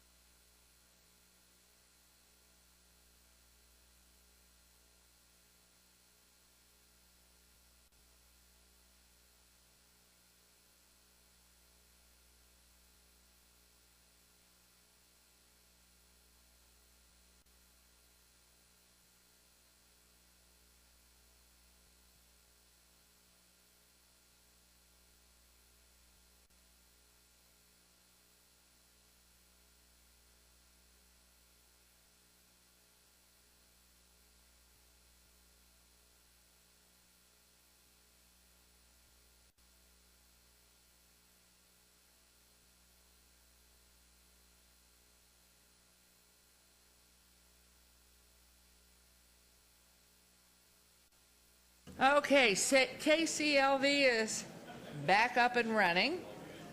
Therefore, the rest of us are back up and running. And so if I could ask everyone, please take your seats.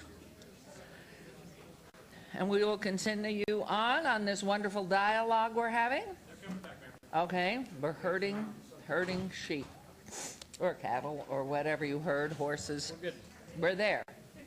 Okay, we're only missing Councilwoman Tarkanian, who has input coming in a moment.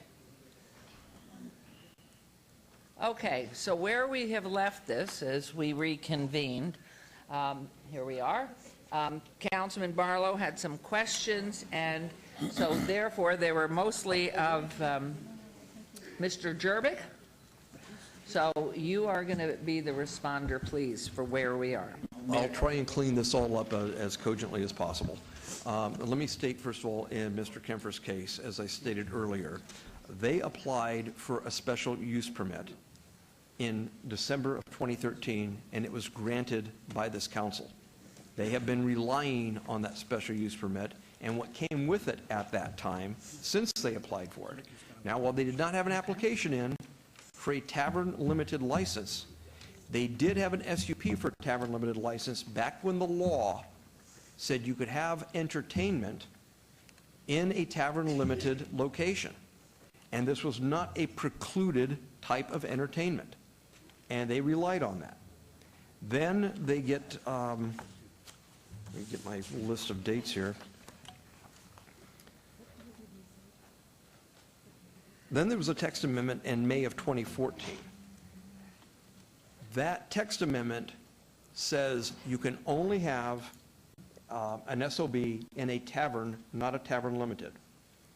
So to tie it all together, one, there are no locations in the industrial zone today that have a tavern limited that sought this kind of entertainment at the same time the code allowed it.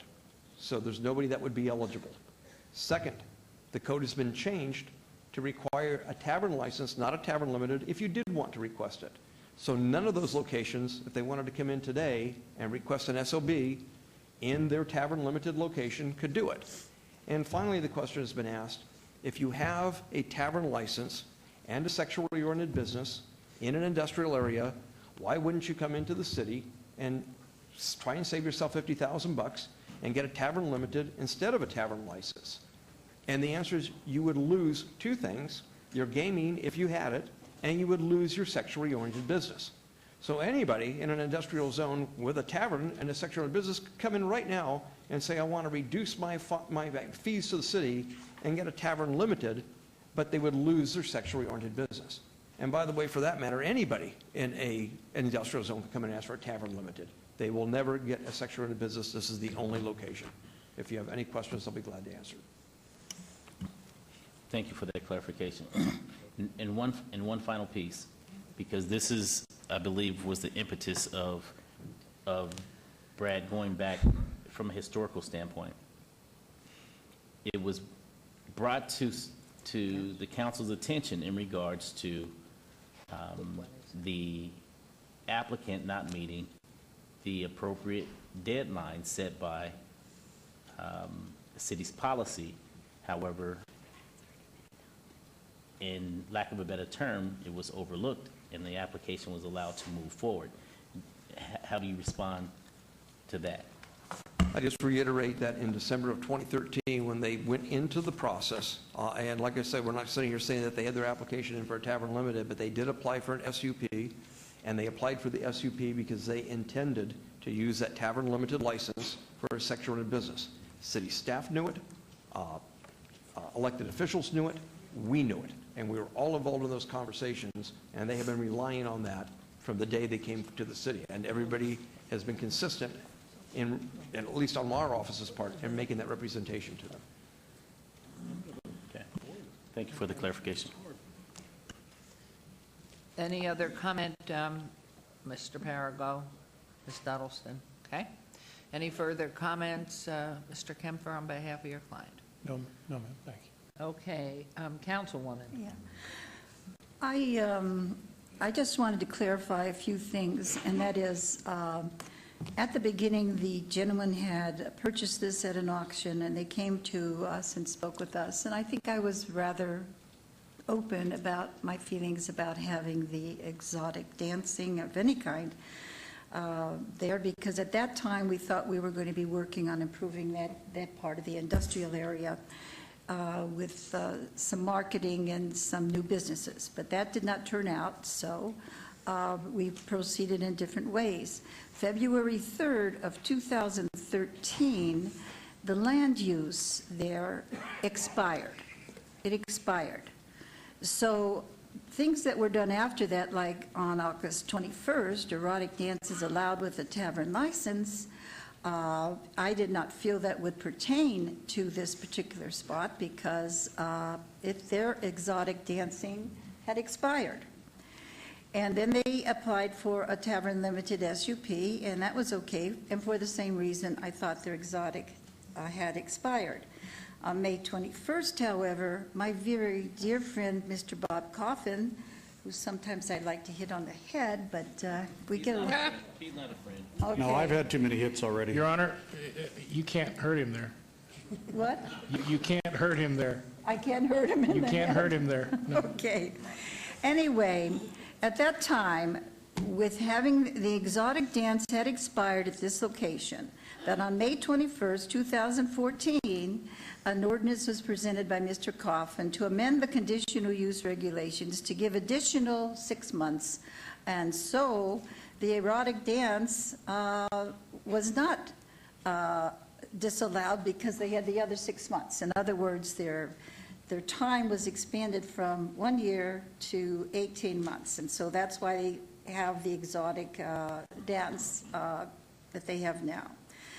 I feel very strongly about this, and I think I've been open with you and everybody, but I said to myself, I have to be very careful and try and be as objective as I can be.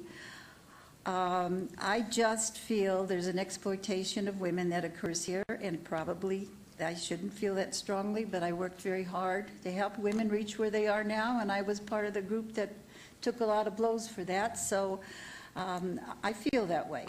I did not want it in that location. However, this is what I'm told by my attorney down there. If I vote yes, I have topless. Yes, and then people who go to topless places tell me there isn't much on the bottom when they have the topless. I'm just saying that. Then, however, if I vote yes, if I vote no, then I have total nudity with 18-year-olds. And to me, that's just absolutely a crime. I do not think you should have 18-year-old women put in a position like that with 18-year-olds attending. And I think I mentioned before that I had a grandson who was that age, and he attended. He went to this very place at one time. And so I feel very tied up about this, and I just want to say I do not feel I can, in good conscience, make a motion on this because I don't want the topless there, and I don't want and I'm told that it would go to topless if I vote no. Is that correct now, Mr. Jervik? That's correct. Is my choice between topless and total nudity?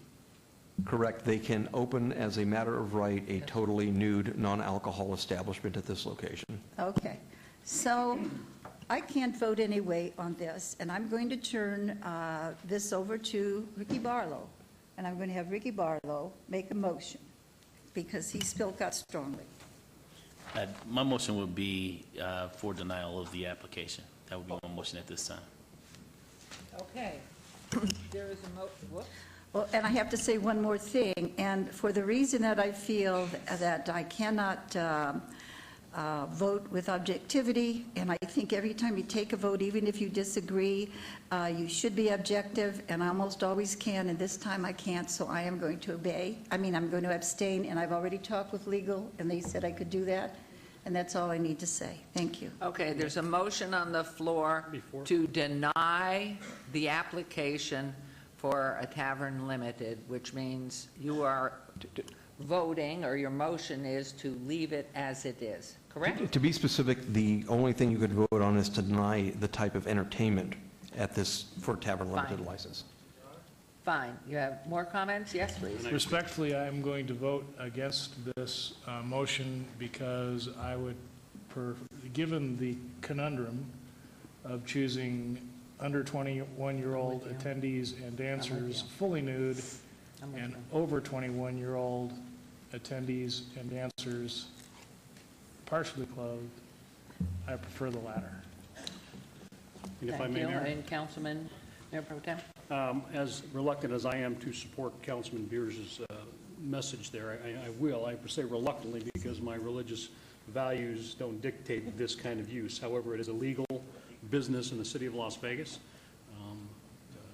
My good friend Mr. Lelu just reminded me of my first vote on one of these establishments in 2005. I'm dead set against him. I don't like him. I don't like the use, but I'm going to support Councilman Beers on this and support the lesser of the evils because they're both evil in my mind. Thank you, Mayor. Thank you very much. All right, there's a motion to deny the application. So please cast your vote, and a vote of yes is to vote with Councilman Barlow denying the application. Otherwise, you vote nay or you abstain. There it is. The motion does not carry. Your Honor. Who is? Councilman Coffin. Yes, Councilman Coffin. Your Honor, I seek recognition to move for approval of item 51, and but because the various remarks have been made and everybody wants to try to position themselves in some sort of a circumstance whereby it is okay to vote for or against these bills. I just think that it's important to remember that this all started around the Garden of Eden, and something happened and somebody started wearing clothing, and from there on it's just gone all to hell. So I think it's time to reverse course, take the 18-year-olds off the stage, because some of them look like they're 13, and we'll go with enough clothing that a basketball player with a jockstrap would show. Thank you. That's my motion to approve 51. Thank you. Okay, there's a motion to approve the application. However, council has comment with an SEL. I just wanted to put on the record, I spoke to Councilman Tarkanian, who intended to abstain on that last vote. A wrong button was pushed, so if the city clerk could reflect the previous vote as an abstention on behalf of Councilwoman Tarkanian. Yes, we will. Thank you. And I am going to make comment on this. I think the issue is that it's very clear that the council, in their commentary, really are trying to protect 18, 19, 21, 20-year-olds, and really look to this being adult entertainment, and choosing between two evils. It's protecting the younger people, and they are very, very protective of our young people, male and female, and whether, which I didn't know that the performers in what is current could be 18-year-old male or female, which I didn't know until today. So I think the vote, there is a motion now made by Councilman Coffin to approve, and please vote. But the most important piece, Councilman Barlow and Councilwoman, whatever your votes, please do so. It's a very difficult position the council's in, because we really want to protect children and young people. Mayor, I'd just like to say that we are in this position because we did something that Mr. Coffin said about 2 meetings ago we should not do, and that is we provided an ordinance, we provided change for one entity only. And that's what happened here. I watched the whole thing, and it happened. This is for one entity only. There's not going to be another one coming up with a situation like that. So, and I think that's what we have to be, I think that's also something we have to consider, is not to do that, because we've done it before in the past. Well, this was very difficult. Thank you very much for helping us. Mr. Kempfer, our condolences to you, your wife, your whole family, and I'm sorry it took us so long in the deliberation. And moving forward, what is, but please understand where we really feel, and so how this came about. So please go to your family. I will, and I thank you all for your consideration and time. Thank you, especially thanks to Karen as well and Tom. I know it's a tough issue, and I thank them.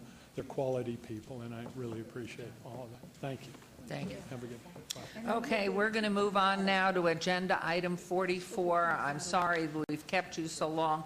We wanted to pull this forward earlier, but with KCLV having its issues and whatever it was doing, and then the laborious item we just went through. So thank you for your patience. I'm sorry, all you lovely people, and thank you for all your emails that you've been sending.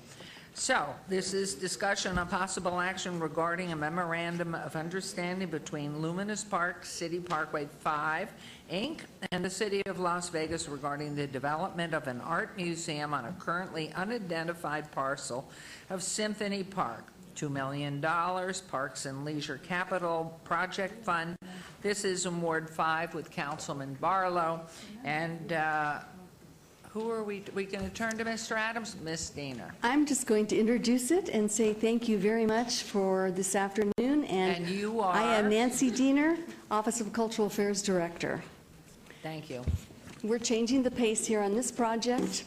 And first slide you'll see is we're talking about the Modern Museum. This is a Luminous Park Memo of Understanding Agreement that you have before you, and we'll go through the slides here, and I'm going to introduce the first slide.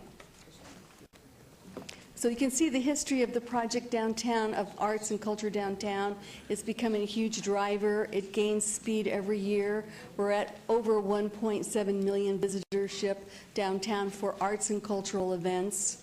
We feel that a project like this, first of all, there isn't one.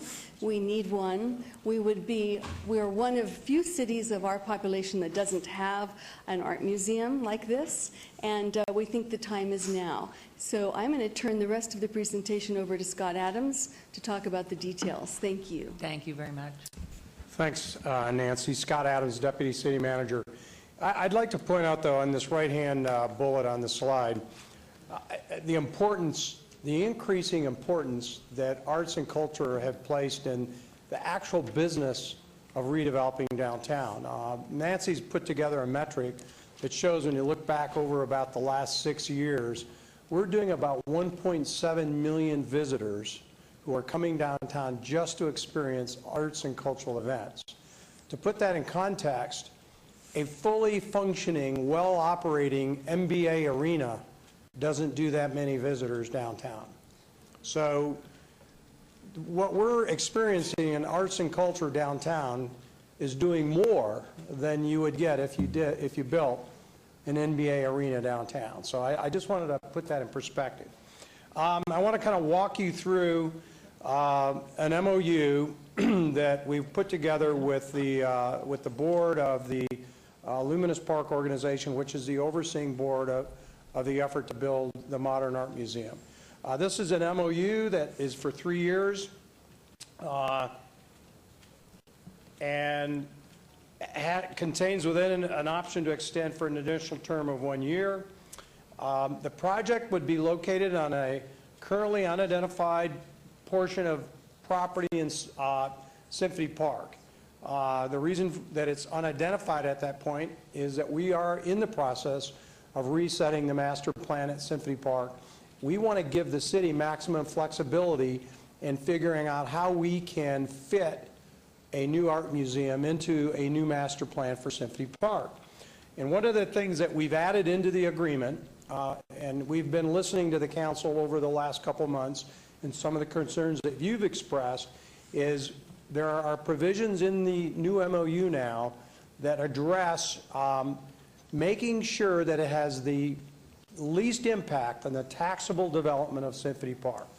That it's either on property not already planned for development, that it would be on property that was tax exempt, or it be fit into a private development, therefore being additive to development, as opposed to being on a freestanding parcel that was planned for private development, therefore taking away from taxable development. Could I, the TID, are you saying, Mr. Adams, are you saying it would be in the TID designated or outside that, or you're not sure? At this point, we're not sure. At this point, We want to have maximum flexibility to locate it where we think it makes the most sense in the overall context of Symphony Park. Okay. The other thing that there will be is an agreement that there's a number of stages of actually kind of proving up both the organization and the project before we definitively commit as a city to make property available and start releasing funds to this project out of our capital budget. You may remember that you put in the capital budget $1 million in the current year, and there's projected to be another $1 million in next year, tentatively allocated to this project. So we set it up in the MOU that we will negotiate a separate donation agreement, and that donation agreement will stipulate the terms and conditions of donations, what constitutes a donation and a commitment to the project, so we have absolute clarity about the kinds of commitments in writing that we're getting through them to build the project. The way it works is we would commit in this first year under the MOU $1 million to the project. They would have to match that with another $1 million. Once they've matched it with $1 million, then we set about the task of identifying that site in Symphony Park that makes sense. That may take a little while. And in that process, we would be fitting that into the overall master plan for Symphony Park.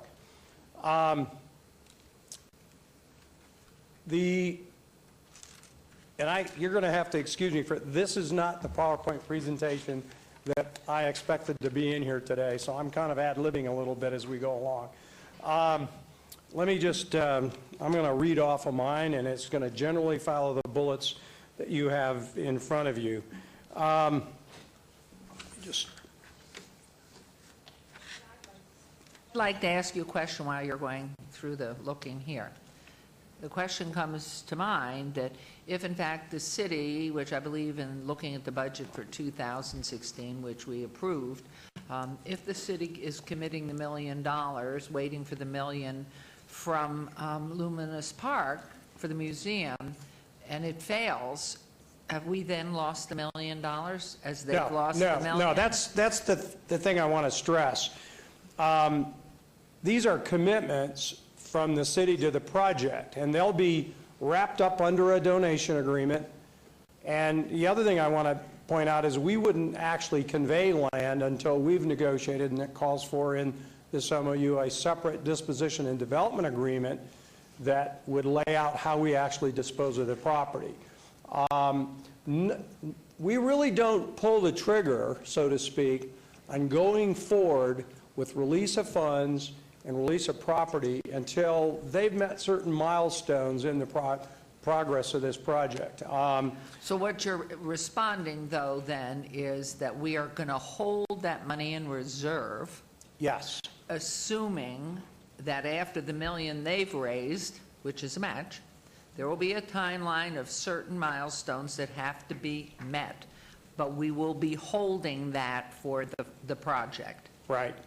But yes. It is not But not lost. actually releasing the funds until they've met a few other milestones. And actually, all the details of that, what we've simply done in this MOU is shaken hands over the general terms of a project and the fact that the city would like to see an art museum at Symphony Park. The city's making high-level financial commitments to the project.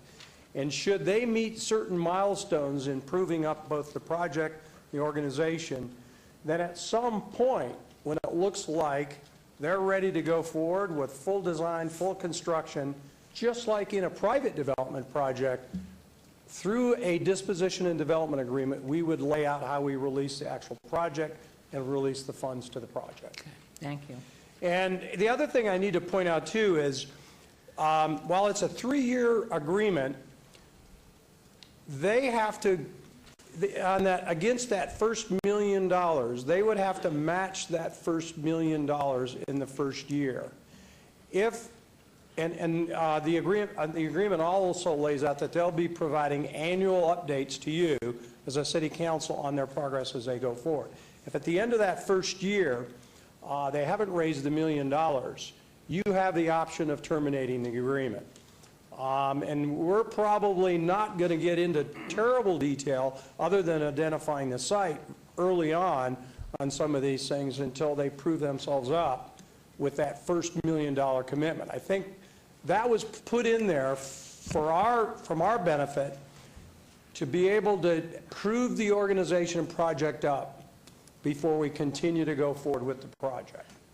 So you would have the right to terminate after the first year. Which begs the question, is there an estimate, since nothing, no architecturals, engineering, all of that, is there an estimate as to the amount this is going to ultimately cost in building? Is this $100 million, $600 million?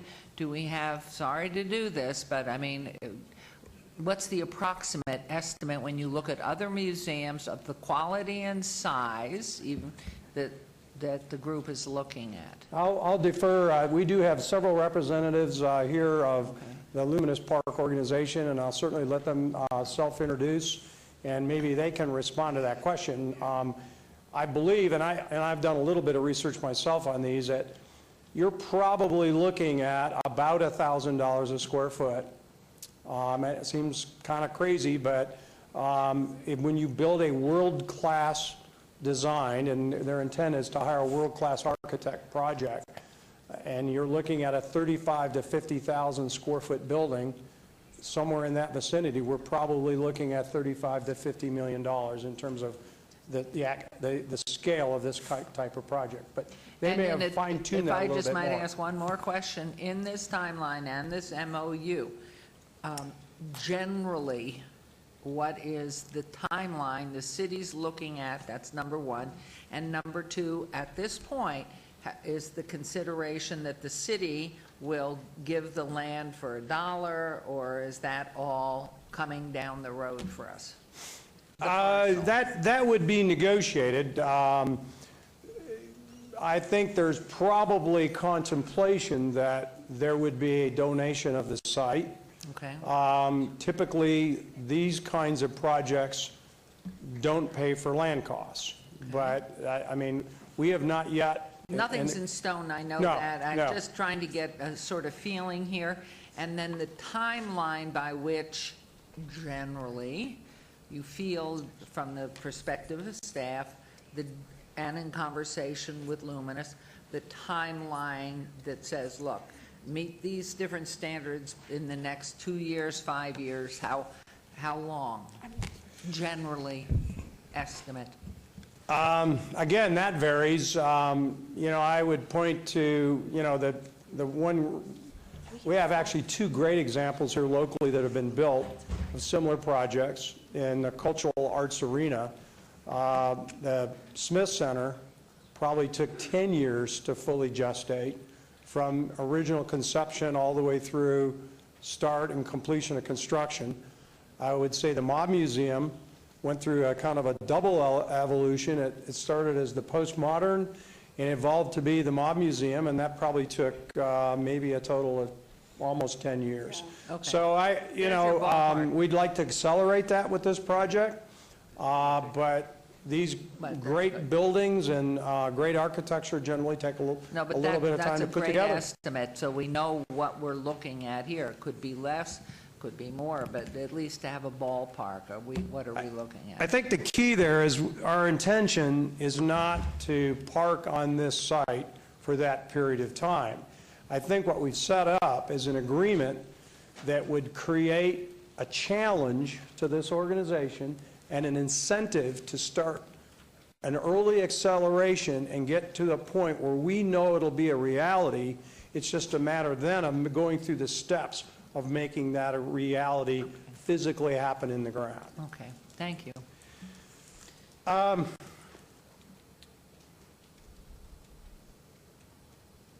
Now, then I think we've gone over the basic elements of the MOU. Then there are a few other steps that would occur once we've entered into this MOU we'll be negotiating a donation agreement, a disposition and development agreement, identifying sites. Once the site is identified, they have the task of launching an international design competition to hire a top-notch architect to design the project. So that'll be another effort that will go along the way. The other piece is they've got to match all those funding commitments that we've made in a staged basis per what we negotiate in a donation agreement, and be sure that all the funds are in place to go forward and actually build the project as initially conceived. And then I think also the intent is, like on these other two projects that I used as examples that the city engaged on, we don't run art museums. That's not something we do. So I think the other piece of this is to take a hard look at the fact that ultimately it will be their responsibility to not only raise the private funds to build it, but also to operate the facility. So we're going to be looking hard at their capabilities going forward to operate, make sure the operating capabilities in place as well. So with all those considerations, you have before you that what represents the first handshake between the city and a private organization that would like to bring a major art museum downtown. And with that, I think we'll turn it over to them and let them say a few words. And please introduce yourself and each of you and your roles that you are playing in this wonderful, exciting venture. Absolutely, Your Honor. My name is Alyssa Nave Worth. I'm with Brownstein Hyatt Farber Schreck. And with me is Rebecca Miltenberger, also with Brownstein Hyatt Farber Schreck, and Katie O'Neill, who's the chair of the board of Luminous Park. And actually in the audience are a number of other board members for Luminous Park, and we're extremely grateful for the opportunity to be here today. We're excited because we think that this signals the beginning of a very exciting and important conversation for Las Vegas. As a native Nevadan, I can tell you it is incredible, the idea of bringing a truly serious modern art museum to the heart of the city of Las Vegas. It's something that I remember my parents taking me to New York and San Francisco and Chicago and exciting places so that I could see the art. And it's exciting that this is the beginning of a really amazing conversation. We're excited to represent Luminous Park. I'm just going to speak generally about the principles that drove the conversation with Councilman Barlow, who has been absolutely fantastic in the conversation, and with the entire council, and with Scott and his staff, who've been wonderful, that we really wanted to make sure we're embedded in the actual memorandum of understanding. Also, Rebecca, who is the brainchild of the two of us, I will tell you that. She actually was the attorney drafting the memorandum of understanding with city staff, and there are some contemplations of both size, design, and construction timeline actually contemplated in the MOU, so I'm going to defer to her on those earlier questions that you had. The first is that we understand that in making this commitment to begin this conversation, the city is making a substantial investment in us to even take the time as you conceive downtown Symphony Park and reconceive the heart of the Arts District. It's incredibly gracious of you to include us in that conversation. We understand that the long-term commitment the city would be making and how serious that is. And so we wanted to be sure that the memorandum of understanding put the ball back in Luminous Park's court to demonstrate that it's indeed financially viable throughout the process, because we're mindful that when you make such a significant commitment that we are also going to meet those commitments. And there are a series of timelines that Scott spoke to. The first is $1 million in 1 year. And then, of course, as the construction goes through phases, which is actually 36 months after the passage of the MOU as initially conceived, we have to raise money in a significant series of timelines. So although that will all be outlined in the subsequent documents that will be negotiated and approved by the council, that's what we believe. We believe that it should be our primary responsibility to show that we can do this in the next year. The second is that we are really looking forward to making this a partnership between Luminous Park and the city of Las Vegas. We understand through your leadership that you've transformed downtown Las Vegas, you brought the Smith Center, and this is the next step in that. And as you reconceive this important cultural area, we want to be a partner with you, which is why as we go through the design choices, we'll be looking to partnership with the city, and of course on the actual final Luminous board there will be a reserve seat for the city to be on the advisory board for Luminous Park, and we think that that's very important. And finally, we wanted to be sure that the MOU as it's currently envisioned, as Scott explained, is additive, it's not subtractive. So we are excited about the parameters that are put in place in the memorandum of understanding that say, you know, we would like to look at parcels of land that have previously been undesignated parcels of land that have been held previously for nonprofit purposes. And we also would like to think about the idea of doing a collaborative construction and development with a for-profit entity, because we think that that's actually the perfect way to conceive of a modern art museum. And we think that this is an exciting beginning of the conversation. And just want to reiterate that this is a non-binding agreement, but really, truly the beginning of the conversation. I'm going to defer to Rebecca on the actual timeline of development. I did want to say one thing towards the cost. Luminous Park has obviously began the conversation of what the estimated raise is going to be for such a facility. They believe it could be anywhere between 50 to 100 million, probably less than 100 million total. But frankly, the cost of the actual facility is largely dependent on the parcel that's chosen, the type of design, and the architect that is chosen. And so, you know, there are so many variables in developing the budget that they're not able to say a specific number at this time. However, the memorandum of understanding does outline that it's their responsibility to create a budget, provide that budget to you, and to keep you updated on that. And although, finally, one more thing, defer to Rebecca, although we've said that in the MOU that, you know, we must come back annually to give you an update, we intend, you know, till much as you allow us to come back, we intend to speak to all of you on a quarterly basis, or we'd love to come back as often as possible, because we think it's an exciting public conversation about this museum, and we're just excited and grateful. Rebecca? And before you turn it on, there's one penalty to say you're native born. What high school? Green Valley High School. Okay. It's all right. That's good. Thank you. Like Liz said, my name is Rebecca Miltenberger. I'm also with Brownstein Hyatt Farber Schreck, and I've been working with Katie and the Luminous Park team for quite some time now, and we're truly excited to be here and move forward with this project. We think it's going to be a great addition to downtown. Like Scott had said previously, the way this MOU is set up is really for Luminous Park to have the opportunity to prove to you that, you know, not only the members of the board, but the entire community is interested in this project. That was part of the reason that we've set up to have a one-year timeline to raise $1 million without having a parcel set aside, and really just based on the interest in the community to move this project forward and bring a great art museum to the city of Las Vegas. Once Luminous Park has had the opportunity to make that showing to you that they can move forward with this, it's at that point in time we'll work with Scott and his team to determine a parcel and then have a better understanding of where we're going to be financially as far as the construction budget goes, also, you know, as far as the construction timeline. It's generally anticipated it takes about 24 months for this project from the time you break ground until completion. As far as the budget goes, once we have the parcel in place and we start moving forward with the design approval process where we'll be involving the city and, you know, the great architect that Luminous Park decides to build or decides to design this project, we can fully kind of flesh out the budget and determine how much this is going to cost. Like Alyssa said, it's estimated somewhere between the $50 to $100 million mark.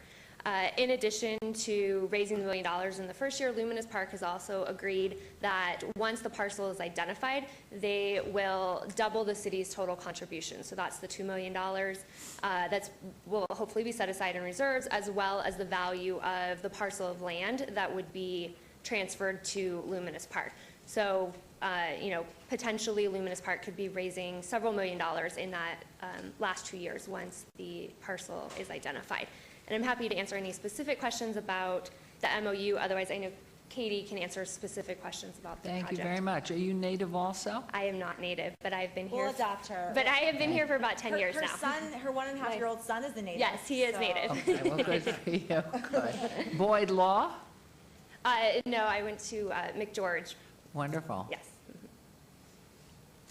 Hi, Katie O'Neill, Chair of Luminous Park. Good afternoon, Mayor Hi, Goodman, Council. Thank you for seeing us today. I'm very excited to be here on behalf of the board and many, more than several, very hardworking individuals. I'm here to tell you a little bit about the project and our plan to bring a world-class art museum to Las Vegas. This would be, or downtown Las Vegas, particularly Symphony Park. We feel strongly that that is the fit and it's necessary that we're in that part.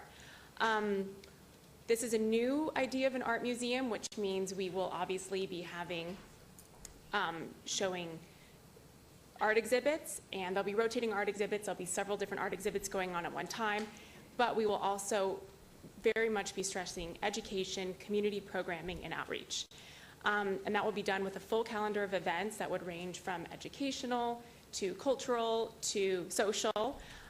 We want to have an educational facility. There will also be an auditorium, dining, retail, event space, and just something to engage everyone on every level. It is a welcoming space. It's encouraging people to walk through their doors regardless of background, income, if they have an art history degree, or if they've never had the opportunity to be exposed to an art museum. We just met with, or we've been taking this last year to really redefine this project, and I appreciate everybody's patience with that because I know sometimes you've heard different things, but the board stands behind this unanimously, and what we have gone out and shared with the community, we've had such a positive response. So we know, standing here before you today, that I personally really stand behind this project right now. And we just met with a very important supporter of ours and a potential neighbor, and we were told, you know, I support this, but if you do this, it can't just be good. It has to be great. And I never go out seeking for just good. I was taught to pursue excellence, and I believe that. And we really feel that what we are bringing here to this city, to downtown, to Luminous Park, will be a landmark. It'll be an architectural landmark. It'll be something that the city identifies with, and we want to reach out not just to the community, but to all the visitors that are here. And that's it. I'm here to answer some questions. We have a lot more questions than answers right now because we know that we needed something concrete before we can really go out and fundraise and do more programming, but we have a plan of action and we're ready to start tomorrow. And I also want to say that I'm also native to Las Vegas. Which high school? Meadows. All right. And I'm almost third generation. Question right off the bat.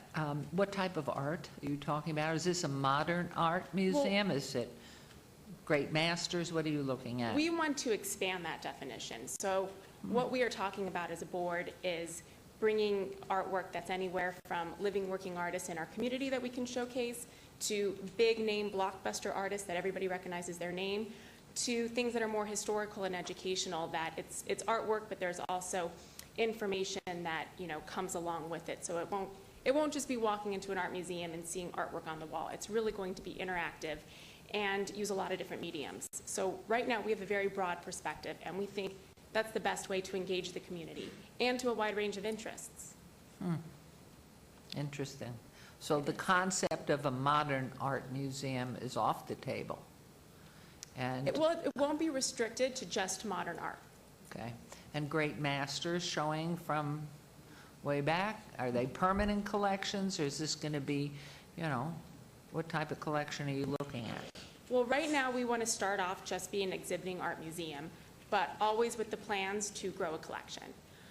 We just think it's financially responsible to start that way and to build an endowment and to build the support in the community. We know that we live in Las Vegas where there's many major art collectors and collections out there. We have some really great artwork that's happening in the city right now. So given the opportunity that we're ready to move into that area of starting to collect, it's absolutely something we'd like to do. And have you done anything by any way of residential meetings, surveys, to know what the public wants and how broad a spectrum have you done research on to see what kind of support's out there? We haven't done research to that extent besides going out into the community ourselves. We've spoken with the Clark County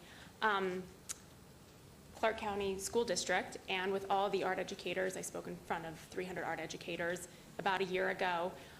So that way, that's more sort of a grassroots outreach we've been doing, but it's certainly our plans for the next year to kind of document that information so we have something more concrete to share with you.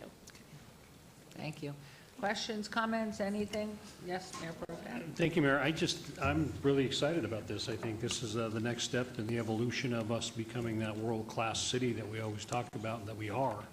And I think this is a great agreement. I think it's wide open. I think what's going to happen, I do want to make one comment about the 1 year that goes by, Mr. Adams, in regards to the $1 million match. I mean, if they get to $800,000 in 12 months, we're certainly not going to say, sorry, you're done. I mean, that's not where I'm going to be at that time, because I want to see this become a reality. And it sounds like you, as you described it, sounds like you hit everything about the facility. And it sounds like a central meeting location. You can have exhibits, you can have meetings, the whole 9 yards. So I'm really excited about what you guys have done and grateful as a Las Vegan for you guys doing this, because we need this in the city. Now, how do I persuade you to put it in Centennial Hills? I'm just kidding. Thank you, Mayor. Thank you. Councilwoman. I also am very impressed and very pleased at what you're doing. I think you're following in the right direction as you start to be more eclectic and broader, and then see where the interest in the community is. You might find someone who loves modern art so much they contribute a lot, and you can go more in that direction. I know you have many local artists that would appreciate some help in getting their works viewed. And I know, what is that group of women, professional women that donate about $50,000 a year? There is a group. Women in Philanthropy. Women in Philanthropy. I don't know if you've contacted them, but I know some of them, and they're very much interested in art, so that might be a good place to see if you can get a working relationship. Thank you. So Thank good you. luck. Any other Thank you. questions, comments? Okay, so you would like from us, Mr. Adams, Staff recommends approval of the MOU as presented. and you want a motion on that. So since this is in Councilman Barlow's Ward 5, hola. Welcome back, Mayor.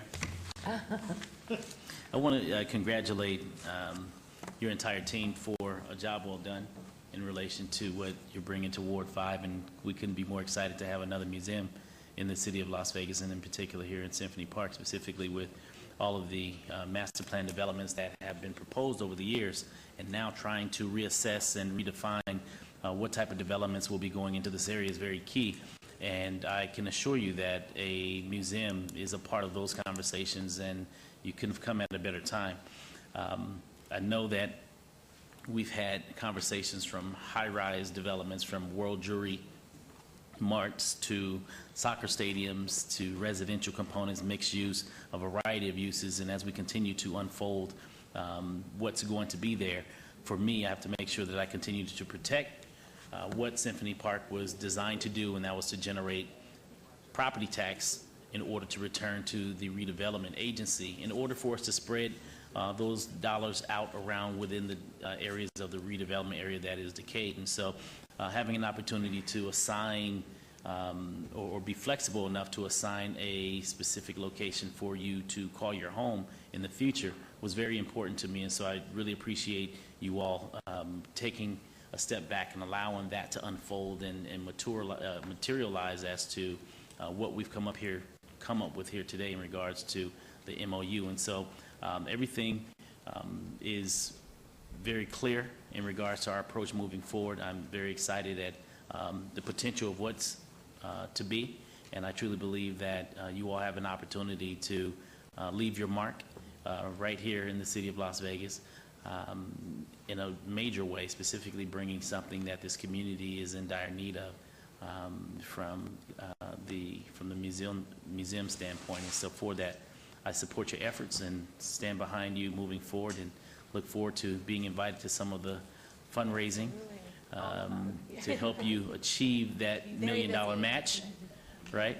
And so keep us posted, keep me engaged, and I look forward to cutting a ribbon in the very near future. So with that, I move for approval of this item subject to all conditions, and I also want to thank Scott Adams and Nancy Diener for a job well done as far as helping to orchestrate this and keeping this on track with the city of Las Vegas. Thank you. Thank you. There's a motion to approve. Please vote and please post. And all I can say to you, lovely ladies at Carpe Diem, seize the day and go forth. Unanimously approved. Good luck. Thank you. And thank all those who wrote letters, emails. I forget letters. Okay, we are going, it looks like, backwards in numbers.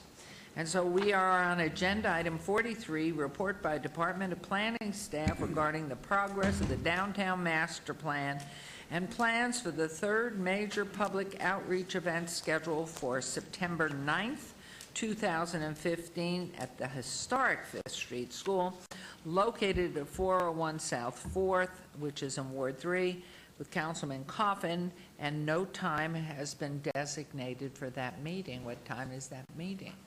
I believe it's at 1 o'clock. Actually, I will be, at the end of the meeting, I'm going to correct that. We've actually postponed that meeting till October 1st. I'll go over all those details at the end of the presentation. So everybody that heard me say September 9th, forget it.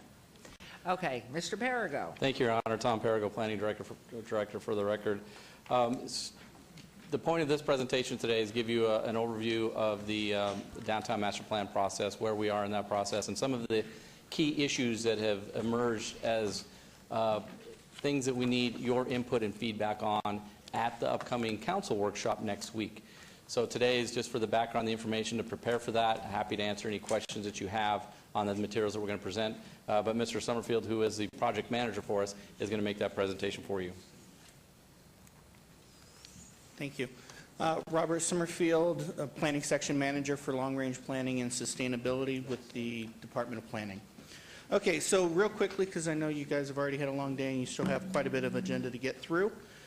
We are just wrapping up the vision phase of the downtown master plan, and so we're moving into our alternative planning phase. In order to do that, we have a number of big questions that we need City Council input on, and so that's what I'm going to run through today. I'm going to give a little bit of history of how we've gotten to where we're at now, and then go through some of the decision points that we're going to be asking you to discuss and give a staff direction and our consultant team direction on next week at your workshop. So, current progress. So we are about 2/3 of the way through this planning effort. We have about 6 more months to go. It is our goal to have before Planning Commission and City Council an adoptable new downtown master plan by February 2016. So this is where we're at. Some of the key findings. One of the principal things that we've found so far, in kind of the theme that's really come out of everything that we've done, is people really want that concept of live, work, play for downtown. We hear it all the time, but it's really resonated for downtown. And one of the things that really stuck out was people like the gaming and the tourism aspect, and they want to maintain that and they want to actually build on that. But they want to broaden the downtown experience to include other things. They are very passionate about downtown. They want to enliven our housing and our residential offerings. A focus on education. This goes very much, a lot of these themes resonate with the strategic efforts that are underway, that you've heard some of which today, some of the things that you've heard under the City by Design umbrella. The focus on education, mobility options, you heard from Tina earlier today. Branding and marketing, part of the medical district discussion today was how do we change that perception, not only the medical district but downtown, so that particularly our locals that don't live and interact with downtown as much know what a great treasure they have in downtown. Because downtown is not just the downtown for the city of Las Vegas. Downtown is the regional downtown, and we need to get that message out to people. All right, so some of the major ideas that came through, you can see these. We need to promote localism and strengthen our tourism. We need to look at diversifying our industries into some other aspects and bring some different shopping options and things downtown. From all of those big ideas that came up, 3 themes emerged for the vision for downtown. And while we want to be clear, we do not want to exclude anyone from the vision of downtown. We do need to encapsulate a vision for downtown and give downtown some direction. So the 3 themes that have really risen to the top are the legend reinvented. And this one focuses more on the entertainment and tourism. The second one is a diverse city. This is talking about, again, that live, work, play focus, where we are trying to balance those different aspects of life. And the third one is this co-created city, this cohesive urban core where people feel very included in building this downtown, where it's not a government and developers and then community. It's really all of us together kind of participating in the process. So we've kind of put together three kind of samples along those lines. We're going to be discussing this concept more again at the workshop, and we really just need at that workshop some direction on which one of these themes you think resonates the most and which direction we should kind of go forward with on that. Which one, or all three but prioritized? It's basically the prioritization. So which of these themes really resonates the most as that vision? Again, not excluding any of those concepts. The plan will, to a degree, embrace everything that we can possibly embrace, but we still need a vision. We need that direction, and we, to some degree, can't be everything to everybody, and so we need to kind of find that roadmap that leads us forward, but it being as inclusive as we possibly can as well. Thank you. All right, so this is a very busy map, but this basically compiles a lot of what I'm going to show you into the basic concept plan of where we're at with a lot of the different subjects. So we've got some different options going forward. One of the things that I wanted to just kind of put up there, and we're not going to spend a lot of time here today, but some of this information is in the presentation that you were given, is we do have a lot of options going forward with our development downtown. Conservatively, with some of the programs that are already underway, with projects like working to bring a modern museum to downtown, with the efforts that RTC and our Public Works Department have underway with some of our mobility efforts, and projects like that, we have a pretty conservative estimate of development that's going to occur downtown, and that's kind of this conservative element. With some additional strategies, and we'll talk about those more at the workshop, we have this modern and aggressive potential for downtown. And so we need to make a determination on what strategies are we going to pursue in the planning effort to determine really where do we want the downtown to go forward at in some of these different projections from our economic consultant. All right, so one of the chief questions that we're going to have for you guys on next Wednesday, this is the existing Centennial Plan boundaries.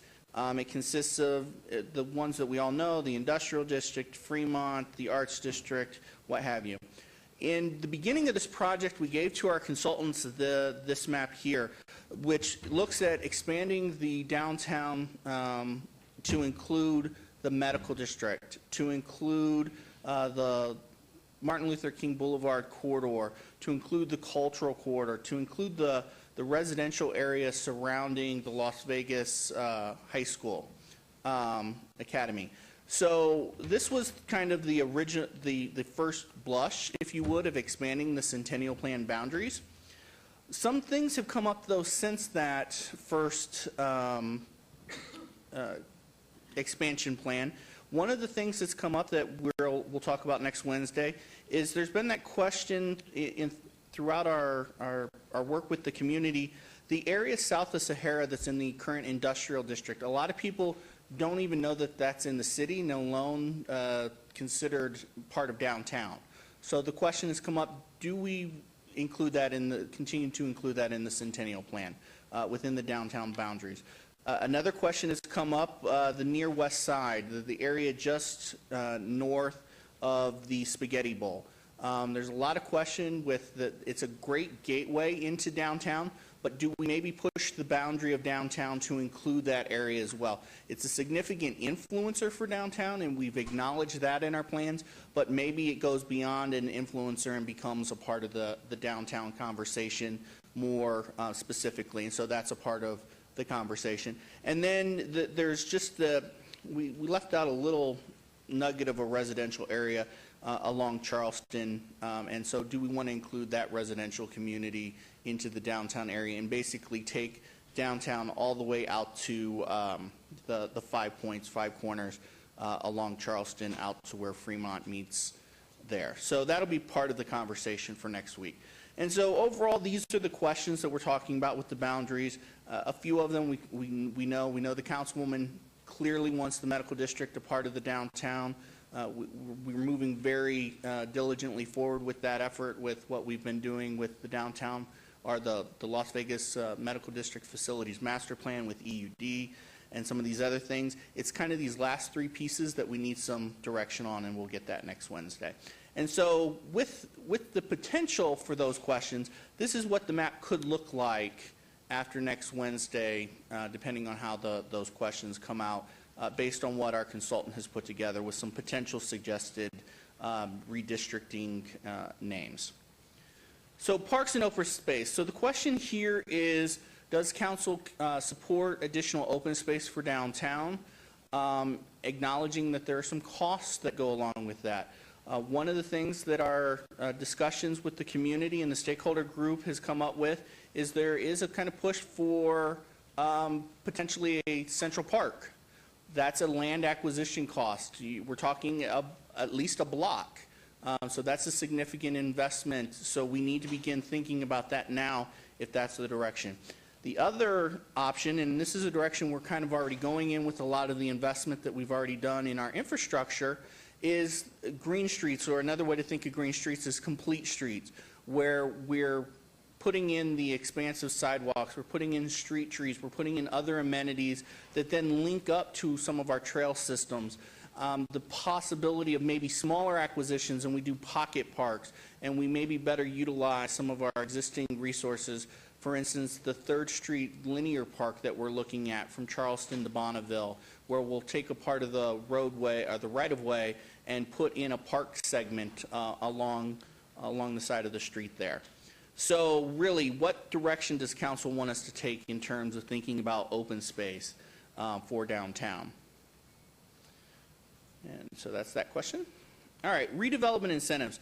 There are a number of these. I'm just going to kind of move quickly through here, but we want you to be thinking about what are the incentives that you want to support in the plan, or conversely, is there anything specifically that you do not want in the toolbox as we begin thinking about the development incentives for downtown? Is there something that's just not right for downtown, for the city of Las Vegas in pursuing that? Some of these incentive areas that we've been thinking about correspond to the mixed-use hubs that we're looking at, and these are areas where we know that transit is coming, and so we want to strategically place those investments where other investments are already going so that they can have a multiplier effect. Additionally, one part of the scope of this project is looking at a business improvement district, and so that consultant has been looking specifically at the viability of a business improvement district in the medical center, although that may come about through some of the other efforts that we're already doing in the medical center. Additionally, in the civic and business core area, which would be the area immediately adjacent to City Hall here, and then in the Arts District. Mixed-use hubs, again, it's just, we're going to ask about your support for the location of where we're identifying these mixed-use hubs. And these are, again, potential areas where we think the development, the existing development, the direction of some of the entitlements that you've already approved in the past, where there's existing development activity occurring. This is where our consultant team and everyone believes that the development will occur in the future, and where, again, those biggest bang for those public investment dollars would be. And so we're going to ask you about your just your opinion about those locations, and if you have any direction on if there's somewhere else that you think we should be looking at. This diagram here closely mirrors what you've seen from RTC and what you've seen in previous examples from Public Works about the mobility study, and again aligning our transportation investments and our land use decisions so that those two coincide. And then finally, one of the big ones is catalyzing our education development. We all know how important it is for the UNLV Medical School and to go into the medical district, and what that means, not just for the medical district, but for all of downtown and the surrounding area. But what other education opportunities are there for the downtown area? We think that there are a number of potential catalysts that could be placed if we can drive towards additional education opportunities. Not just higher educational opportunities like maybe a business school, talking to CSN and UNLV about other program opportunities for downtown, but also talking to CCSD about additional K-12 programming in the core of downtown.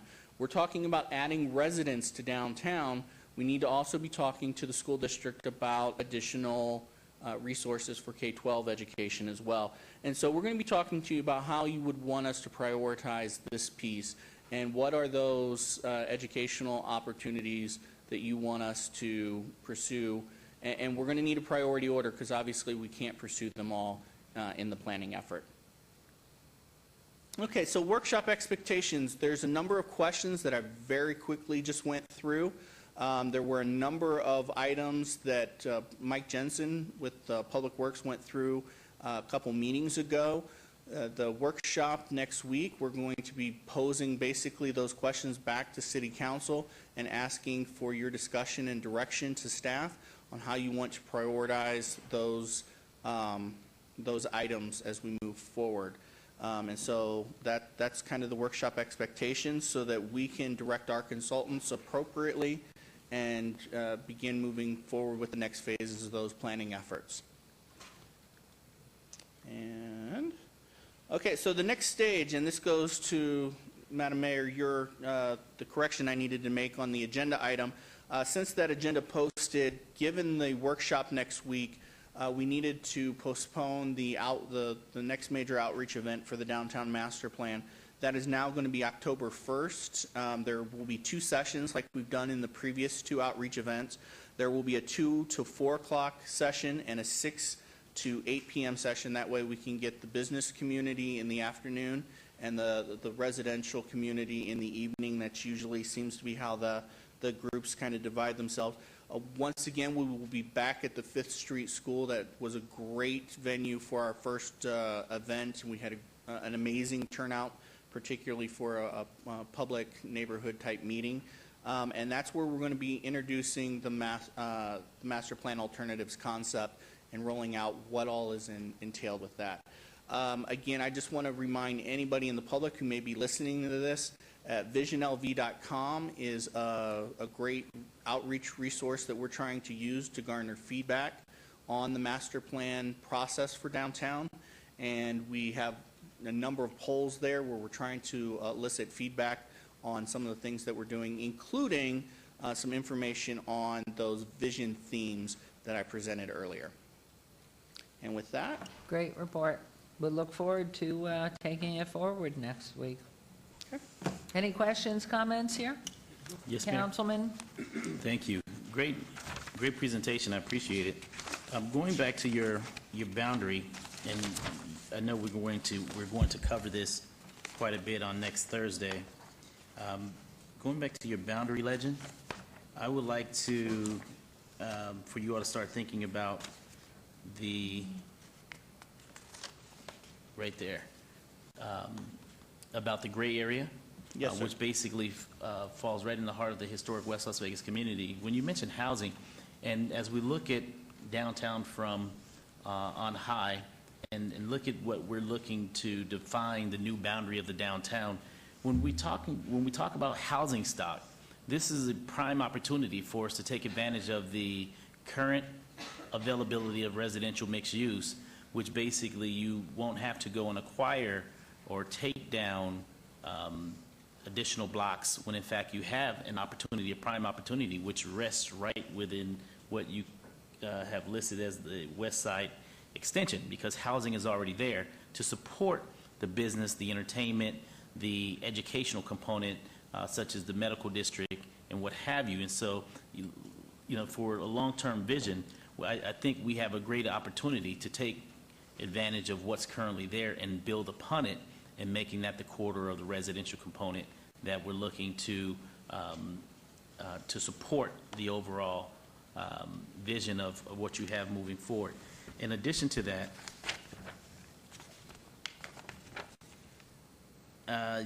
in one of your slides, you have it listed as the Downtown West, and so I believe these are just proposed names for the districts. Yeah. Yeah. And the so names are not, right. Nothing is set in stone. Right, everything is, Yes. in draft format. And so the question that I have is, will you also be looking for us to help define and label each one of those districts that you have in your plan? Is that what this is for? We will take any of that feedback that you have, yes. Okay, because this reminds me of what I saw in Denver.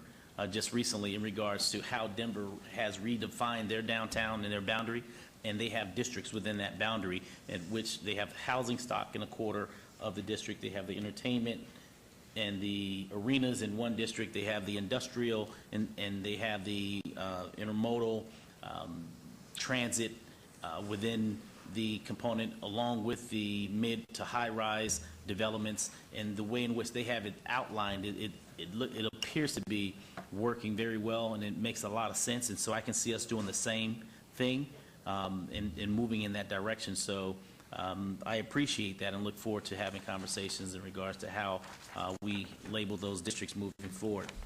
Thirdly, one of your slides has, I believe, a transit system, a potential transit connector. And this is a confusing part, and maybe you can help me understand it. From a transit connector piece, I don't see anything in that section of the overall expansion of your diagram where it connects the residential components, whether it be Martin Luther King, Washington, Bonanza, Owens, anywhere in that section. Everything is clearly to the south of US 95 and east of I-15. So where's the connecting piece moving into the community that just sits one block away from how we look at downtown today versus how we're going to look at it moving forward, if in fact these lines should move? And so that's something that I want you all to most definitely take into consideration moving forward, as far as how do we move the people where the majority of residents are closest to downtown, and making them a viable piece of that conversation as well. So it's something that I want you all to take note of. Good point. And we've already been talking to people about that gray area up in the upper left corner that was in the orange boundary. Looking at the new one, people are interested in buying in there and doing moderate housing. So, I mean, it's good to look to this and that we can go explore so many of these questions and prioritize for you. Right. But a great report, and we look forward to next week. Is it Wednesday or Thursday? Wednesday, not Thursday, Councilman. Wednesday. Yep. Thank you very much, Mr. Perigo, too. Thank you. Which was a report, no vote. Thank you. Appreciate it. And when I think if anybody can keep better track than I turn to Mayor Pro Tem, I think we're on 45. We are. So abeyance item, discussion for possible action regarding the approval of a tavern license for a change of ownership from Huntridge Shopping Center LLC to Oasis Rainbow LLC DBA Oasis Bar and Grill at 3003 North Rainbow Boulevard, Ward 5. Councilman Barlow, and hello, ladies and gentlemen. Who's going here? Good afternoon, Mayor and council members. For the record, Mary McElhone, Business Licensing Section Manager. City Council directed staff to conduct a study of taverns which operate restricted gaming and report to the council on the various business models for these establishments. While that study is being conducted, staff was directed to cease issuing 90-day temporary licenses prior to council consideration of the business. As such, staff is bringing these items to council for consideration.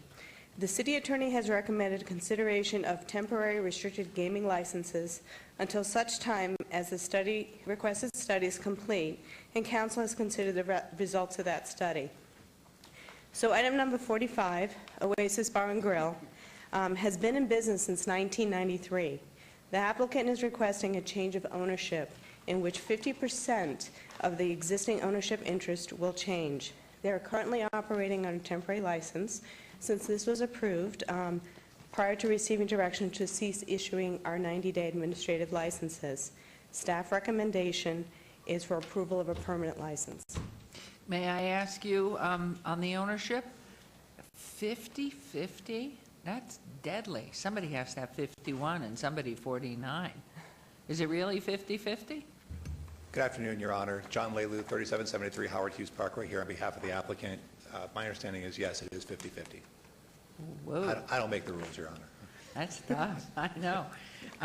Any questions, comments, anything here? But this was already in the tunnel, as I gather, before that decision at that council meeting anyway, and it's just a simple name change and the change of ownership, which has passed muster through the city of the licensed new owners. You've vetted them all, and... Yes, that is correct. We've already received the report back from Metro.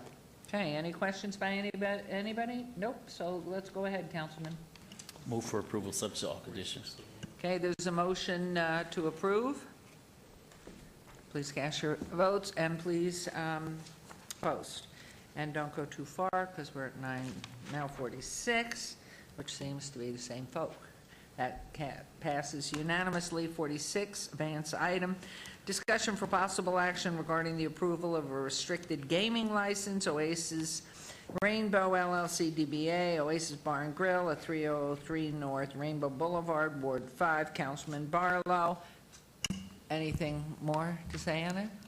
All restricted gaming licenses are considered a new application and license, as gaming licenses are not transferable. Oasis Bar and Grill has been operating continually as a restricted gaming location since 1993. As this is an existing business, the council may want to consider approval of the license as a permanent license, or approval of a 6-month temporary restricted gaming license with the authority of the director or designee to issue another 6-month temporary license and the authority to consider a permanent restricted gaming license at the end of the second 6-month temporary license if the licensee is in compliance with all applicable codes. And is there a recommendation from staff? That is the recommendation. The recommendation is for approval of the permanent license. Thank you very much. Any questions, comment from council? Go for it, Councilman. Thank you. The question that I have is, has the applicant run a facility before? Or is this the first time that they're applying for a tavern? This is their first tavern that they're operating? No. John Laylew, 3773 Howard Hughes Parkway, here on behalf of the applicant. First, I'd like to thank staff for their hard work and favorable recommendation, in particular Mary McElhone for educating me yesterday evening on some of the nuances of the municipal code. Your Honor, through you to Councilman Barlow, the applicant has operated taverns. In fact, the new owners are Gone Gaming, so these are seasoned operators. Okay. Then I'll move for approval, staff's recommendation for approval, subject to all conditions. Thank you very For much. permanent license. There's a motion. Please vote and please post. Motion carries unanimously. Thank you very much for your time. Thank you. And for coming forward. And agenda item 47, discussion for possible action regarding the approval of a tavern license, Fire Rock Steakhouse Centennial LLC, DBA Fire Rock Steakhouse at 5990 Centennial Center Boulevard. This is in Ward 6 with Councilman Ross. Ms. Duddleston or Ms. McElhone? This is a new business with 175 dining seats. It has a full kitchen and 12 bar top slot machines. This application is also operating currently under a temporary license since it was processed prior to the direction to cease issuing a 90-day temporary administrative license. As this is a tavern license, staff does recommend approval. Motion to approve, Mayor. Thank you. There's a motion to approve on 47. Please vote and please post. Carries, and rolling right into 48, discussion for possible action regarding the approval of a restricted gaming license, Fire Rock Steakhouse Centennial LLC, DBA Fire Rock Steakhouse, 5990 Centennial Center Boulevard, Ward 6. Councilman Ross, any further comment here? This licensee is currently operating under a temporary gaming restricted license since it received approval prior to receiving direction to cease the issuing 90-day administrative licenses. Staff is recommending approval of a 6-month temporary restricted gaming license with the authority of the director to designate or designee to issue another 6-month temporary license and the authority to consider a permanent restricted gaming license at the end of the second 6-month temporary license if the licensee is in compliance with all applicable codes. Thank you. Through you, Mayor, Ms. McElhone, why are you recommending a 6-month license instead of a permanent one? We were recommending the temporary license as a result. We're waiting for the study to come back. This is a new gaming establishment. They have not had gaming in this location since February of 2010. The study that Councilman Beers requested. This is the study that we're currently conducting with restricted gaming in taverns. I would like to give them a permanent license. That's going to be my motion, Mayor. Okay. Thank you. Thank you. There's a motion. I do want to state for the record that it was my advice to staff that they make this recommendation. When the study was first asked for and staff looked into it, we looked into more than just the Dottie's model. We looked at all models citywide. And so in fairness to the fact that we have not received the results of that study yet, I have recommended that we treat them all as we have treated Dottie's and similar business models. Through you, Mayor? Yes, please. Thank you, Mr. Jervik, and I appreciate you ladies as well. I'm keenly aware of this location and excited for them to have their doors open and start business. The previous operator, I don't think got his gaming at all because of route issues or something like that. But That is correct. They did apply, but it never went through. yeah, so I would encourage Mr. Jervik, you to go have some steak in Centennial Hills. That's my motion. We're on good, right, correct. Okay, there's a motion, please vote. And Mayor, please question on the pose. vote. Yes. Just as a point of transparency, I am taking my wife to dinner at this location on Saturday night. So Great. I am not sure if I should abstain. After you eat. But being that I am paying, I think I'm okay to vote in favor of this application moving forward. Thank you. Thank you. And please post. Motion carries. Thank you very much. Agenda item 49, discussion for possible action regarding the approval of temporary restricted gaming license Good Time Billiards LLC, DBA Good Times Billiards at 5740 West Charleston Boulevard, Ward 1, with Councilwoman Tarkanian. Okay, this item is requesting only a temporary license at this time. Their Metro background check has not yet been returned. The temporary tavern license has previously been issued. This establishment consists of a bar, 11 billiard tables, and 15 slot machines. They are not serving food, and as far as we know, they do not intend to serve food. With this recommendation, we do recommend what the city attorney's office had suggested, and that is the staff recommends approval of a 6-month temporary restricted gaming license with the authority of the director or designee to issue another 6-month temporary license and the authority to consider a permanent restricted gaming license at the end of the second 6-month temporary license if the licensee is in compliance with all applicable codes and the background check is acceptable to the director. And are you the applicant on this, please? I am the representative. My name is Dave Etter, 777 East Courts Avenue, Sandy Valley, Nevada. I'm here today representing the applicants. This location is the old, way back, if you'll remember, the El Jardín. It's been licensed as a tavern, and it's had gaming in it, to the best of my knowledge, since the early 70s. There was a gap in as it's changed ownership several times over the years. There was a gap, I believe, about not quite a year and a half ago, where it was known as the Charleston Club or Q Club or something like that. They left, and so gaming has been absent from there since. It is a grandfathered location, and we're trying to get the gaming back in there before, I believe it's September 14th, or we lose the gaming in the location. Thank you. And the ownership is in agreement with everything that's been put forth through licensing? They've been approved by the state at the commission and at the board. That was back in June. And we don't know why there's been a delay with Metro, but that's what the holdup is. But any conditions that have been placed by the city, they're in agreement There with? was no conditions, and there was no areas of concern on either of the applicants. The applicant has requested a temporary license. Okay, Councilwoman.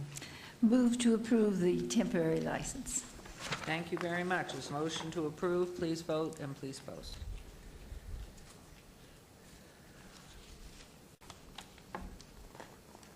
Motion carries. Please tell your client. rest of everything. Thank you very much. Have a good Thank you. afternoon. Moving on to agenda item 50, discussion for possible action regarding the approval of restricted gaming license Silver State Gaming, DB at Adrenaline Sports Bar and Grill at 3103 North Rancho Drive. Councilman Barlow's Ward 5. Staff. This location is a nightclub with a bar, 10 slot machines, and a small kitchen. Silver State Gaming is a slot route operator. This is a space lease agreement with this location. The alcohol license has been previously approved. Staff is following the city attorney's recommendation. We recommend approval of a 6-month temporary restricted gaming license with the authority of the director or designee to issue another 6-month temporary license and the authority to consider a permanent restricted gaming license at the end of the second 6-month temporary license if the licensee is in compliance with all applicable codes. Thank you very much. Councilman. Move to follow staff's recommendation. Thank you very much. This motion, please vote and please post. Thank you, ladies, very much. And that motion carries. We've done 51, so we're on to agenda item 52. Boards and commissions, discussion for possible action regarding the appointment of the City of Las Vegas representative to the Technical Advisory Committee created during the 78th legislative session through AB 394 to assist in the development and reconfiguration of the Clark County School District into local precincts. Does anyone have a recommendation regarding this seat? Yes, Mayor. I'm sorry. Yes, I do, Mayor, so does Councilman Barlow. Okay. I'm sorry. I didn't know your mic was on down there. It's okay. Okay. Yeah, I do have a question and also a recommendation as well, Mayor, if you don't mind. Please continue. And this is just for a point of clarification. As I understand it, on this particular board, this board is an advisory board to the legislative board. Is that accurate, Betsy? Yes, sir. Okay. And so from what I understand also is that there are all elected officials sitting on the advisory board, whether it be North Las Vegas mayor, Henderson mayor, and someone from the commission. Is that accurate?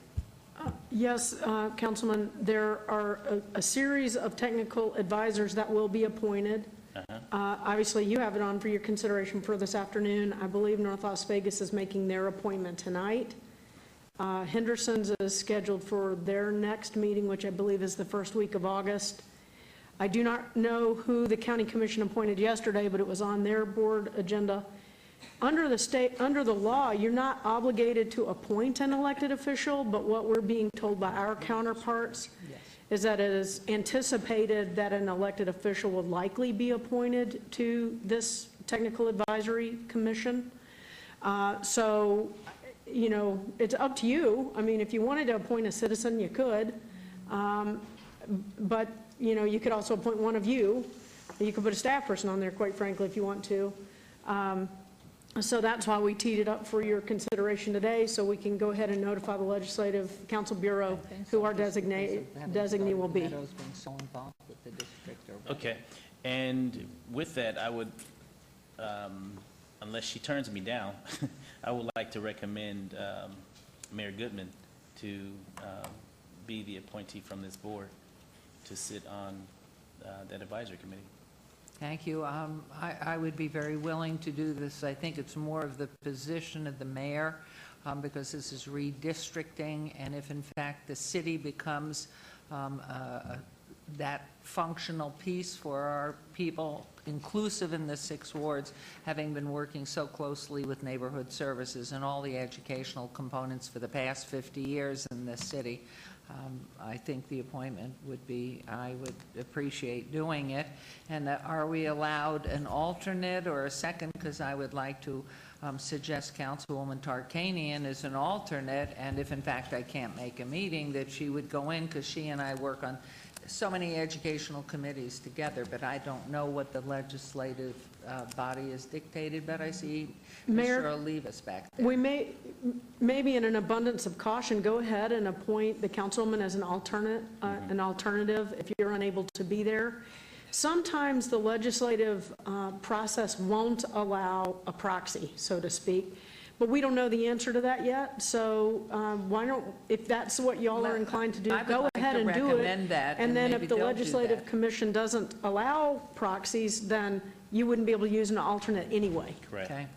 So my motion at this time will be to appoint Mayor Carolyn Goodman to serve on behalf of the City of Las Vegas on the advisory committee, and Councilwoman Lois Stark Koenig to be the alternate for the committee. That is my motion at this time. Thank you. There's a motion, please vote, and please post. Thank you. The motion carries. Now, if in fact there's pushback on it, you'll get back to us, Mr. Olivas? Yes. Thank you very much. Thank you, Councilman. Thank you, Councilwoman. And now we move on to agenda item 53. Recommending committee, bill eligible for adoption at this no? Sorry, stricken. Why didn't I strike that? I did. This didn't do it. 54, bill number 2015-48. Councilman Barlow, would you like to have the bill read? Yes, ma'am. Thank you, Your Honor. Thank you, Councilman. Bill number 2015-48, in order to extend the boundaries of the city, to prescribe land be annexed, to make it so happy so as the laws, obligations, and benefits of the city, and to provide for other related matters. Move for approval. Motion to approve. Please vote, please post. Okay, agenda item 55, bill number 2015-49. Councilman Barlow, would you like to have the bill read? Yes, ma'am. Thank you, Councilman. Bill number 2015-49, in order to extend the boundaries of the city, to prescribe the land be annexed, to make it so inhabitants of the laws, obligations, and benefits of the city, and to provide for other related matters. Move for approval. Thank you very much. There's a motion to approve. Please vote. Please post.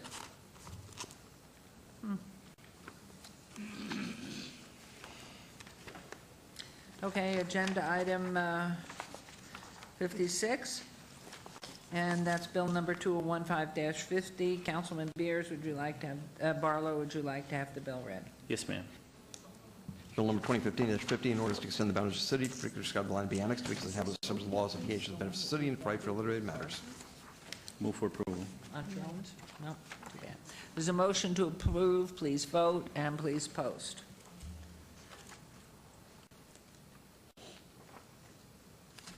Motion carries. Agenda item 57, bill number 2015-51. Councilman Beers, would you like to have the bill read? Yes, ma'am.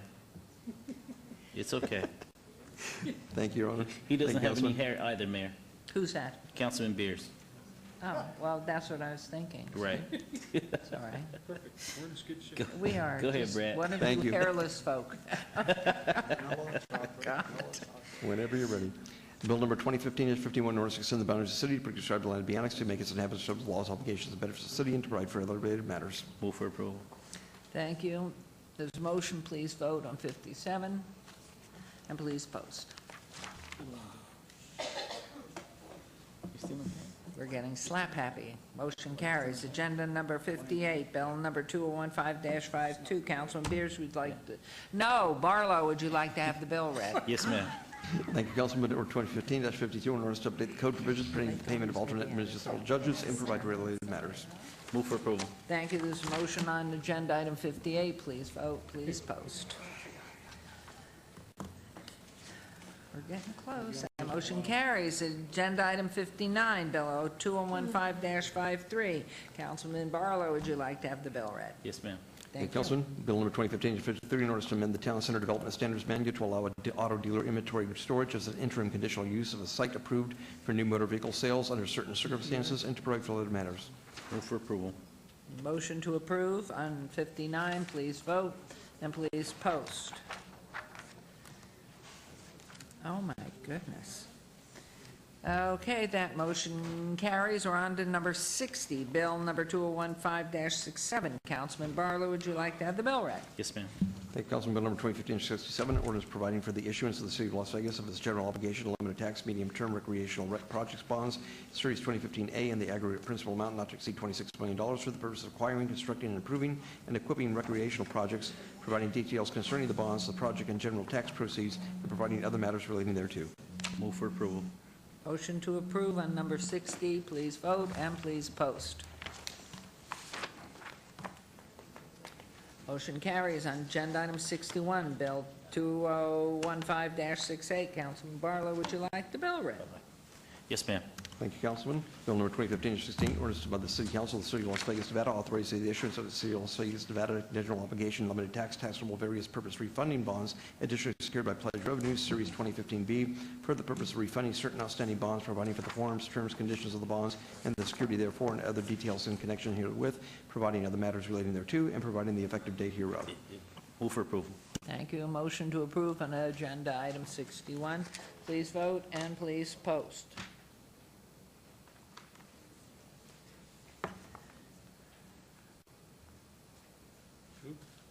Council, it didn't go through. Thank you very much. Motion carries. Item 60 through 75, bills number 2015-54 through 2015-66 and 2015-69. Were there any omissions to that? Okay. Will be heard at later meetings. We will move on to new bills.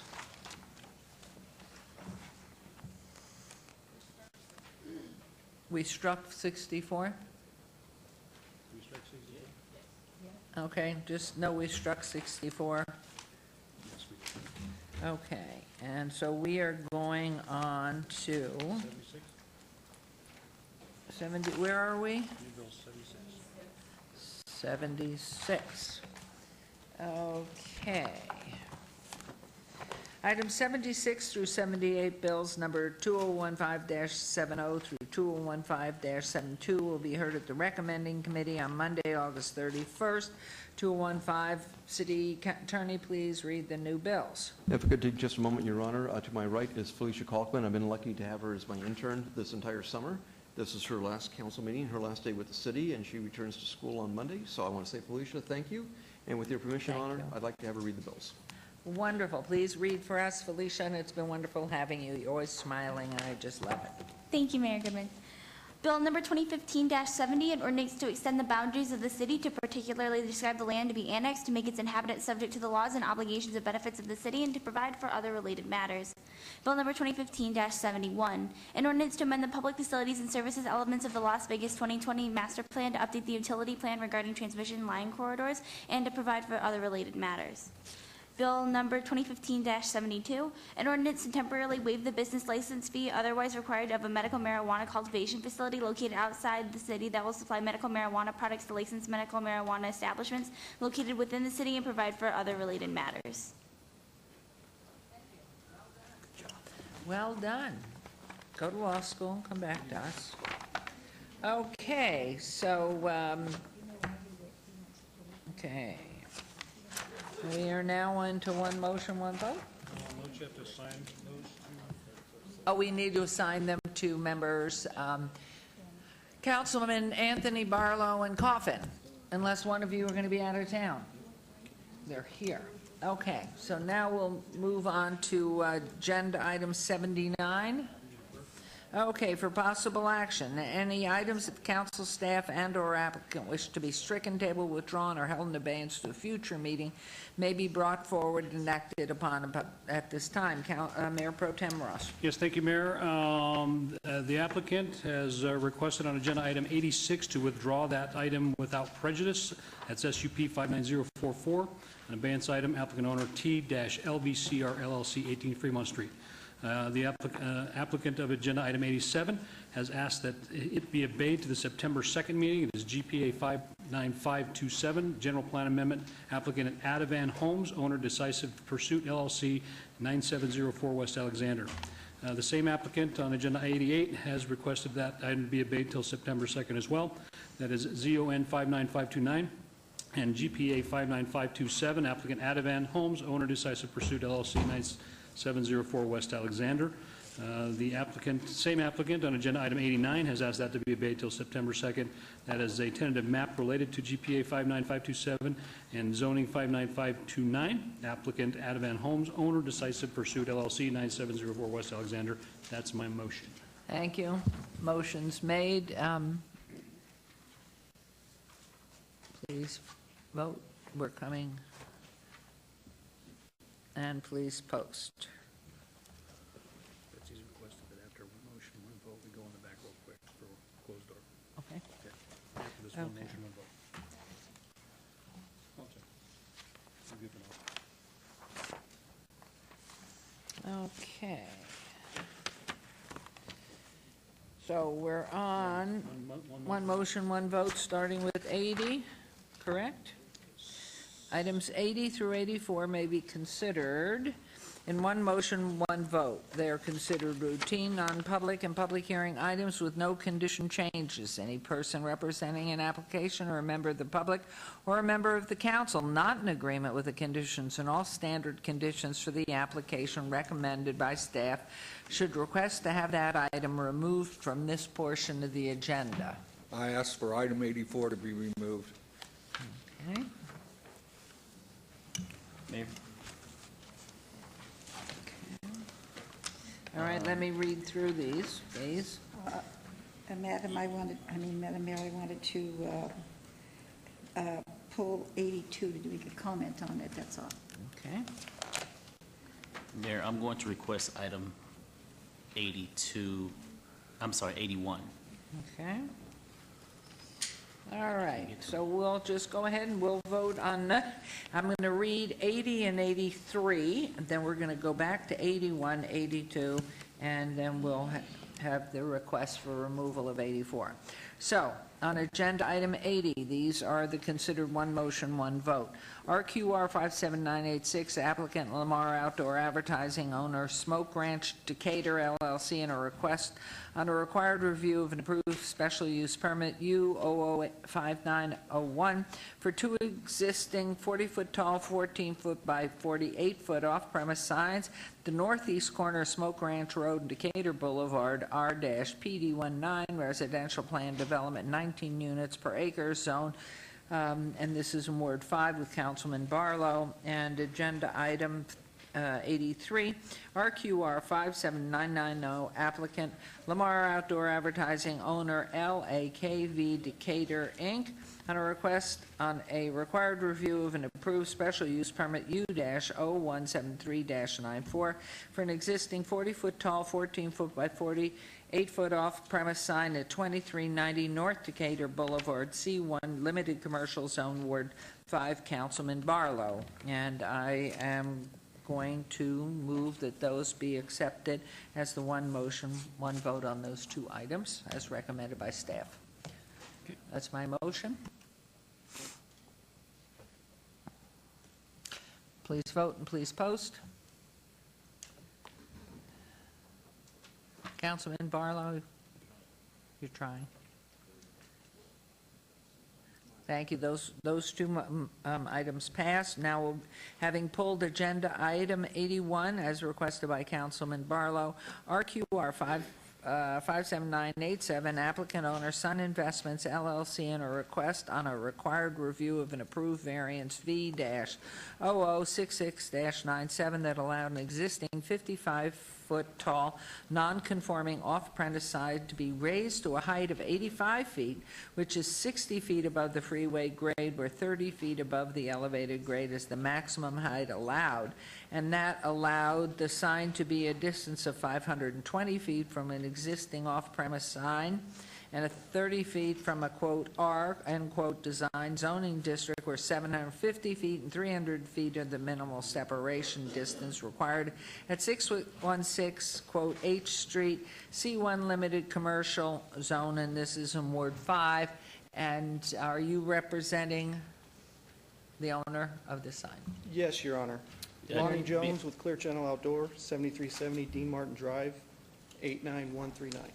Thank you very much. Thank you, Mayor. Councilman Barlow, do we need staff, Mr. O'Hara? No, we don't Okay. need staff just yet because I want to meet with them in my office. What I'm going to do is obey this item just 30 days, which will give me an opportunity to go out and just reassess this site again and meet with staff as well as the applicant to evaluate just this location. So I would like to bring this back in 30 days. That'll be my motion at this time. Okay, and that's your motion. Obeying in 30 days would put it to what? September 16th. Okay, that'll be fine. Thank you.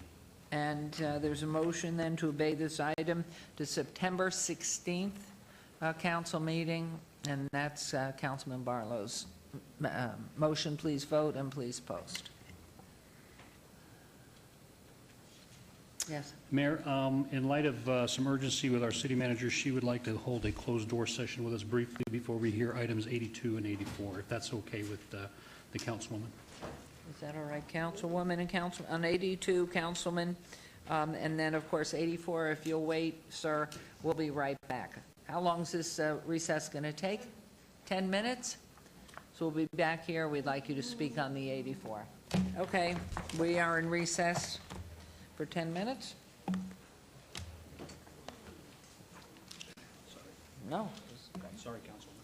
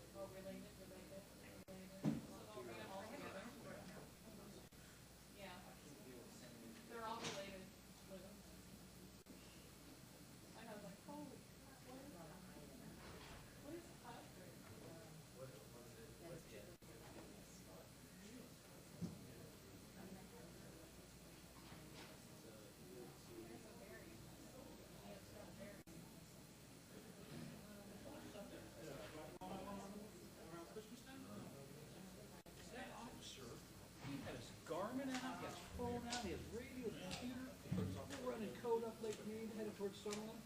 I said, you heading back down to the Best Buy shopping center? I said, dude, we're following her because we're following you.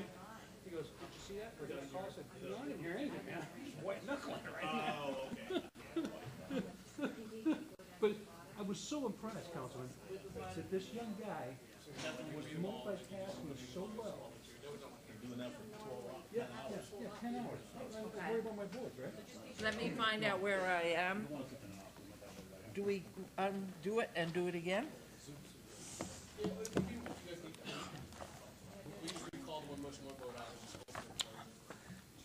Well, we still have to do 82 and 84. We pulled those off. Oh, on 80, well, 80, where are we? Did we do 81? Yeah, we approved one motion, one vote, 80 and 83, and you read them into the record. And Oh, so they were Oh. public hearing. Okay, so I am going to recall agenda in the items 81 through 84, which I read to be considered one motion, one vote, because we pulled a couple out and then had a request to remove one. I went ahead with agenda item 80 and 83, and went ahead and had them, I read them and had them approved, but with the failure, because I didn't get to the bottom, they were public hearing items.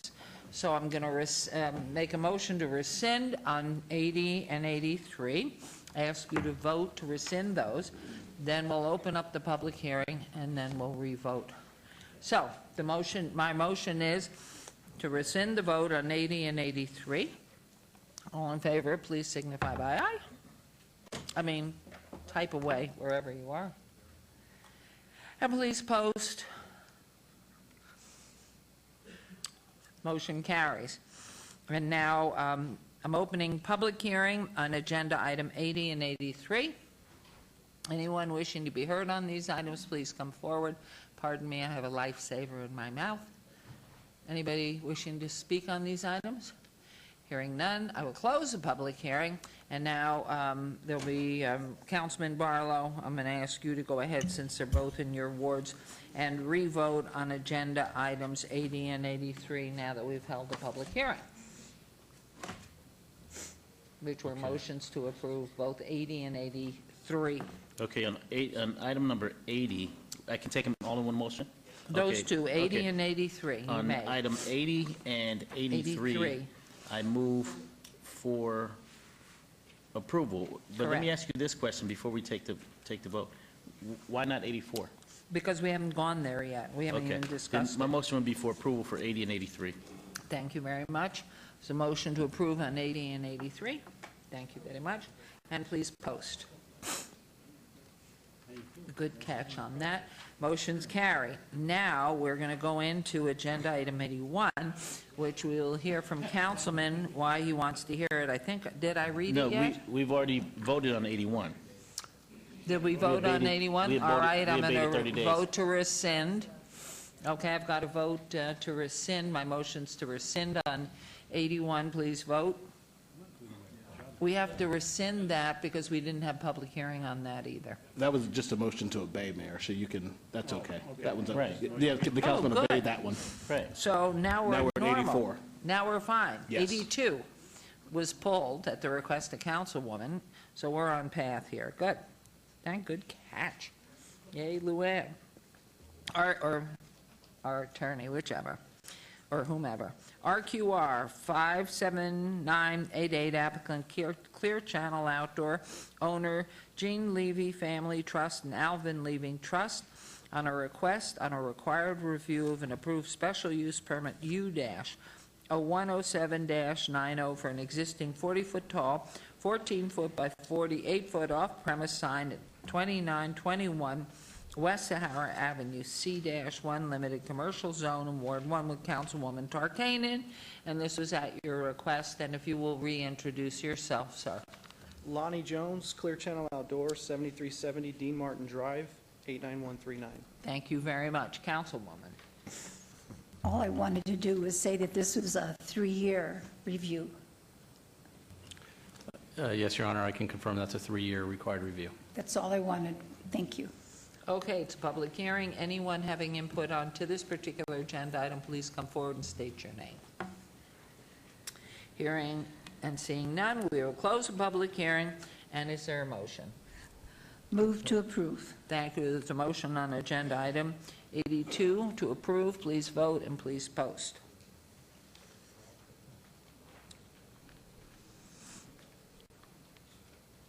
That motion carries. Thank you very much. Thank you. And now there's a request on agenda item 84, RQR 57992, applicant Clear Channel Outdoor Inc., owner Bartzis Mary 13 LLC, on a request on a required review of an approved special use permit U-0059-96 for an existing 40-foot tall, 14-foot by 48-foot off-premise sign at 3941 North Rancho Drive, APM 138-11-502-003, C2 General Commercial Zone, in Ward 5 of Councilman Barlow.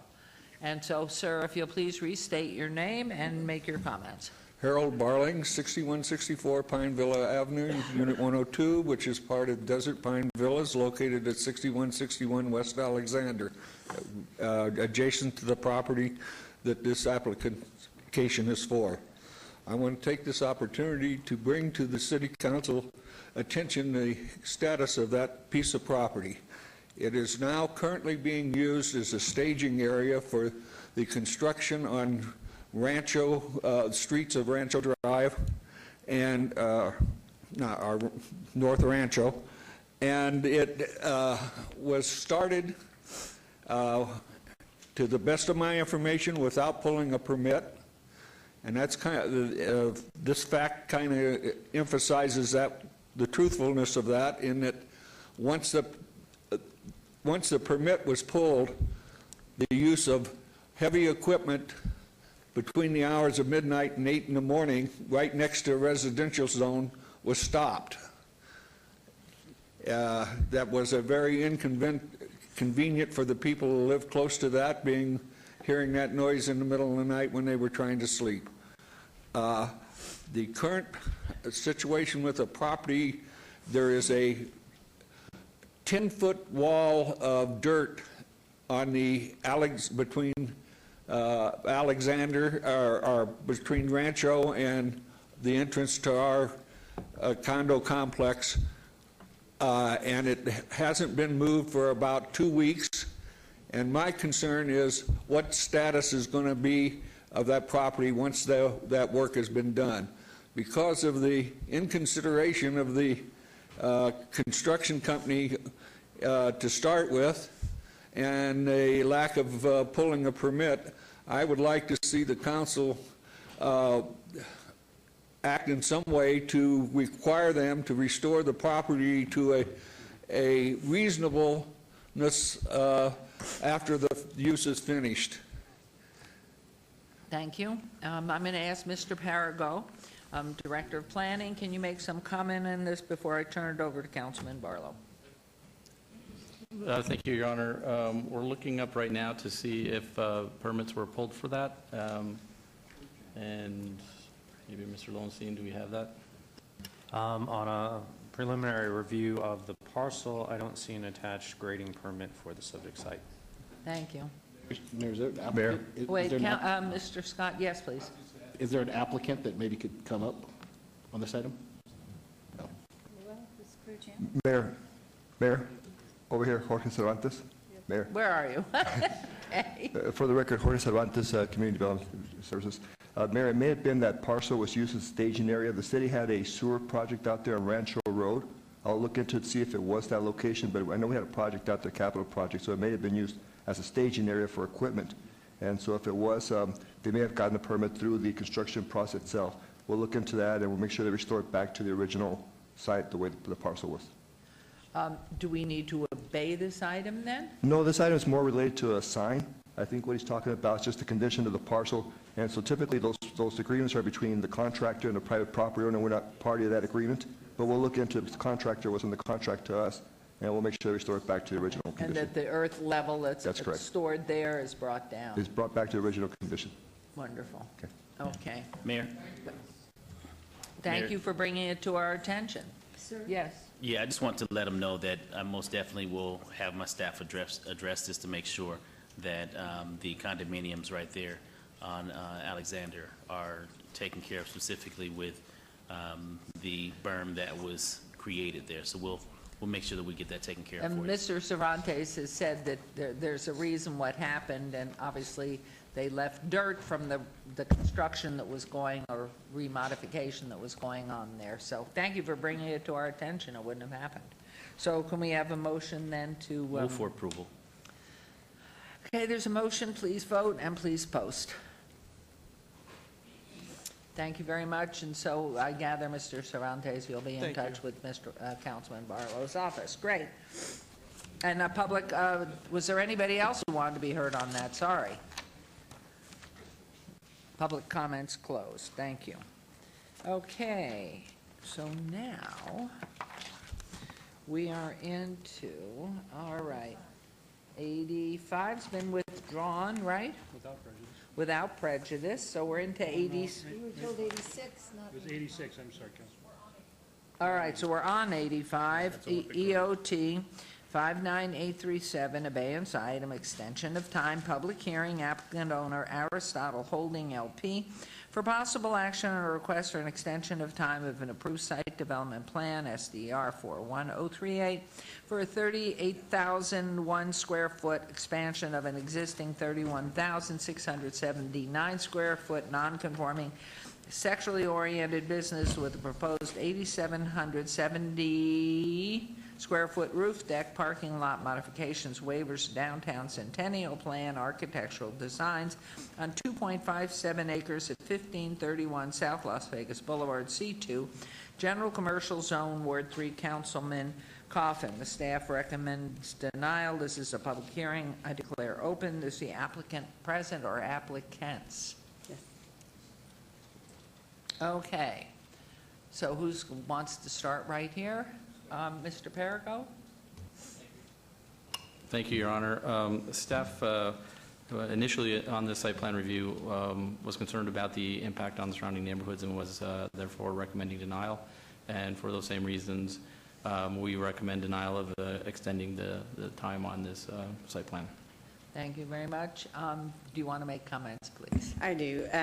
Good afternoon. Lucy Stewart, 2500 West Sahara, representing the item. Since this application was filed, though, ownership has changed on the property, and of course, one of the major components of the purchase was this entitlement. I'm going to turn it over to Vernon, the attorney, and let him sort of explain the ownership change, and then we'll circle back on the extension. Okay. Yes, good morning, Your Honor. Good afternoon, members of council. Vernon Nelson, 300 South 4th Street, 11th floor, for Wilson Elser. My associate, Chris Neff, is here with me, and the owner, Christoph Jorsen, is here. We have now, the ownership is now in the name of CJOG Operating Company, LLC, CJ for Christoph Jorsen. He is operating the property. There is the ownership of the land is held by Sterling Entertainment, LLC. You may have read some articles in the paper about a pro football player being involved as part of the ownership team. We are currently dealing with some issues with the NFL about that, and the ownership interest is being put into a trust. But Mr. Jorsen is going to be the one who's here every day operating it, and he is also a partial owner of Sterling as well. So he's been in Vegas for quite a long time, been with Caesars Entertainment for quite a long time, very familiar with the city, and wants to be very active in the city as well. Thank you. And just back to this application, again, we do understand, I went back and looked at the previous applications and the previous hearings, and we do understand that one of the concerns on the original application and again on the extension is the noise, or the potential for there to be noise with the pool area and it being open in the deck area and the neighbors that are actually in the adjacent neighborhood. And so that is a concern. Again, they haven't even owned the property for a month. So it is their intent to be a good neighbor. So some of the things that they want to do are have like an open house. invite the councilman there, of course, meet the neighbors, because Mr. Jorgen is going to be there, not only just as an owner, but the operator. He does want to get to know the neighbors, have a face, have a number, have them get to know him. So if there are any issues that do come up, that they'll have a name and a face and a number to get a hold of him. And he will be aware of the noises. I think at the last extension, at the original approval too, there was a condition that was imposed, which they're fine with, is that if there is any noise that is heard in the neighborhood, and they're contacted, that the music or the noise has to be shut down immediately, and they're fine with that. They're aware of new technology with regards to music, and so they're going to employ that, which they think it's directional, and they don't think there's going to be an issue, but they, again, want to be good neighbors. They're going to reach out to the community, have open houses, talk to them, get to know their neighbors, and so they look forward to being a good corporate citizen in Las Vegas. Is there any condition by staff, hearing what they've just said, that according to decimals and what kind of equipment and anything like that, that changes the thoughts of staff on this?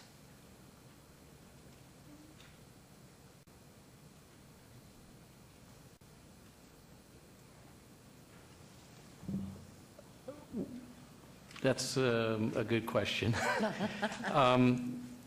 The concern, again, I mean, if there are things in place to address the noise and those other issues, yeah, that definitely sort of changes things a little bit. One of the other concerns we have on an extension of time is changes in the area and the opportunity for nearby residents and businesses to have the opportunity to understand what's going on with this project, and their intention to meet with everybody and revisit the project with the neighborhood.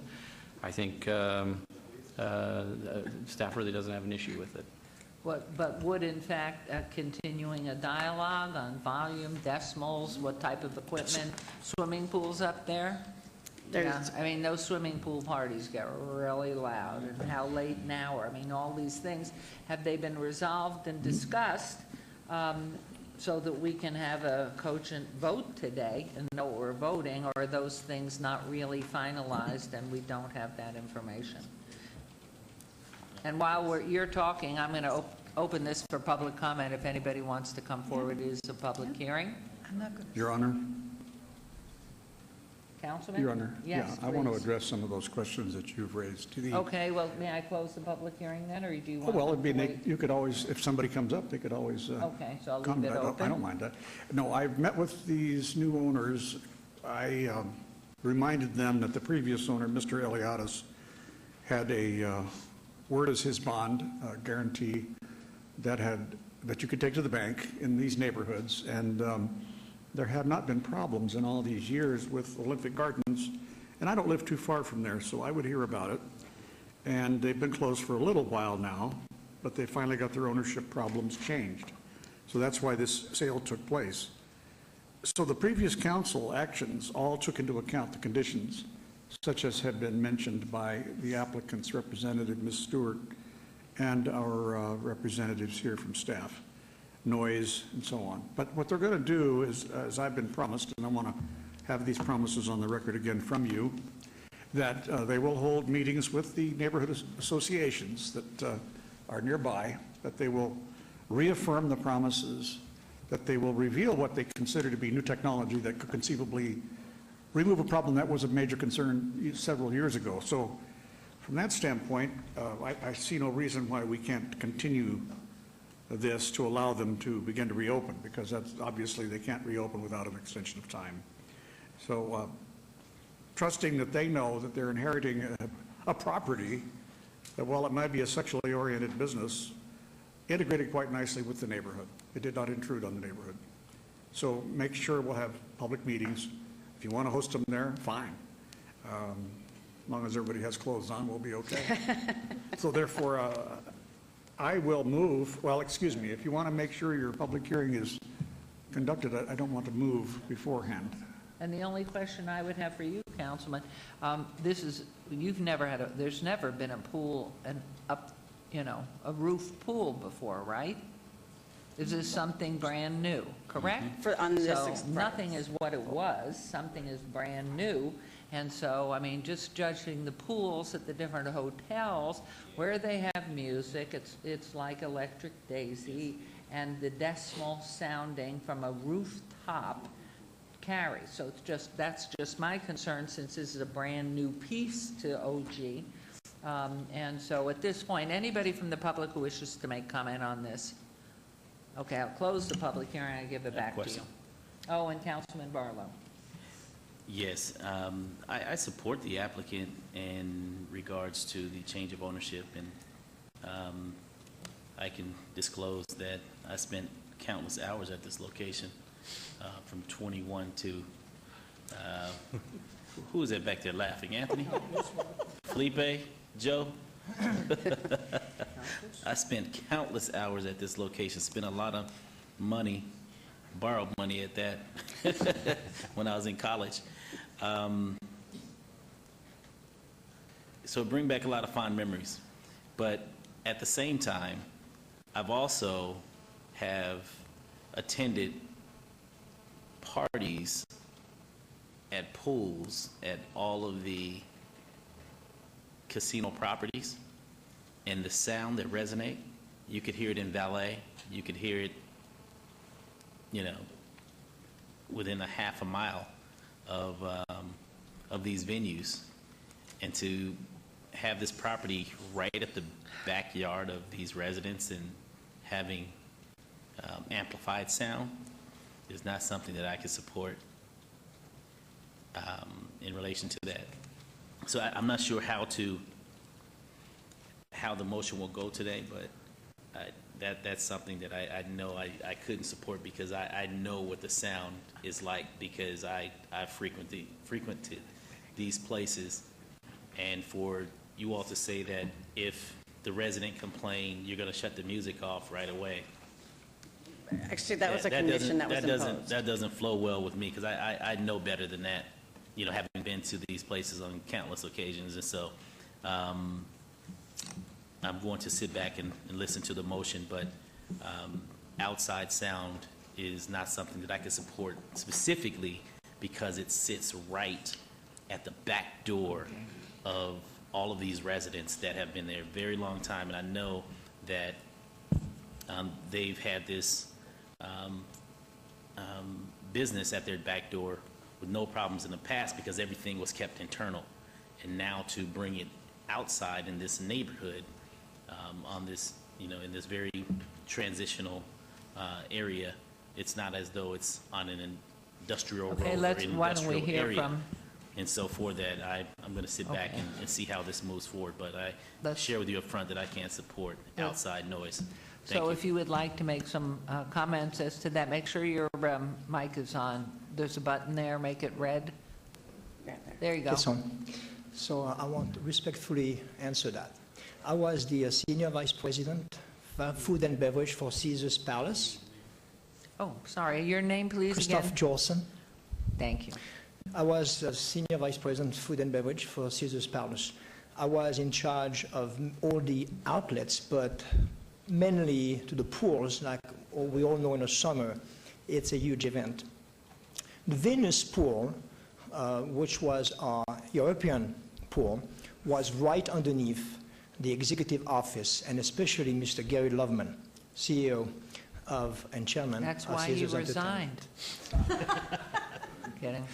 So we really had to be very ingenious to resolve the sound issues. It was right underneath his office, his boardroom.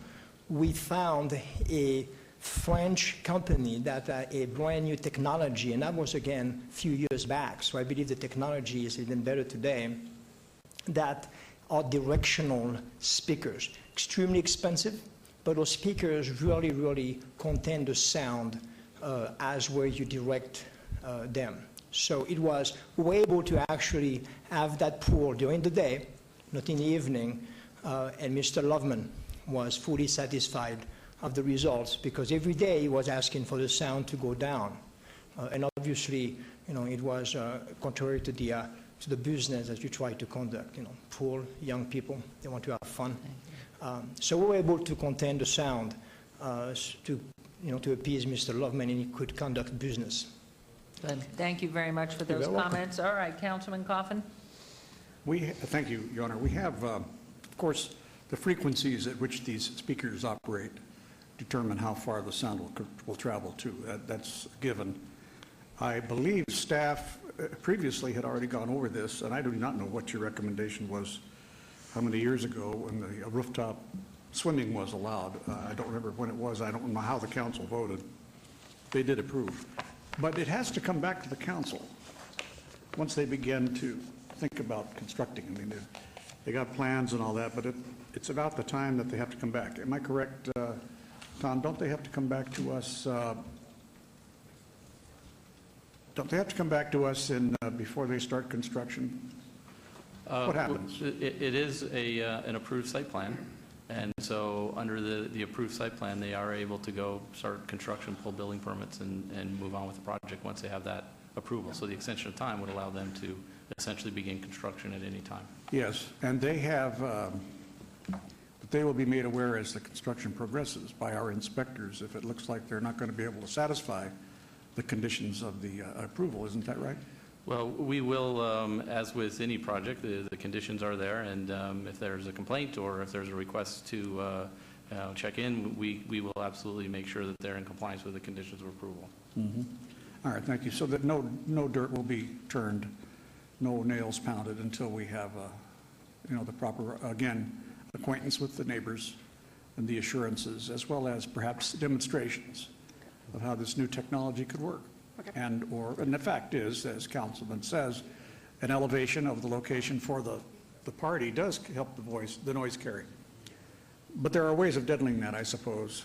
So we do live on the Strip, Your Honor, and Councilman Barlow. I'm well aware of that. I live in the same neighborhood, and so I'm recognizing that I live in the middle of a theme park. So there will be noise here and there. There's been constant noise. If it isn't helicopters, it's people having parties in hotels that border our neighborhoods. It's a historic neighborhood, yet we have some noise that comes in. It is not country. It is not the Northwest and, good councilman's area out there where it's ranchy and horsey. It is people and pavement. So it'll happen. But the question is, to what degree? Thank you very much. I now move for approval of item 85. Fine. There's a motion to approve on agenda item 85. Please vote.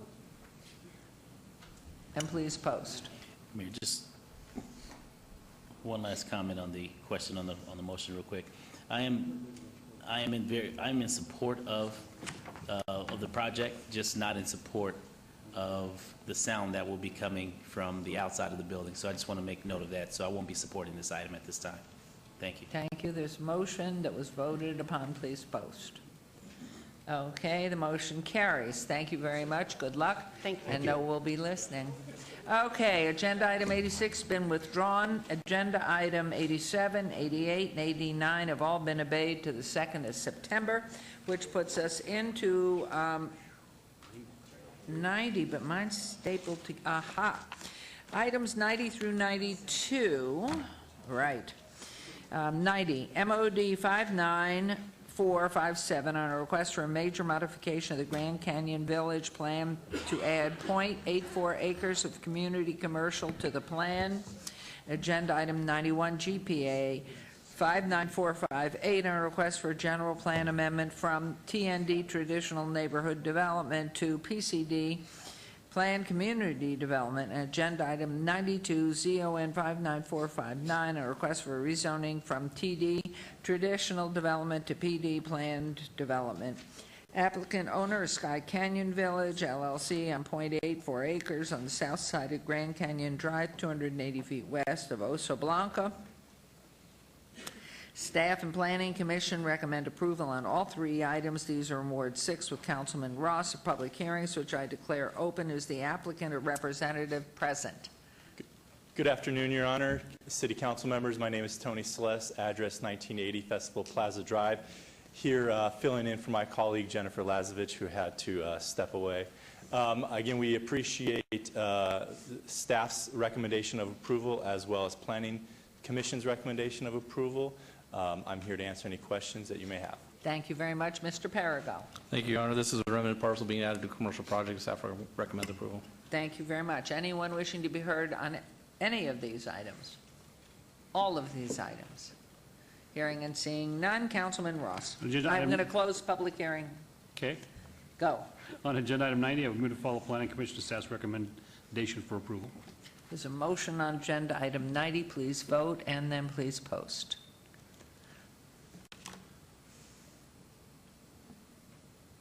Motion carries. Agenda item 91. Would also move to follow Planning Commission staff's recommendation for approval of agenda item 91. Thank you. There's a motion on agenda item 91. And please vote and please post. That motion carries as well. And on 92, I would move to follow Planning Commission staff's recommendation for approval as well. On agenda item 92, please vote and please post. That's your vote. Your vote you're missing. I'm sleeping again. Motion carries. Tell Ms. Lasovich you did a great job. Thank you. Okay, agenda's item 93 through 96. 93, ZON 59354, and a request for a rezoning from R1 Single Family Residential to PO Professional Office. 94, VAR 59355, and a request for a variance to allow 2 parking spaces where 7 are required. 95, VAR 59356, on a request for a variance to allow a 50-foot wide PO Professional Office owned lot where the requirement is a minimum of 60 feet, and 96 SDR 59357 on a request for a site development plan review for the conversion of a single-family residence to a 1,980 square foot office building with waivers to allow a 0-foot wide landscape buffer on the east perimeter where 15 feet is required, and to allow a 0 to 5 foot wide landscape perimeter buffer along the north and south perimeters where 8 feet is required. R1 Single Family Residential proposed PO Professional Office Zone. The applicant owner is Comer Family Revocable Family Trust on .15 acres at 721 South 8th Street. Staff and Planning Commission recommend approval on all items. These are in Ward 3 with Councilman Coffin, or public hearing items, which I declare open. Is the applicant or owner present? If so, please state your name. Yes, thank you, Mayor Goodman and City Council. My name is Gloria Comer, 3961 West Charleston, Las Vegas 89102. Thank you very much. And, okay, and is there anybody else on this? Well, we'll do that anyway. Okay, Mr. Perigo? Thank you, Your Honor. 93, 94, 95, 96. Yes, thank you, Your Honor. This is the one of the last, if not the last, house on this particular block to transition to office. There are a few variances, but because of the nature of the sites and the way that this area has developed, staff is recommending approval on all 4 items, as did Planning Commission. Thank you very much. Anyone in the public who wishes to be heard on any of these items? Hearing and seeing none, I will close public hearing, and I will turn this over to Councilman Coffin. Thank you, Your Honor. We have received no protests, and apparently no protests were filed at the Planning Commission. I'm going to move for approval of item 93. Okay, there's a motion on agenda number 93. Please vote and please post. The motion carries. And on 94, please. I move for approval of item 94. There's a motion on agenda item 94. Please vote and please post. Motion carries. On agenda item 95. I move for approval of agenda item 95. Thank you. There's a motion. Please vote and please post. Excuse me if I may have a moment. Yes, please. I do have a question on 96. Okay. On item number 4, the chain link fence. Oh, wait, we're waiting, if you would, 1 second. Councilman Certainly. Barlow on 95, can we have your vote so we can post? It carries, so sorry, please go ahead. Thank you. My first time rezoning and doing all this, so. Well, so far you're doing well. Well, thank you very much. All right, so here comes the question, Mr. Perigo. Yes, item 4, the chain link fence along the east perimeter shall be removed. In my updated justification letter, I had requested that it remain for security and privacy. and I didn't realize that that would be included in this, so I would like to request that it remain. Okay, there is, can you, Mr. Perigo, before I give it back to Councilman, could you address why that was removed, if it was requested?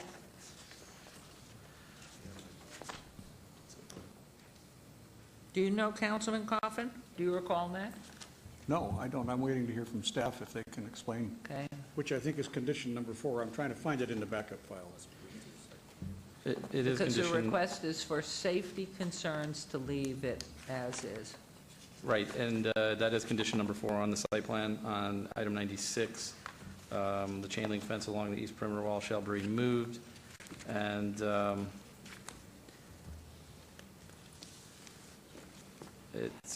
apologize, but I don't have that at my fingertips, but I believe it's, could be due to the materials on the fence. However, if there's a reason for safety reasons, I don't know that it's a big issue.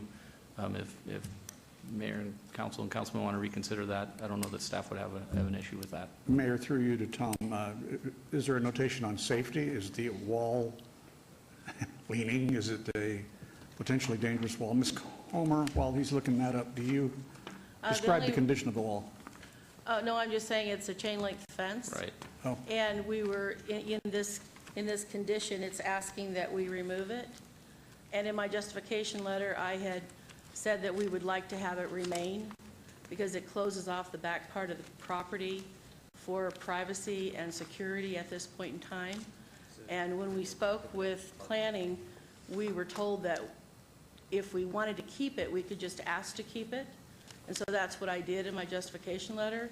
And then I realized that it's on here, and I called, and they said just to bring it up here at this meeting. Gloria, let me ask you this. The code does not permit that chain link fence to be there forever, I think, and I suspect that's why. On the other hand, do you need it there for security during construction, during remodeling? And these kinds of things can be handled with that sort of permission, but that ultimately a chain link fence would not be desirable on the perimeter. You're talking about just on the perimeter, because Yes, on our... That's where it is, isn't it? Right. We do have another chain link that was always existing on the south side of the property. So it all connects together. And if anyone has lived in the downtown area, you know that there's vagrants, there's a lot of activity, and sometimes if you just have your ADT sign up, that deters someone from coming in, as well as the fence. It will slide completely open if, we're going to rent it as a business, or if we sell it as a business. It is accessible for it to be sliding completely open. I'll tell you It's what, Gloria, well-maintained. because we're running short of time, and I want to make sure you have a full hearing on this. And I want staff to be able to tell us exactly so that you are totally informed why they have it in there. I'm going to move to obey this for a couple of weeks so that we can all be informed better, so that everything else can move forward. You're not going to start construction today or tomorrow.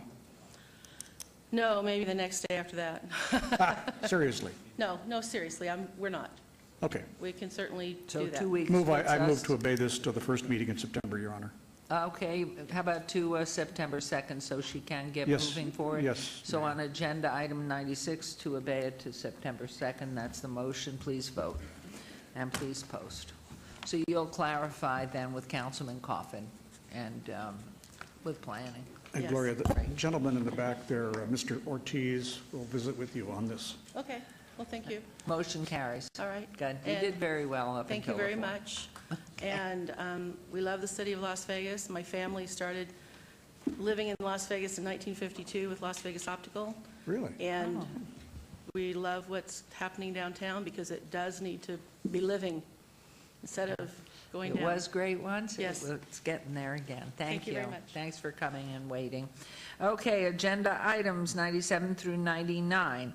97, ZON 59511, and a request for rezoning. 98, VAR 59512, and a request for variance to allow a 6-foot front yard setback where 10 feet's the minimum required, and number 99, SDR 59513, on a request for a site development plan review for proposed 10-unit, 3-story multifamily residential building with waivers to allow a 6-foot landscape buffer along a portion of the west perimeter where 10 feet is the minimum required, and a 0-foot buffer along a portion of the east perimeter where 6 feet is the minimum required.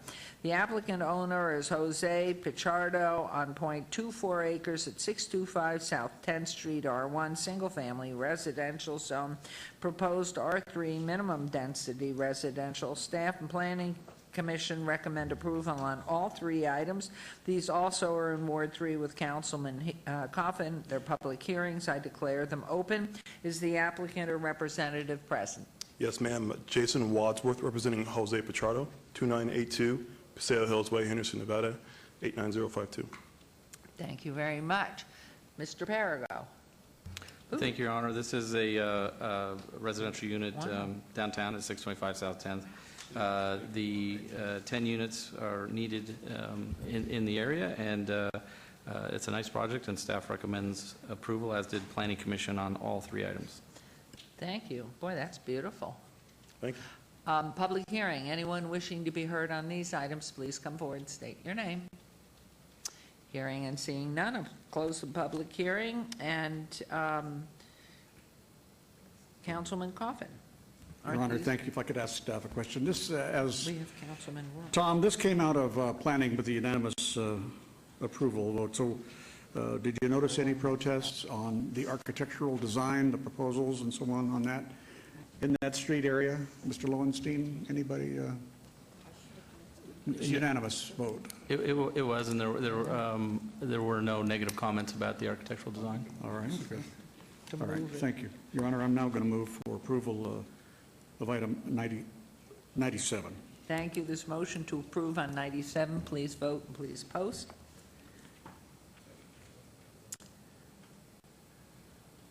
Motion carries. And on agenda item 98, please.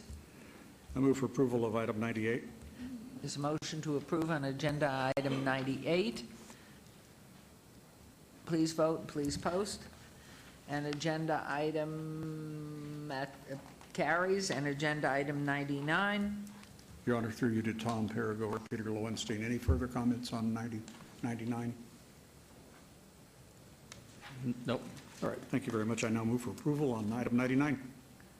There's a motion to approve 99. Please vote and please post. Good. Thank you. Thank you very much.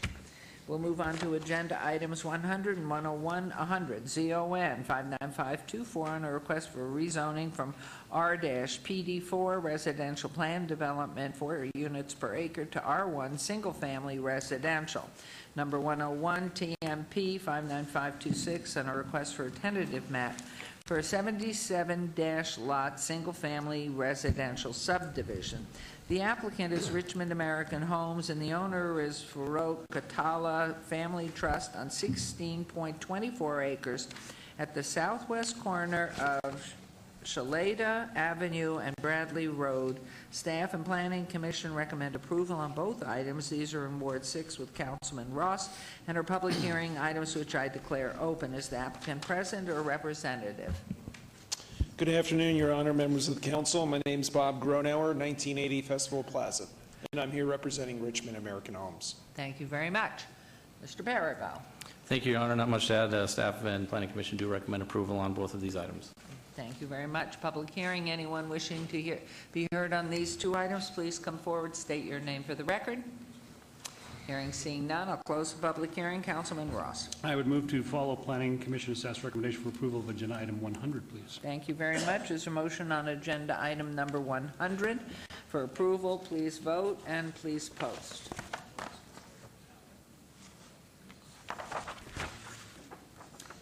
Motion carries. And on agenda item 101, please. Would also move to follow Planning Commission staff's recommendation for approval of agenda item 101. Thank you. There's a motion to approve on agenda item 101. Please vote. Please post.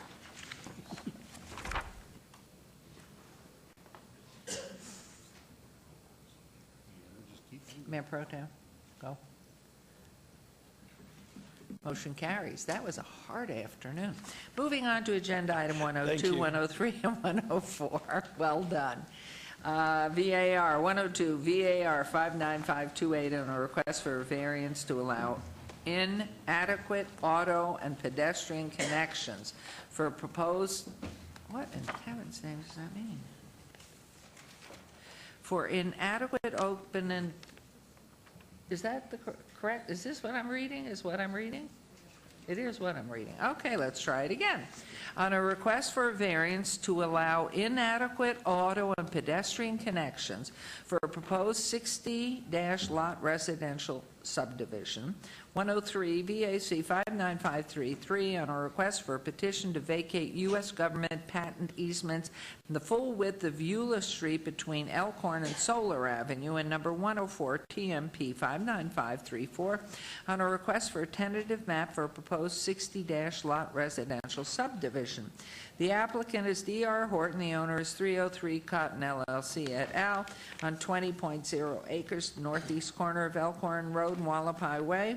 Staff recommends denial. Planning Commission recommends approval on items 102 and number 104. Both staff and Planning Commission recommend approval on item number 103. These are in Ward 6 with Councilman Ross and are public hearing items which I declare open. Is the applicant or representative present? Hello. Hello again. For the record, Bob Gronauer, 1980 Festival Plaza. In this matter, I'm representing D.R. Horton. Okay, the chameleon is back. Mr. Perigo. Thank you, Your Honor. For the remaining items, Mr. Lowenstein will be making the staff report. For the record, Peter Lowenstein, Planning Section Manager for the current Planning Division of the Department of Planning. Madam Mayor, the proposed subdivision fails to meet the minimum automotive and pedestrian connection points required by code. An alternative design could accommodate the required connections, and therefore the requested variance is preferential. Therefore, staff cannot support the variance and subsequently cannot support the tentative map. As staff, however, is in support of the vacation of the U.S. government patent easement, and that does it. Thanks. Could you explain, Mr. Lowenstein, how this reads? What does allowing inadequate auto and pedestrian connections mean? Previously, we used to word it the connectivity ratio based out of our complete streets section, which requires the developers to maintain a 1.3% ratio of automotive and pedestrian linkages and nodes throughout their subdivision. In an attempt to try to make this a little bit more simpler, which apparently failed, we reworded it to allow inadequate auto and pedestrian connections, which is the result of that connectivity. So this is your lingo coming out of planning? An attempt at modifying our lingo. Yes. Yeah, Your Honor, just real quick, in an attempt to, one of the things we're trying to accomplish in the Planning Department is just to make things clear for the public on these agendas. As mud. A connectivity ratio doesn't really mean anything to anybody, and so this is sort of our first attempt, and clearly we've got more work to do, but we'll continue to work to improve so that when these things come out, people understand what we're talking about. Well, as long as Mr. Gronauer and Councilman Ross understand this, I guess it's cool. Public, you have a chance to come forward and speak about inadequacy. Please come forward, make any comments you would wish. Hearing and seeing none, I'm going to close public comment, and you got it. Wow. Thank you, Mayor. Thank you. Mr. Lowenstein, thank you for that. You're so mean. Yeah. I'm just kidding. It's all right. Mr. Gronauer, did we get the gate in? Yeah, just for the record, for clarification, this is the project that we've been working with the neighbors for about a year in this area. If you're familiar in the northwest area, this is on that boundary of the RNP, or the Rural Neighborhood Preservation Area, which is located just to the east of us. So we've had a number of neighborhood meetings. We've been working with the adjacent neighbors. One of the reasons why we had to come in with that variance with the connectivity ratio, they didn't want the people in our subdivision to enter to the east side onto their properties or into that area. With respect to traffic coming out of our subdivision, they did not want traffic coming out on Elkhorn, which is to the south of us, or in Severance to the north of us. So what happens is you kind of box us into where we are, and we have access coming out onto Wallapai. And one of the things that we weren't initially doing, that was a part of this application, we initially were not providing a gated community. Councilman Ross asked us to gate the community, so we withdrew that variance at the Planning Commission. So this is one of these applications. It seems like every 2 months, 3 months, I come back to you, going through the application process itself. Worked with the neighbors again in this area, and this is where we are. That's why nobody's here in opposition in this area. It's a very vocal area. It's because we've been working with those neighbors. And Mayor and council members, I must say that Mr. Gronauer represents quite a few clients in this area with a lot of these challenging pieces, and he does a very good job of putting those neighborhood meetings on. And all of your clients do a great job as well as communicating that. So I appreciate all your work. Mayor, I am prepared to make a motion on agenda item 102, and that would be to follow Planning Commission's recommendation for approval. Thank you very much. There's a motion to approve on 102. Please vote and please post.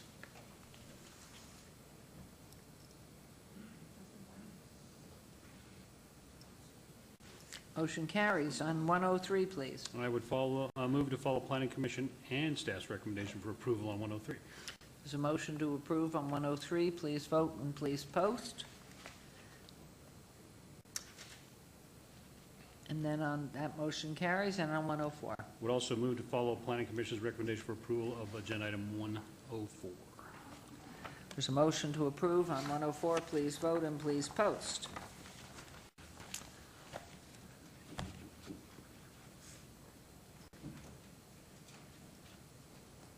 That motion carries as well. Thank you, Mr. Rowan. Thank you very much, and I hope you enjoy the remainder of your afternoon. Inadequately, yes. Thank you. I'm not going to let you live it down. You're dead meat. Okay, on agenda item 105. This is WVR 59348, and a request for a waiver to allow no street lights where such are required on 9.26 acres at the southeast corner of Tenaya Way and Wittig Avenue, U, undeveloped zone for DR Desert Rural Density Residential 106 VAR 59349. Request for variance to allow no amenity zone and sidewalk where such are required on 9.26 acres at the southeast corner of Tenaya Way and Wittig Avenue, U, undeveloped zone. DR Desert Rural Density Residential 107 VAR 59609, a request for a variance to allow an existing 6-foot-tall wall in the front yard where 5 feet, top 3 feet, 50% opens the maximum height allowed in the front yard. Agenda item 108 VAC 59670 on a request for a petition to vacate a public multi-use trail easement generally located adjacent to the northeast corner of Tenaya Way and Haley Avenue. The applicant owner is Edward Galen Stockton on 9.26 acres at the southeast corner of Tenaya Way and Wittig Avenue for items 105 through 107, with item 108 being generally located adjacent to the northeast corner of Tenaya Way and Haley Avenues. Staff recommends denial on 105 and 106 and approval on 107 and 108. The Planning Commission recommends approval on all items. These are in Ward 6 with Councilman Ross, are public hearings, which I declare open, and is the applicant or representative present? Change of face. Mayor, members of the council, George Garcia, 1055 Whitney Ranch Drive, Suite 210. Pleasure to be with you, and today with me is the owner of the property and soon to be developer for this rural residential estate. Galen, if you'd introduce yourself. Yeah. Edward Galen Stockton, 44 Emerald Dunes, Henderson, Nevada, 89052. Oh, in Henderson, coming into Las Vegas. Yes, well, I grew up in Vegas, but I have a house up at Anthem.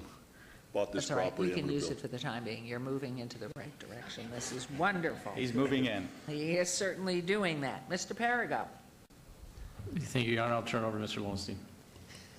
Madam Mayor, as a result of combining the two parcels into one lot, the existing non-permitted perimeter wall has now become located within the front yard area and exceeds the required height limitation. As the subject site will be taking access off of Wittig Avenue and a step back from the existing retaining wall and includes landscaping. Staff finds a 6-foot screen wall will not have a negative impact on the surrounding residential uses. Therefore, staff recommends approval of the variance request. Regarding the proposed vacation, staff finds the trail is not part of the City of Las Vegas trail system and therefore has no objection to the vacation of the trail and recommends approval of that request. Staff, however, cannot support the applicant's request to provide no sidewalk, amenity zone, or street lights along Tenaya Way, as no unique or extraordinary circumstances have been presented. As such, the applicant has created a self-imposed hardship that is preferential in nature, and staff therefore cannot support the application. Thank you. Thank you very much. Public hearing, anyone here wishing to be heard on these items, please come forward. Hearing none, I'll close the public hearing, and so here we go, Councilman Ross. Thank you very much, Mr. Stockton. Smile, you're here. Finally. Your ranch is going to look absolutely awesome. And I want the council members to, and the mayor to understand the sidewalk. If we could bring up the other slide on the overhead that showed the aerial. Nice. How many horses are we going to have? 2.5 Yeah, right that, now. that one. Thank you. We're going to have a stable of about 10 gypsy horses. We're going to breed gypsy horses. Wow. If you'll notice, this is undeveloped. This is all ranch land on that side of Tenaya, and it's important to keep it that way, certainly for the rural nature. Thus, I'm supporting the lack of streetlights. There's a decomposed, I want to say decomposed granite, but it's just more like a dirt kind of sidewalk there along Tenaya. Yeah, it's like a 3/8 minus that I'm in the concrete business, so we sell it to people who can't afford to put concrete down. So they use it for a lot of trails over at the water district down on Valley View. All those trails are decomposed granite. It's around And those. it's existing now, and I know the folks that ride horses out there use it all the time, and I think you're going to have a fabulous project and a great home, and thank you for moving from Henderson into the city of Las Vegas. I'm going to move to follow Planning Commission's recommendation for approval of agenda item 105. Thank you. This motion to approve on 105, please vote and please post. Councilman Barlow, got it?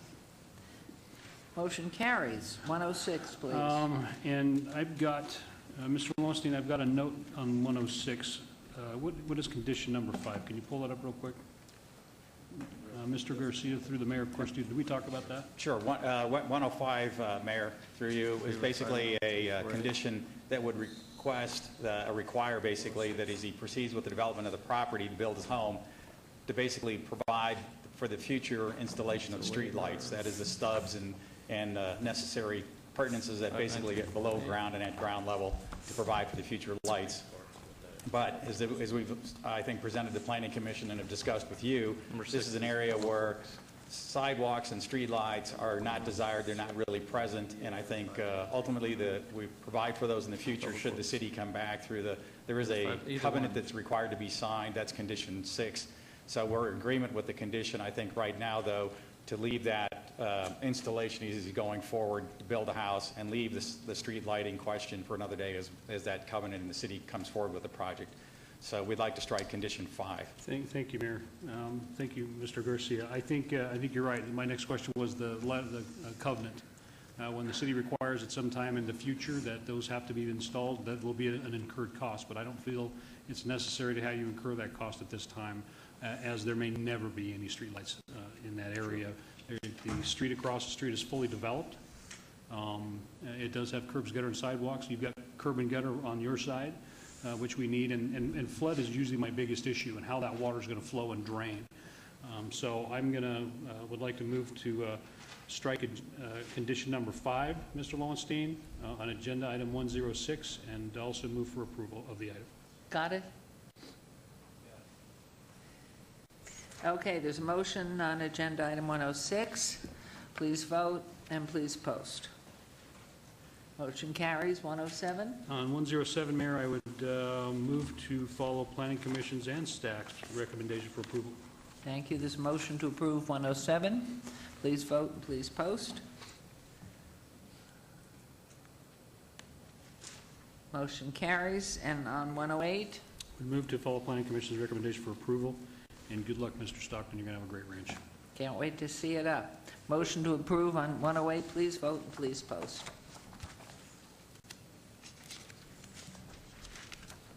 Motion carries. Good luck. Look forward to your thank you. coming in. Thanks a lot. Thank you. Okay, we're on to agenda item number 109 and 110. 109, SUP 59316, a request for a major amendment to approve special use permit U0018-01 to add a parking lot at 1329 Balzar Avenue. 110, SDR 59317, a request for a site development plan review for a parking lot with a waiver to allow a 12-foot wide landscape buffer along the northern property line where 15 feet is required adjacent to public right-of-way. The applicant owner is Captive 3 Christian Center on .24 acres at 1329 Balzar Avenue, R2 medium-low density residential zone. Staff and Planning Commission recommend approval on both items. These are in Ward 5. Councilman Barlow, public hearings, items which I declare open. Is the applicant present or representative? Yes, we Hello. are. Yes. Good afternoon, everyone. I'm Pastor Bill Miller, Captain 3 Christian Center, 1340 Lowry Avenue. And we here for, hopefully for approval for a parking lot. Okay. And with you is? My name is Bob Morgan, Deacon at Captain 3 Christian Center. How nice to meet you, Deacon. And we look forward to this public hearing. Anyone wishing to be heard on either of these items, please come forward. I'm hearing the approvals. Mr. Lowenstein, do we jump right to you? We go through Mr. Perigo to Mr. Lowenstein. Thank you, Madam Mayor. The proposed infill development will facilitate additional parking for the Associated Church of the South, while also being sensitive to the existing development through the use of landscaping. Staff supports these requests as they meet the intent of the Las Vegas 2020 Master Plan objective, which would state that the development of vacant or underutilized lots within existing residential neighborhoods are sensitive in use and design to surrounding development, which this does, and therefore staff is recommending approval. Thank you. Thank you very much. And I think I closed the public hearing, but just to be sure, I'm closing the public hearing. Councilman, is this you? No, this is, where did I say? Who has this? Councilman Barlow. Yes, I'll defer to Thank you, Councilman Barlow. Yes, the name of the church really intrigues me. I'm captivated by the name. So, you're done. What is Captives 3? Where am I missing a biblical reference or something? Set the Captives Free, came to set the Captives Free. The name, we got the name from prison ministry. It was a 13-year prison minister, going to prison and preached for 13 years. And one of the prisoners got out, and he was with us, and I was at another church, preaching from another church, and he said, why don't you start your own church? And so we got together, and so he chose the name, Set the Captives Free.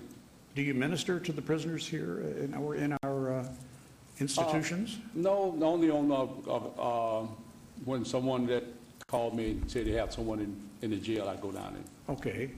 But I haven't done it since I started pastoring. All right. Thank you very much. Thank you. Thank you, Pastor. Good to see you. And Mr. Morgan, it's always a pleasure, sir. Thank you.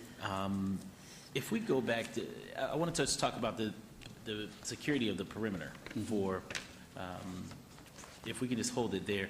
I see you currently have a rolling iron gate at the front of the church. We have an iron gate. It's in the center where we had the parking lot before we had the. Can you see this overhead? Can you all see the overhead in front of you? No, it's not on our display here. Not on that. It is now. Okay, this is the parking lot. This is behind our church. Our church is behind that tree on Lowry. Oh, so we're not looking at your property at all? No, we're not looking at, we're looking at the parking lot. Okay, to the left? Yeah, on the left. Okay. That's our okay. property there. So this is the property here. Okay, so we can leave it there. So that other photo actually should be tossed because I thought we were looking at the front of your church. Okay, so from Public Works standpoint, the curb cut, where are we allowing for the curb cut for the parking? Because I want to make sure that it's not too close to the corner, but at the same time, I don't want the street light to be impacted as well. Okay, it's going to be to my left of the street. Hold on one second. I'm sorry. I have my staff okay. address this. Yes, Bart Anderson, Las Vegas Public Works. We don't want the street light to get too close to the street light, I'm sorry, the driveway to be too close to the corner. So we're going to set it back as far from the corner as is practical to do, but we can certainly do that while avoiding hitting that pole. Okay. And so what is the width? Is it 24 feet driveway, curb cut? 24 is kind of a minimum necessary on this type of a street. The standard is 32 feet, but... What are we requesting for a parcel this size? The standard would be 32 feet. Okay. But 24 feet would be acceptable in this area as well. Okay, but 32 would be preferable. It would. Okay, for a lot of this size. And what is the square footage of the lot? I don't have that Okay, while you look for that, information available if you immediately. would take me back to the previous PowerPoint of the home, the adjacent home. Yes, here. You see the rolling gate? This is what I was referencing in regards to making sure that after hours that there's some formal security so that cars won't pull up onto the lot, right? And possibly also on the church side, on what is that, Laurie? Laurie. Or even on the backside of this parcel to close off the backside to keep it protected. And in relation to the landscape, I see that we're asking for, is it 20-foot buffers? Tom? Let me see, we actually, It's 15 foot adjacent to a right-of-way, and they're asking for a reduction to 12. To 12? And majority of the landscaping is being installed in those buffer areas. Okay. What I don't see is some formal decorative block or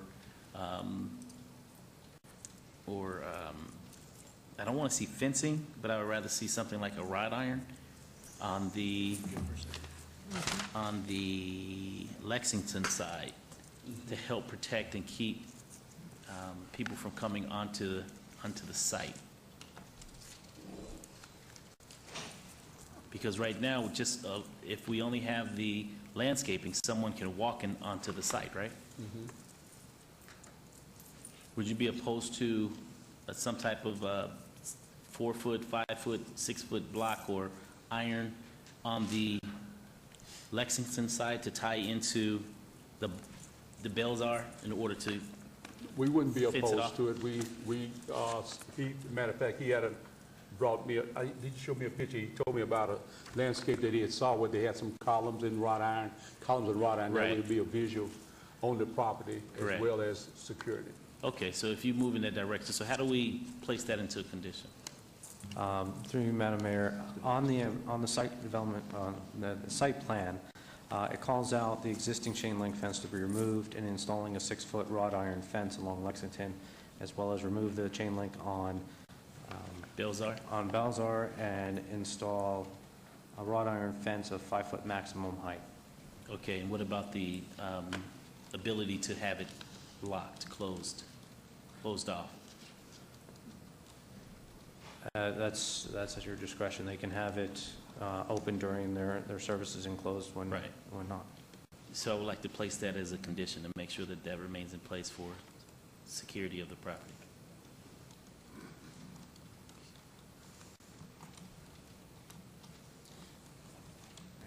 The condition to have it gated. I'm sorry? To have it gated in addition to the fence that's already called out. Correct. Got it. Okay. Was that a question for me, or was that the response? I just want to confirm it. Okay. So it was a question for me. So how do I place that? So the question that I have is, how do I place that into a condition? As a condition, you can just simply state, access to Balzar from the subject site shall be gated. The gate shall remain open during services and closed during non-operational hours. Okay, good. And did you all hear that? And do you agree to that? We agree to that. Okay, good. And I'll allow you all to work out how you would protect the backside as far as the entry off of Laurie onto the church property, going around the back to this site. And so I know you had mentioned possibly the ballards or the wire that comes across to keep the vehicular traffic out when you all are away. Right. You okay with that? We agree with that. Okay, good. Something we could do. Anything else you'd like to share? Thank you. All right. Thank you. Anything else, staff? Councilman, in answer to your prior question, the parcel size is .24 acres, and it has roughly 80 feet of frontage. Okay, so it's a nice size. And how many parking stalls will be available? I think it's 20. 20 additional slots for us. 20? Wow. It looks like you can have more than that. Okay. So with that, I will move to follow staff's recommendation for approval to include the conditions that have been imposed on this item. Good luck to you. Look forward to you all getting underway. And so when will this be underway and get going, the completion? Okay, there's a motion. As soon as the approval, we're ready to We're ready to get started.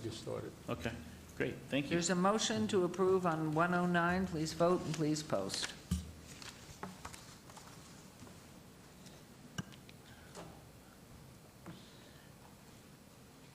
And on, motion carries on agenda item 110, please. Move for approval, subject to all conditions. set Thank you. forth. There's a motion to approve on agenda item 110, subject to all conditions. Please vote. Madam Mayor, and as added. As added. I mentioned it as added. Thank you. Okay. And please vote, please post. Motion carries. Good luck. Good luck. Thank you. Wonderful. We're on to agenda item 111. SUP 590. I'm going to sneeze if you'll read it. Thank you. I do three. So read Special away. use permit 59027, special use permit, this is a public hearing. Applicant is Opportune. Owner is BE Uno LLC for possible action on a request for special use permit for a proposed 1,711 square foot financial institution, specified use with waivers to allow 0-foot distance separation from a residential use where 200 feet is required, and a 112-foot distance separation from an existing similar use where 1,000 feet is required at 568 Northeastern Avenue, Suite A, C1 Limited Commercial Zone. It is in Ward 3, Councilman Coffin. This is a public hearing. I now declare it open. Is the applicant present? Yes, Mayor. Go. Thank you very Yes, much. Your Honor, Mayor. Stop sneezing. Okay. And Planning Commission and staff recommend denial. Okay, please go. Yes, Your Honor, Mayor Pro Tem. Tony Celeste, address 1980 Festival Plaza Drive, here on behalf of the applicant Opportune LLC.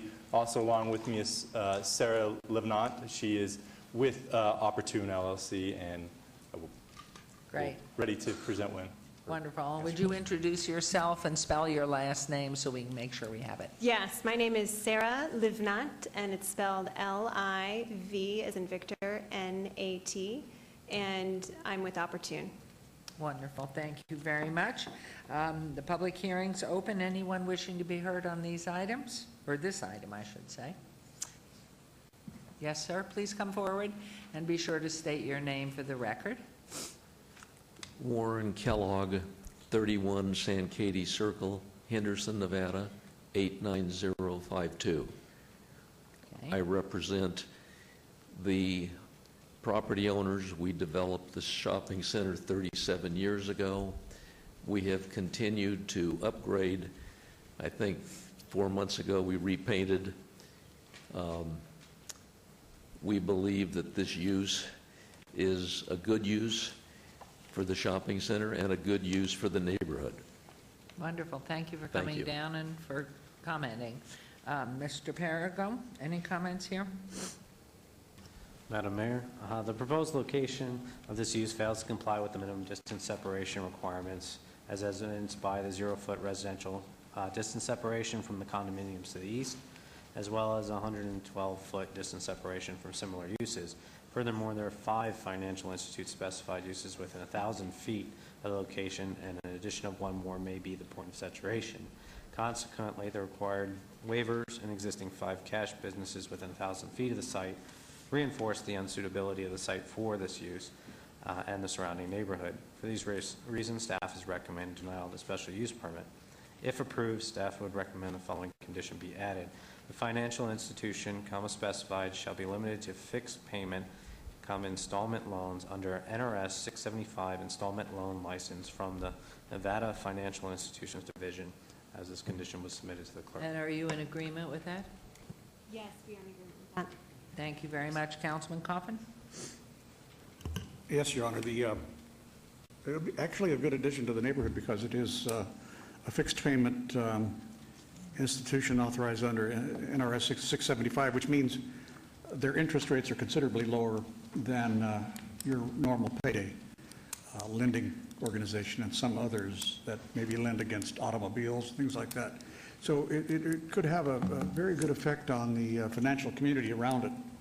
I suspect others might lower their interest rates to help those people who are their customers. So for that reason, I think that it makes sense, and I'm glad the landowner and the businesses agree to that additional provision about the use being restricted at this time to that kind of use. So thank you very much. I now move for approval of item 111 with the conditions as stipulated and agreed to here at this meeting.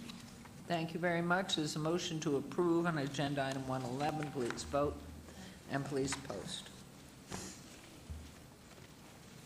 Motion carries. Good luck. Thank you for coming in. Appreciate it. Thank you very much. Thank you, I appreciate it. Thank you. All right, agenda items 112 and 113. 112 VAC 59208 on a request for a petition to vacate 2 5-foot wide public drainage easement located at 1961-1973 Simmons Street, number 113, SDR 58932, on a request for site development plan review for 2 proposed 4-unit multifamily residential developments with a waiver to allow a residential adjacency setback of 6 feet where a minimum of 67.5 feet is required, and waivers to allow 0-foot wide landscape buffers along a portion of the north and south property lands where 6 feet is required, and a 9-foot wide landscape buffer adjacent to the right-of-way where 10 feet is required. The applicant owner is Affordable Housing for Everyone, Inc., on .48 acres at 1961-1973 Simmons Street, R3 medium-density residential zone. Staff and the Planning Commission recommend approval on both items. These are in Ward 5 with Councilman Barlow. Are public hearing items which I declare open. Is the applicant or representative present? Yes. I'm Ernest Patton, 1320 Sharon Road, Las Vegas, Nevada. Thank you very much. Mr. Parago? Mr. Lowenstein?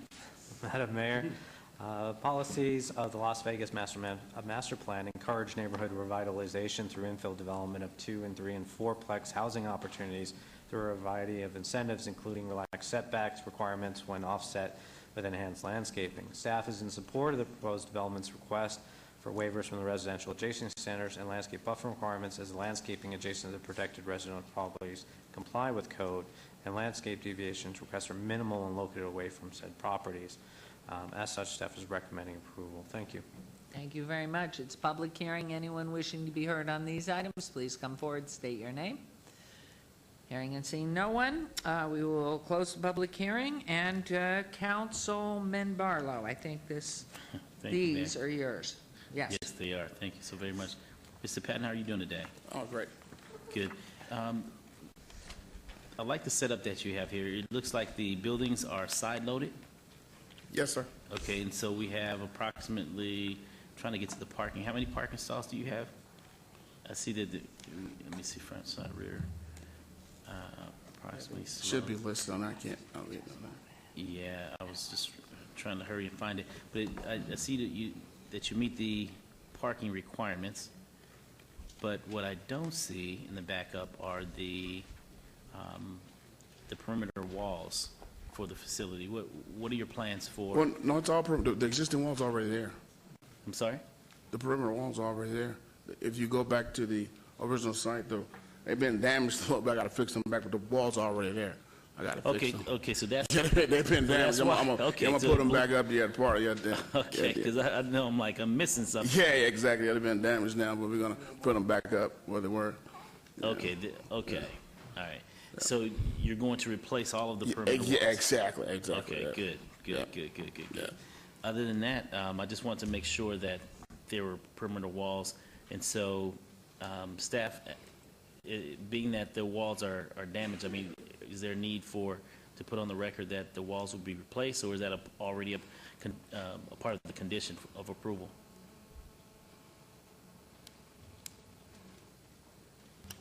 I don't believe it's stated per condition that they should be, replaced.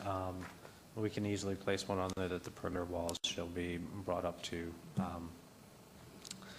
repaired and up to code standard.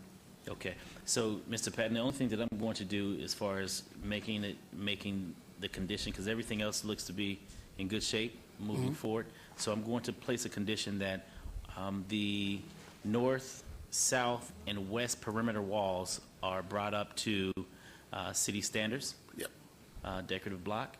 And other than that, unless staff has any additional comments to add to that condition, I would move forward. Staff? No, sir, that would do fine. Okay, and my condition is okay for the record?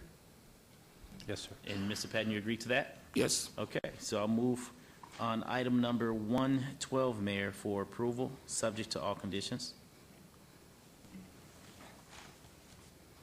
Thank you. There's a motion to approve on agenda item 112. Please vote and please post.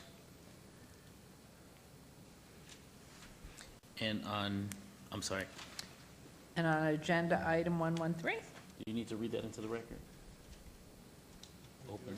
I did. You did? Uh-huh. Okay, and on item number 3, I would like to place the condition that, being that it should be under the SDR, that the applicant will reconstruct the perimeter block wall, decorative block, on the north, south, and west property line, bringing it up to city standards and codes. And Mr. Patton, do you agree to that? Yes. Okay.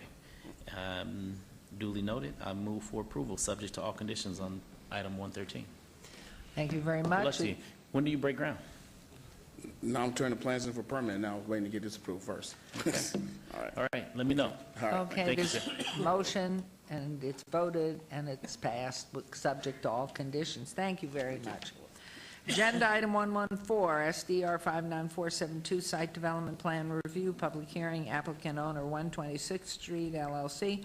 Possible action on a request for a site development plan review for parking lot, private outdoor plaza with waivers of the downtown Centennial Plan parking lot landscaping and screening fence design standards of .32 acres at 120 South 6th, C2 General Commercial Zone, Ward 3, with Councilman Coffin. Planning Commission and staff both recommend approval. This is a public hearing. I declare it open.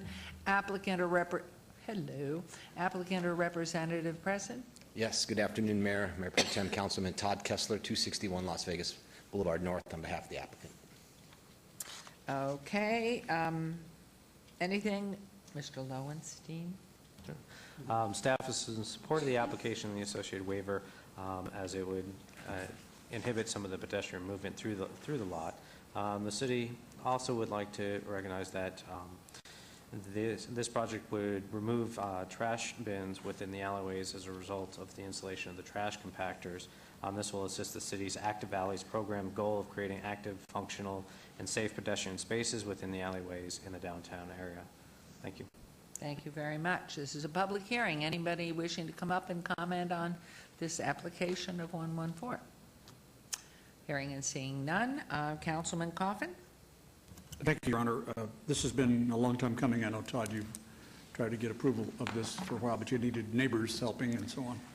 This should assist that alleyway where there is stuff happening on First Fridays and other events, if I'm not mistaken. Yeah, I'm happy to discuss that further. This is part of this SDR is an approval of a rear compactor zone as well as a recycling area that will be used by all the tenants inside of that alley, from downtown cocktail room all the way down to La Comida, from Carson Kitchen over as well. It'll allow all of those dumpsters and the dumpster diving to get taken out of the alley. It's one of the city's plans that I've been working on with Mr. Lowenstein, Mr. Perigo, and many others. And this is going to be the first test case for it. This is actually one of the worst alleys in downtown. It's going to be a great transformative aspect. So it's going to be done in 2 phases. Our first will be the parking lot. We're working with the city and as relates to certain elevation and drainage studies that need to occur in the alley as we begin all those other discussions with the adjacent landowners. But it's a very exciting project. Wonderful. As well as another parking spot to downtown that the city is managing. It's already been approved for city management. Very exciting. Yes. Okay, Councilman. Thank you, Mayor. Yes, this will help eliminate all those aromas back there we don't want to have from all those restaurants and that slowly aging food out there. Thank you very much. Move for approval of item 114. Thank you. There's a motion to approve. We really are rolling. Motion carries. Congratulations. Thank you very much. Have a good year. Okay, requesting the city clerk to set the public hearing dates and appeals from the city planning commission meetings, dangerous building, and nuisance litter abatements. Thank you very much. Citizen participation. Citizen participation. Public comment during this portion of the agenda must be limited to matters within the jurisdiction of the City Council. No subject may be acted upon by the City Council unless that subject is on the agenda and is scheduled for action. If you wish to be heard, please come to the podium and give your name for the record. The amount of discussion, any single subject, as well as the amount of time any single speaker is allowed may be limited. So let's limit that. They waited so long. We'll give you 4 minutes. Oh, thank you. Thank you. All right. Good afternoon. For the record, my name is Mona Lisa Samuelson. As you know, I'm a medical marijuana advocate and activist for our community. I am unpaid. I want to make that very clear because it takes a lot of passion. It takes a lot of integrity to sit through these things and come up to you to voice our concerns. And I have to be very clear here because I've been coming to these things now for over a year. And I even went to legislation. And so you look younger than ever. Thank you. Well, it's the power of cannabinoids, I have to tell you. So let me tell you what I have, what my major concern is, because I am hurt. It's going to be hard for me to get through all this. But I wanted to let you know that the biggest concern for us are the new NRS as they're going to be introduced. We need to make sure that it's very clear for the patients exactly what we're dealing with, because as it is here, if we're not careful, you're going to regulate all the medical marijuana patients out of a process. The only way they'll be able to medicate without purchasing it from a dispensary would be to smoke it, and that's not even medical. That is the very tip of the iceberg when you're talking medical. I myself, I have to cook it. I don't use all that plant matter. I cook it down. I don't smoke it. These things are highly personal. When you know how to make your medicine, it's not necessarily that a concentrated cannabis will get you higher. If you cook it in the right ways, you get lower amounts of cannabinoids in your system for extended periods of time, as opposed to smoking it, where you get high levels of cannabinoids for a short period of time. So I want you to know, if you make these concentrated cannabis, this thing illegal, because it makes us all guilty of a Class C felony if we don't clear this up right. And I'll tell you, as a medical patient, there's no way I could attend any of these meetings. I couldn't do any of these things without the right medicines. Cannabis isn't a one-size-fits-all. It's highly personal. So you have to learn how to grow it and how to cook it to make it to your specific malady, your specific personality choices. It's highly personal, and we want to do this right for the medical patients. So I would like to go through real quick. We have a problem with the concentrated cannabis. The definition of that needs to be clearly looked at. Also, it not only does it make us a Class C felon, but if we have 1 pound or more, it's going to once again put us into huge detriment. And when you're talking a concentrate of a certain type, 1 pound might seem like a lot, but if you don't define it correctly, 1 pound of butter or 1 pound of oil is nothing. That's not even maybe a week's worth. So we have to be very careful on how we do this. There's other things in the NRS. Because of this, you know, the whole medical marijuana program, your ability to get out of legal trouble, it all stems on whether or not you are within your restricted amounts. So if we don't clear this up right, everybody is in trouble. I just want to make this very clear. There's so many other things in here. They even have in the new NRS CBD defined as part of marijuana. And I want to make this very clear. CBD can also be found in hemp, which is not marijuana, and that is legal to be ingested in all 50 states, I do believe. So this, we have to be super careful, and I wanted to come up here and remind you that we are patients, that we're medical patients. We have given a lot of concern to these MMEs. You have given so much concern. As patients, we keep getting dismissed. It's very important that you know the patients need to be heard. we're begging you. We have been begging you. I went up to legislation. I begged them. So I want to tell you that as this has all come about, we are learning how to use our community. We're learning how to use our government and how to get you guys to help us. So I'm just here to tell you, as much as I love my community, I can't afford for me or any real medical patient to go through the legal trouble of fixing this. I'm hoping, with Bob Beers being the co-chair, that somehow we can write the NAC together. I am trying to work on getting patients together that can help with this, because patients can't afford to go through this. Yes. Thank you. That was 4 minutes. I'd love to have you go on. I'm sure Councilman Beers would be happy to have you call the office. Everybody's going to have to excuse me because I have to give a speech in exactly 40 minutes and I have to get changed. Good luck so, to you. Mayor Pro Tem, you're on Thank you. call. Thank you, Mayor. Thank safe you very driving. much. But everybody else, please, we are grateful you've waited. We had no idea we'd be this long, and I wish I could stay to hear you all. But thank you, Mayor Pro Tem. Anyone else for public comment? And we'll go ahead and set you at 4 minutes as well. Please state your name for the record. Good afternoon. Jennifer Goldstein, 8913 Briar Bay, Las Vegas, Nevada. I'm a founder and general counsel to Nuveda, one of the dispensaries here in the city.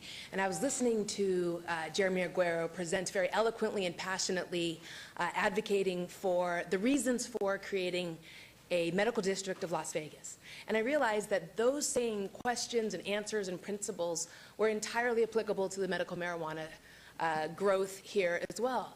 And I think those questions that were posed today and the answers that were provided are not necessarily being answered in the same way for the medical community here in cannabis. And I genuinely appreciate the bent that I heard today to give some of the establishments, including ours, some additional time to actually open. Some background on that is on May 12th, the dispensaries received an interpretation of one of the provisions, 6.95120H, which is the security plan provision that we're required to submit to the city of Las Vegas. On May 12th, we learned for the first time that an accompanied patient was going to be defined to mean a one-on-one patient to employee ratio, which means that each patient will have to be escorted whenever he or she is within the vicinity of any of the products or flower. There are a number of problems with that. First, of course, there's a privacy issue. There are staffing issues, there are cost issues. And if you think about some of the reasons why we'd want a medical district here, it's to make access to good medicine easier. And this makes it harder and more difficult. It means that not only will our staffing costs increase greatly, but it also means that wait times increase greatly. It also means for somebody like me who's actually an introvert, I will have to be followed through this process. And it's part of the security plan. So these are folks who have actually received medical documentation that they need the products. They've been approved by the state. They've made it through the security threshold of our offices in order to be approved to get into this inner sanctum. And now they're being followed on a one-to-one basis. So for somebody like me, I would find that almost offensive. And frankly, on behalf of our patients, I would say that they're not thieves. You know, they don't need this additional layer of security. They've already undertaken enough efforts to prove that they need the medicine, to prove that they're eligible for the medicine, and to prove that they are themselves who they are, say they are at our door. That to require us to staff it one-on-one it's bad business, but it's also bad medicine, and it's bad for our patients. And so I would ask that, again, given that this was a significant change that caused us to completely revamp our floor plan, so that we could provide more space interior to have new staffing needs and more staffing needs in that period, I would ask that you do consider extending our time beyond that November 3rd date, and that we do consider revising the definition of accompanied. Because so far, the city of Las Vegas is the only local jurisdiction using accompanied to mean one-on-one. So I'd ask that you revisit that too, perhaps even in Councilman Coffin's bill that he'll introduce in a couple of weeks. Thank you. Thank you very much. Anyone else under public comment? Please state your name for the record. We'll give you 4 minutes. Yes, sir. Thank you. My name is Lawrence T. Nkatha. I am here to request your assistance on helping the youth in the community. I have a long record of working with youth in the community here in Las Vegas, and I think two of your council members should remember some of my work. Councilman Tartanian, who was on the school board, and Councilman Coffin. How you doing, sir? The last time I spoke to you, before I left town, you said you had a book of mine in your store that needed a signature. I never did get the chance to get over there, but I brought another book, and it's already signed, and I'd like to give it to you. Yes. I also have some material here to support what I'm asking about. I'd like to pass this brochure out. What I would like to do is open up a kiosk in the downtown area on Fremont Street that will be for entertainers, and let that kiosk raise funds for programs that I want to run for our youth here in the community. 5 years ago, I took my son back to the Midwest so that he can go to college. He was born and raised here, but I'm from Detroit, and I wanted him to get a little bit of that Midwest flavor. So I took him back there, and I became a street performer to support him going through college. And as I sat, my station was on the corner of Michigan and Huron in front of the Zara store.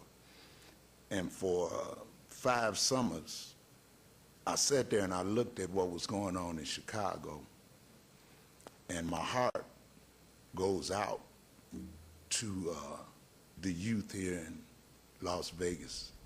And so I thought about what I wanted to do for the youth in Las Vegas, and it starts with this plan. Everything in detail is in this brochure. My position in Chicago became a destination point. As you see on the back of the brochure, stars in Rod Stewart and Billy Zane and Ricky Smiley and other performers would come by just to catch a song and give me a tip.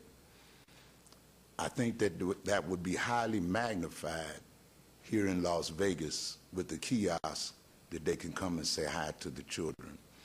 So what I'm looking for from the City Council is just how to proceed. Thank you, sir. We don't act upon anything during citizens' participation. I would suggest you contact Fremont Street Experience, as they control what happens there on Fremont underneath the canopy. But thank you very much. Anyone else like to be heard? Thank you, sir. And thank you for your work with the youth. Thank you. Good evening, council members. Well, you guys are brutal. This is a long meeting. I've been to meetings since the 70s, and I'll tell you what, this has been long. Mr. Snell, please give your name for the record. My name is Edwin Thomas Snell. Out of respect Snell. To the City Council, can you remove the wig and the eyeglasses? Oh, absolutely. I'm a political activist on many fronts. I show up in a clown costume, normally to assail politicians.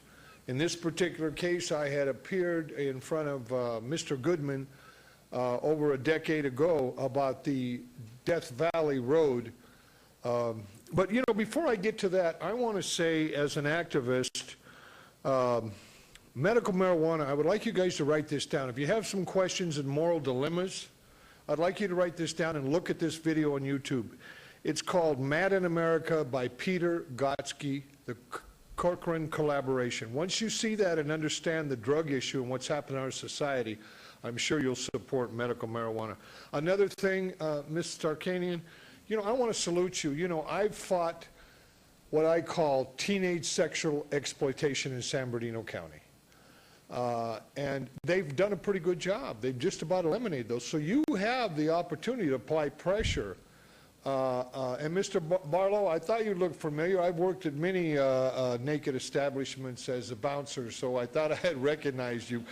But, you know, with that being said, sir, and I love the humor here, with that being said, when you take a child from 18 to 21, and they're still kids, that's teenage sexual exploitation, and we need to stop it. Vegas has the Mormon, the Italian, you know, the family thing, and they've always protected old women and children, and I hope they do that. You know, I moved to Newberry Springs from Apple Valley a couple months ago. I've saved 2 lives already. That road, when I told Oscar, I said, Oscar, I appeared in front of him in the clown costume, and I said, Oscar, they're killing people out there. They need to widen that road. It's still not gotten widened. I believe, as an activist in San Bernardino County, it's because of the tribe influence. They're very influential in San Bernardino County. The San Manuel, a former tribe member, is also the chairman of the Board of Supervisors. And the reason I say that is if you driving down here today, not one rest stop, but both rest stops were closed. That's insane, and on both sides. I can understand closing one and fixing it up, but to close them both down. I went to the county and I said, I want to give free air and water in my place. What a beautiful thing to save people and give them free air and water through Death Valley. And you know, those temperatures soar up there to 115 and 120 degrees. There's many issues that affect that ride through Death Valley to Las Vegas. And it shouldn't be a death trip. You've got cell phones, you know, that don't have reception. Those boxes should be placed every mile. Although it's not your jurisdiction, you guys need to put your hands around this, and you need to get involved in that, because that two-lane highway, you know how many people have died in that two-lane highway? They're buzzing 80, 90 miles an hour, bam, bam, bam. They got the truckers and all that other stuff. That should have been done years ago. That's a no-brainer. But to close both sides of those rest stops is absolutely insane, and I believe Caltrans or Kiltrans or Craptrans, whatever you want to call them, should be in a federal penitentiary, because you can't close. There's no way in God's green acre that you can close both sides of that. Now, services, you try to open up a restaurant out there, try to get any services out there dealing with the county, it's impossible. I bought my house out there. It had a 2 months ago, it closed escrow. It had a 2004 code enforcement violation. The minute I bought it, they're on me. But if you go through there, you see old buildings all torn down and ripped up and nothing done about it. You guys need to somehow, and I'll be glad to work with you in any way I can, work on some kind of committee or something to open up that 15 freeway and all the abuses and the death that's being caused in there. Thank you for your time, ladies and Thank you, Mr. gentlemen. Snell. Thanks for coming up here and staying. And how about that ticket I just got? I went to put the coins in, it wouldn't go. My slot, the card, I thought it worked, it didn't go, and I'm sitting there with a ticket now. And I don't want to make this an unmemorable memory in Vegas, so I'm hoping this is going to be most memorable for us, Mr. Snell.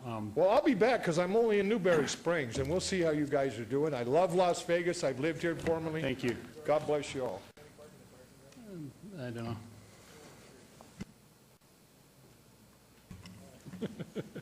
Okay, anyone else for citizen participation? Seeing none, we will move on to agenda item 117, council member recognition. Comments made by individual city council members during this portion of the agenda will not be acted upon by the city council unless that subject is on the agenda and scheduled for action. Councilman Anthony, how about you go first? Thank you, Mayor Pro Tem. I would like to invite you to come out to the Back to School Fair and Movie this Friday, August 21st at 6:30 at the Durango Hills YMCA at Durango Drive and Gowan. As you can see, we'll be starting off with handing out some backpacks, backsacks, some school supplies. We'll have school vendors out there, people you can talk to about getting ready for school. And then when that's all over with, we will have a movie outside. We're going to be showing Cinderella, and we'll have free popcorn and water while supplies last. So please come out August 21st, Friday, 6:30. We'll hand out backsacks, and as soon as it gets dark, we will show the movie. Thank you. Awesome. Councilman Barr, you up next? We'll just bounce back and forth. Okay, I thought you were going in order. Thank you, Mayor Pro Tem.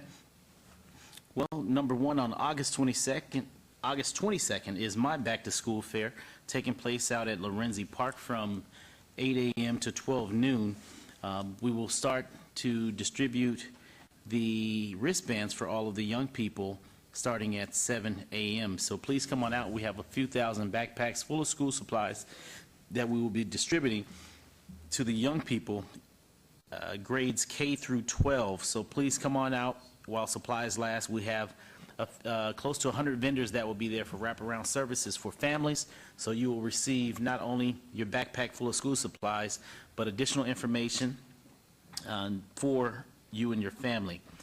Secondly, on the same day, Saturday, August 22nd, KCEP Radio will be inviting teens to come out to their Teen Talk Meet and Greet, which is Saturday, August 22nd at 1 p.m. at KCP radio station, and that location is 330 West Washington Avenue. During this meet and greet this meet and greet hour, there will be questions answered as it relates to Teen Talk show hosts and producers. They will be selecting 10 new Teen Talk team members.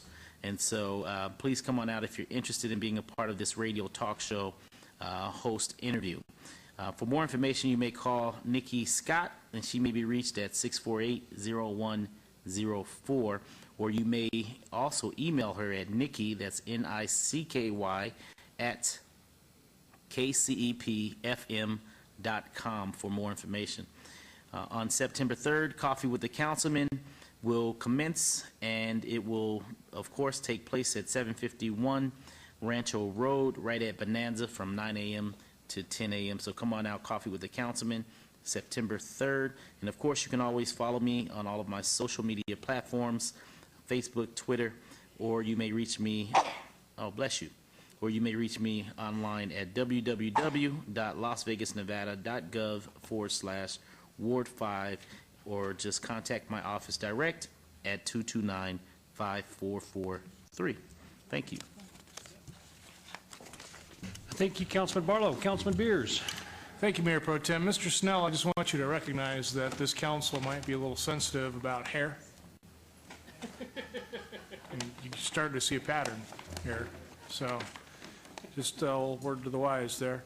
We're going to have a little twist on Beers with Beers. We'll be having cigar in Beers with Beers. This will be at La Casa Cigars and Lounge in Tivoli Village, 430 South Rampart at the corner of Alta. Please join us for an adult beverage or even just water and chat about what's going on in Ward 2.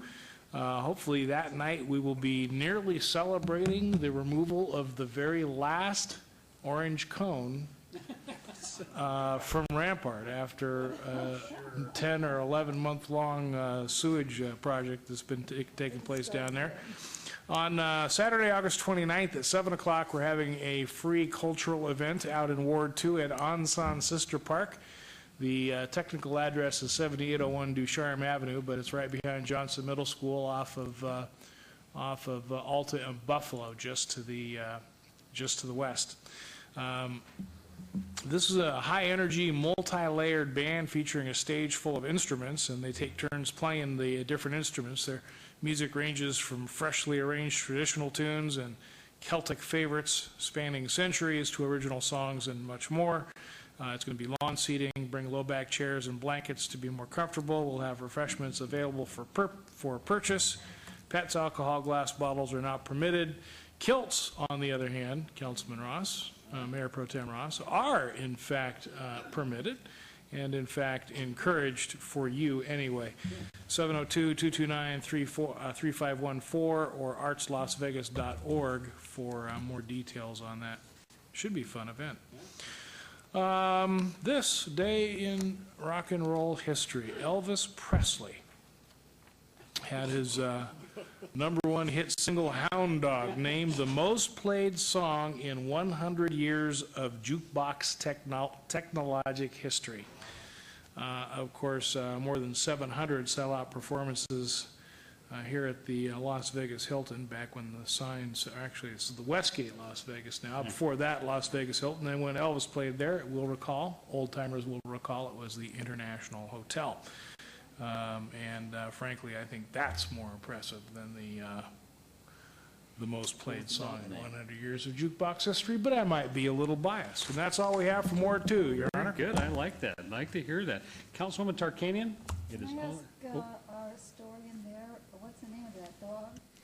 What's the name of the dog, Councilwoman wants to know? Spike. Spike? Yeah. That's not enough. Okay, we're going to have the magic of going back to school tomorrow with a community fair and movie at Essex West Charleston Lions Park at 600 Essex Drive. And we're going to show, as you can see on the right side there of what's shown, Cinderella Again, we've been seeing this throughout the community, and the children love that. We will have school supplies for ages 5 through 12. The children who receive them must be present, and we'll have popcorn and water until supplies last, as long as supplies last. And then on August 21st, which is the day after, this Friday, we will have a meet and greet at Doris Hancock School, and at that time, we'll be having school supplies and tables set up with other educational people at the school, meeting parents and teachers and children. At 6 o'clock the same evening, we'll have a meet and greet at Wasden, where we're contributing some clothing, underwear and socks for children at that school, and some school supplies also. And anybody who lives in that area, please feel free to come to the school if you do attend that school. And then lastly, Saturday, September 5th, we're going to have the movie Annie. Again, we'll have popcorn and water while supplies last. And of course, the movie starts at dusk. And that will be at Pioneer Park, which is 7449 Braswell Lane. And because I have to match that historian down at the end some way, I try to say a short poem each meeting that we have. So tonight, my poem is by Langston Hughes, a very fine, highly respected African-American writer. And his poem was, "Hold fast to dreams, for if dreams die, life is a broken-winged bird that cannot fly." Thank you. That was wonderful, Councilwoman. I love poetry. That was why I think that should be normal for you then, from now on. I have to match somehow. Yeah, give Councilman Beers a run there for his cigars and libations. Then I will finish this up, and we will get this meeting done. Not much really happening out in Centennial Hills, except had a great luncheon with the Northwest Youth and Empowerment Council and our active adults out at the Centennial Hills Active Adult Center. And there's my wife and I. It was a scientific-themed luncheon for doing experiments, and the kids did tricks, so we were dressed in lab coats. Anyway, we too have a movie coming out to Centennial Hills in the amphitheater out there. The movie will be September 11th. I said 7:30, but it usually gets around when the sun goes down. We'll get the movie kicked off. It is The Avengers, and there's some significance here. September 11, The Avengers. We are honoring and recognizing our heroes and our first responders. I'm encouraging anyone who comes out to dress as your favorite superhero. We will be launching next week a wedgie poll. So you can vote on which superhero I will dress as. So my wife has conspired with my staff, and apparently I'll be wearing tights of some kind at this movie. So you can either come watch the movie or come see me look silly, whichever you prefer. On a more serious note, our continued partnership with Nevada Child Seekers, we do have a missing young man. His name is Kelly Thomas. He's 17 years old, 5'6", 136 pounds. He has blue eyes, strawberry blonde, and he's got freckles. He was last seen July 31st in the area of Carla Ann and Tropical Parkway. It is not known what he was wearing, but he may be carrying a backpack with personal belongings. If anyone knows the whereabouts of this young man, please contact the Metropolitan Police Department at 702-828-3111 or Nevada Child Seekers directly, 702-458-7009. And to all the staff that stayed with us so late today, thank you very much, and this meeting is adjourned.